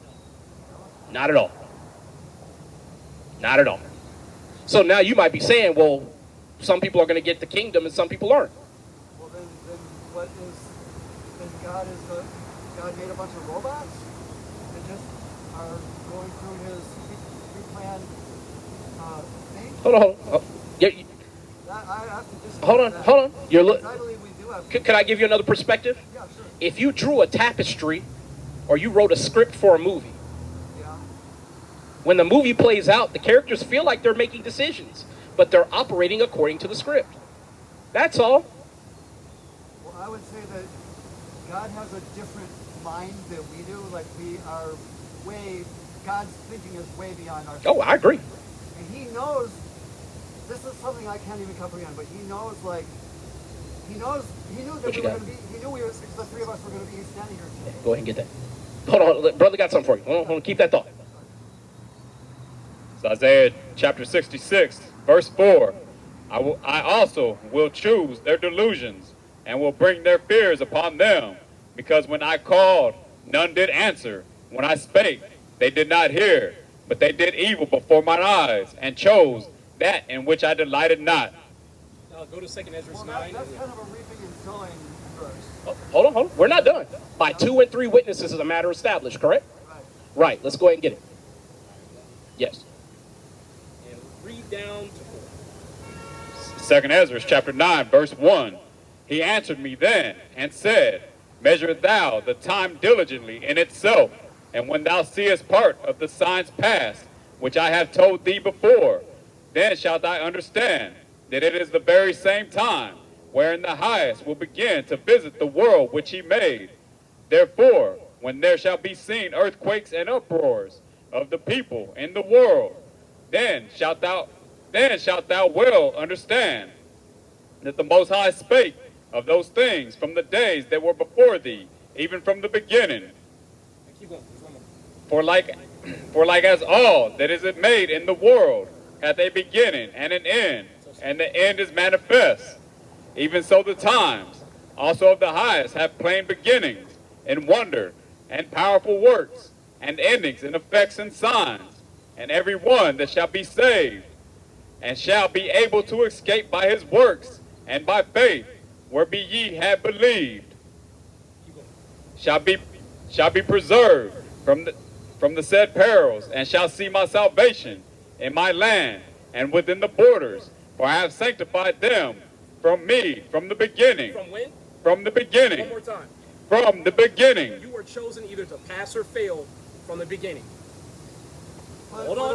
what about Pharaoh, where God said, 10 times it says that God heard Pharaoh's heart. Did he Correct. though? Yes.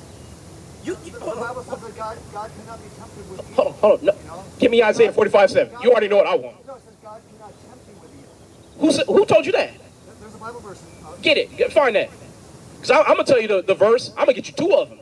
Where God literally says, I'm behind all the good and bad shit that happen around here. I'm going to give you 30 seconds to get it. God cannot be tempted with evil, nor does he tempt. Because this is something in Christianity that's thrown our people for a loop for a very long time. And that's God is not behind good and evil. His ways are not your ways. And his thoughts are not your thoughts. God is neither good nor evil. He is the Most High God. Because God cannot... I have a question for you, Donald. What is evil? This is a really good way to frame this. Listen, check this out. Evil means bad times. Evil means sin, No, it doesn't. wickedness. No, it doesn't. It means bad times. We gonna grab it. Oh yeah. Okay, I found the thing about that where God cannot tempt you with evil. Or Yeah, go ahead and read it. You got it. James chapter 1, verses 13 and Let's follow. well, just do 13 and 14. Okay. Let no man say when he is tempted, I am tempted of God. For God cannot be tempted with evil, neither tempteth he any man. Hold on. Stop right there. Stop right there. So let's read it. God cannot be tempted with evil. You can't tempt God with a bad time. Now, let's read the other part. Neither tempteth he any man. God isn't the one tempting you. His devils and demons are the ones tempting you. Verse 14 says, but every man is tempted when he is drawn away of his own lust and enticed. Okay.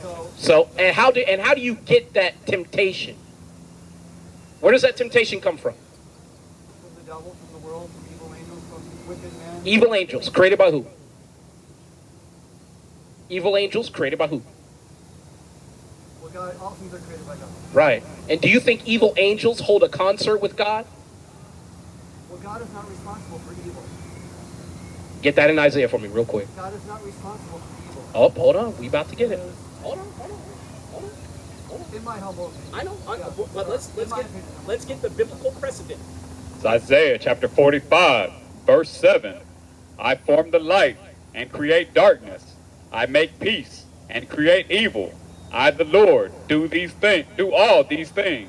You got one witness. Read it again, one more time. Isaiah 45, verse 7. I form the light and create darkness. God forms the light, and he creates darkness. Keep going. I make peace and create evil. God makes peace, and he makes evil. I, the Lord, do all these things. God does it all.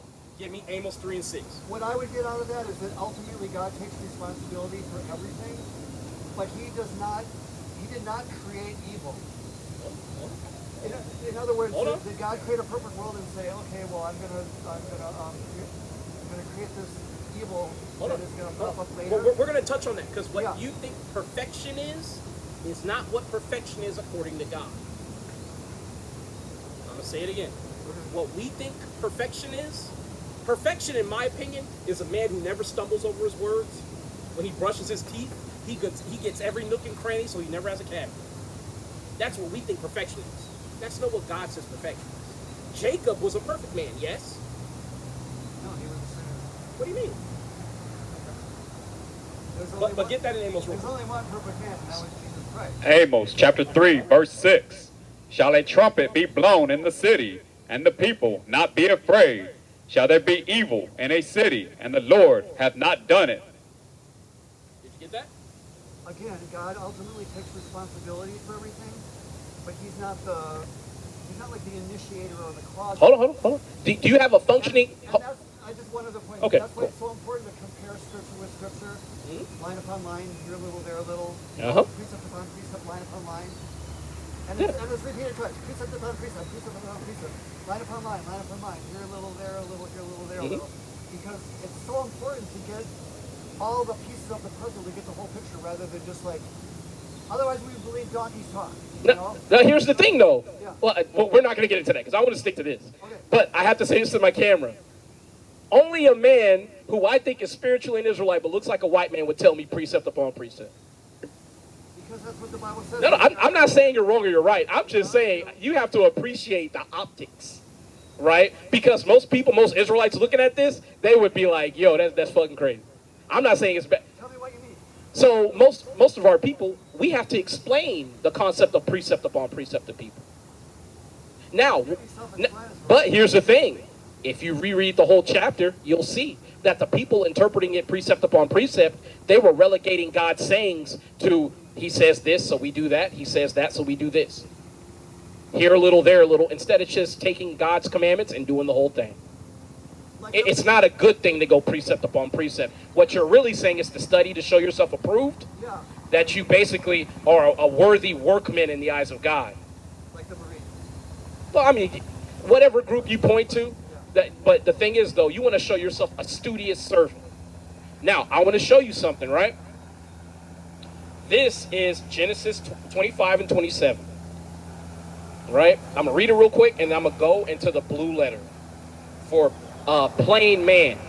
And you're going to see Jacob being called a plain man literally means perfect. Right? So, You're on the whole chapter? no, just 25, 27. Oh, 25. Yeah, we ain't got time for that, man. Shit, I got family. But this is Genesis 25, 27.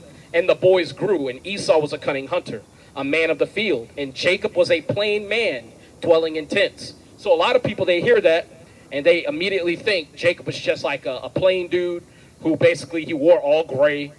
He wore sandals instead of, anything flashy. And he just moped around. Right? But when you go to plain, Doesn't that mean he wasn't hairy like his brother? no, I'm going to show you. So it's the Hebrew entry, H8535, Tom, right? Means perfect, complete. One who lacks nothing in physical strength, beauty, etc. So Jacob was a whole man where you could neither take away or add unto his personage to make him better or worse. He was what you would call perfect in the eyes of God. Hence why Zacharias, the father of John the Baptist, was called perfect. Him and his wife. And we're going to get that in Luke 1. If you don't mind, sir. And brother, we going to have to hang this up. Because it's almost 9 o'clock, man. We didn't stay out here far later than I anticipated. Slot.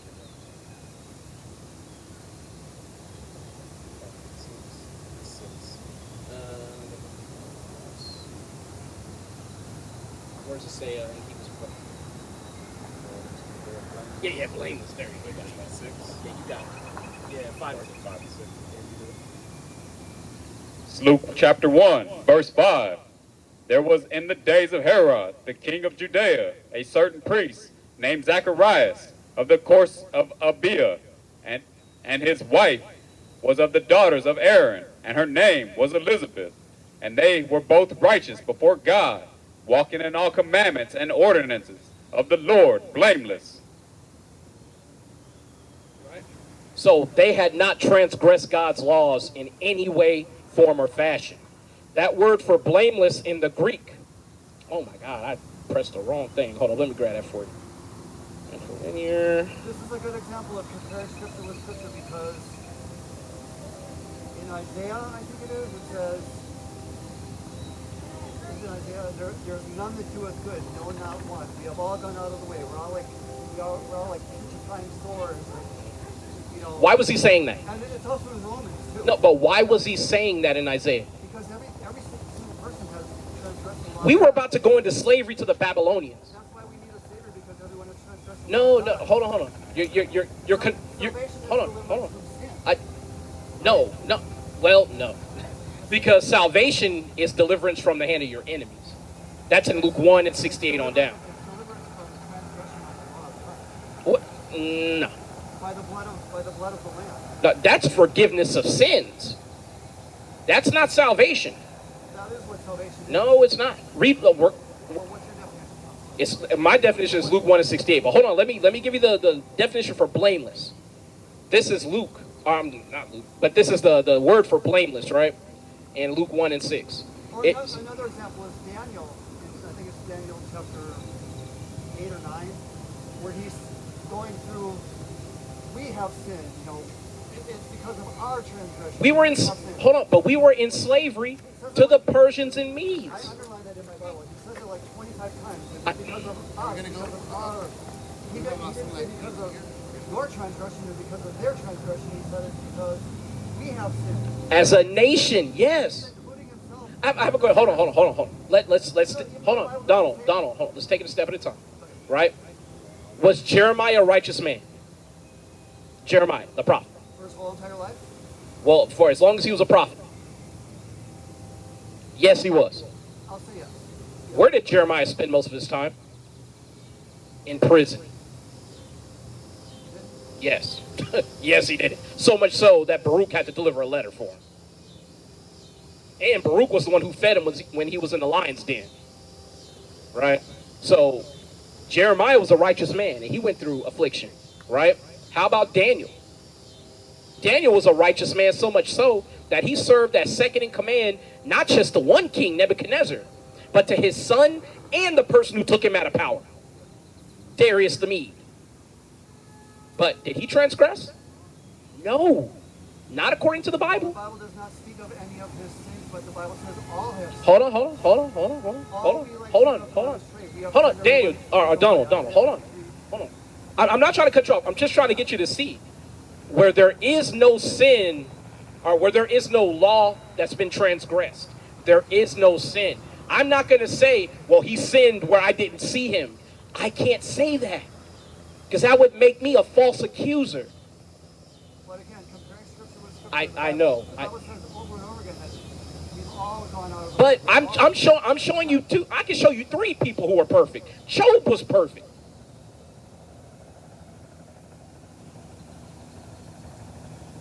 Zacharias and his wife are perfect. Jacob is perfect. What you're saying perfect is not without sin your entire life. That is a form of perfection, and yes, only one person has done it. But, okay, hold on. David as well. David is called a perfect man, except for in the matter of Uriah the Hittite. But he's called a man after God's own heart, but not his whole life, because he But here's the thing, but how did God view, I know, but hold on a second. But how did God talk about David through his prophets? He called him a perfect man. because he perfected his character. That's what we're saying. There is no perfection as far as me and you are concerned, where every moment of our lives, we've done everything God told us to do. We're on the same page there. Now we're on the same page. What I'm saying perfection is being in complete compliance with God's laws. Let me read this. That word for blameless is amemptos, right? Meaning to be blameless, deserving no censure, free from fault or defect. So, if I have a piece of iron that has like slag or defects in it, I put it in the furnace and I burn it and I burn it and I refine it and refine it, and it's pure, 100% unfiltered, uncontaminated iron. That iron is perfect. Whether it's perfect going backward or going forward is irrelevant. It's still perfect. Now, that's why I'm telling you to put your fringes on, because it will make you closer to being what, Donald? Perfect. That's why I'm telling you that. And I know the gears are turning because your face lit up. That's why we tell our people to keep the commandments, Donald. It makes you perfect in the eyes of God. When you say evil, and this is to my camera, that's why it's important to know what these terms mean. Because nothing happens here without God's sanction. This will be the last thing that we can cover because we ain't got time. But we will see you next Saturday if you are out here, right? Yeah. Where is that with the, it's like either 1st or 2nd Kings 24, where the Most High God is holding the council with the angels to get King Ahab killed? Oh, we gonna get it real quick. Because when you say God doesn't sanction good and evil, that is not true. All right. Yeah, let's see. Yeah, Salakia for keeping me out this late, brother. My bad, bro.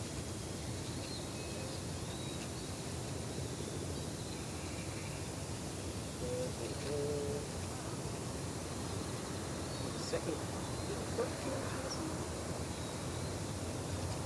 This is where it says to get King Ahab to die at Ramoth Gilead. While you're looking that up, if I wanted to go to like my concordance and look up about fringes, should I just type it, like go to the word fringes, or is there like a different word for it? So The garment, should I just like look up garment, or? that's it. Yeah. Yeah. Because I have a Strong's concordance with like all the words in the King James Bible. I would say start on the Blue Letter app. That way you don't get the fringe that's in the New Testament. Remember the woman who had the issue of blood? Yeah. She touched the hem of Christ's garment. The word in Greek is fringe. So she literally touched Yahushai's fringes. Yeah. And she was healed because of her faith. Okay. But I don't want you to get the Greek definition. I want you to get the Old Testament definition. Right? The Hebrew. 20 or Yeah, that's it. You want it. And this will be the last thing we read. We got to go, brother. so just 20. 22, or I'm sorry, 19 through, yeah, read through 22. I don't want you ever to feel like I'm holding up. 'Cause I- 1 Kings chapter 22, verse 19. And he said, Hear thou therefore the word of the Lord. I saw the Lord sitting on his throne, and all the host of heaven standing by him, on his right hand and on his left. And the Lord said, Who shall persuade Ahab that he may go up and fall at Ramoth Gilead? Ramoth Gilead. Ramoth Gilead. Hold on. So we have God holding counsel among his right-hand angels, his goodly angels, and his left-hand angels, what we would call demons. They do the dirty work for the Most High. He's asking, who's going to go get King Ahab to die at Ramoth Gilead? So God is literally asking his angels for, he's just saying, hey, look, I created y'all all to be wise counselors. So give me wise counsel. Because the Most High God knows what'll work, but he wants to see what you think. See, that free will that you want, it's in the parameters that God designates for you. That's why you feel like you have free will, because God gives you room to feel that way. Hold on. Let's keep reading. And one said on this manner, and another said on that manner. And there came forth a spirit, and stood before the Lord, and said, I will persuade him. And the Lord said unto him, Wherewith? And he said, I will go forth, and I will be a lying spirit in the mouth of all his prophets. And he said, Thou shalt persuade him, and prevail also. Go forth and do so. So the Most High God is sanctioning a lying spirit to lie to King Ahab's prophets so that he will believe he will achieve victory in a war that he will ultimately die in.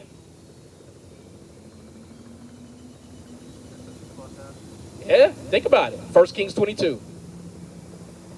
All right, Donald? This is good talking to you, man. Yeah, I always get a blessing out of this. Hey, man, it's a blessing to talk about these things.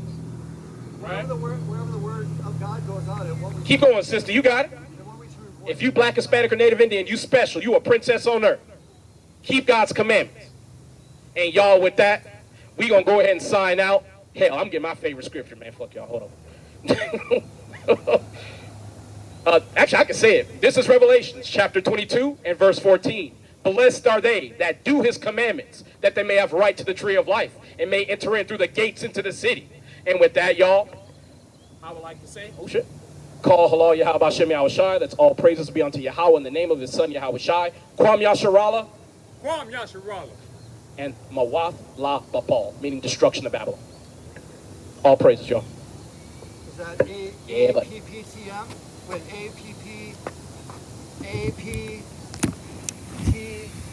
APPTTMA?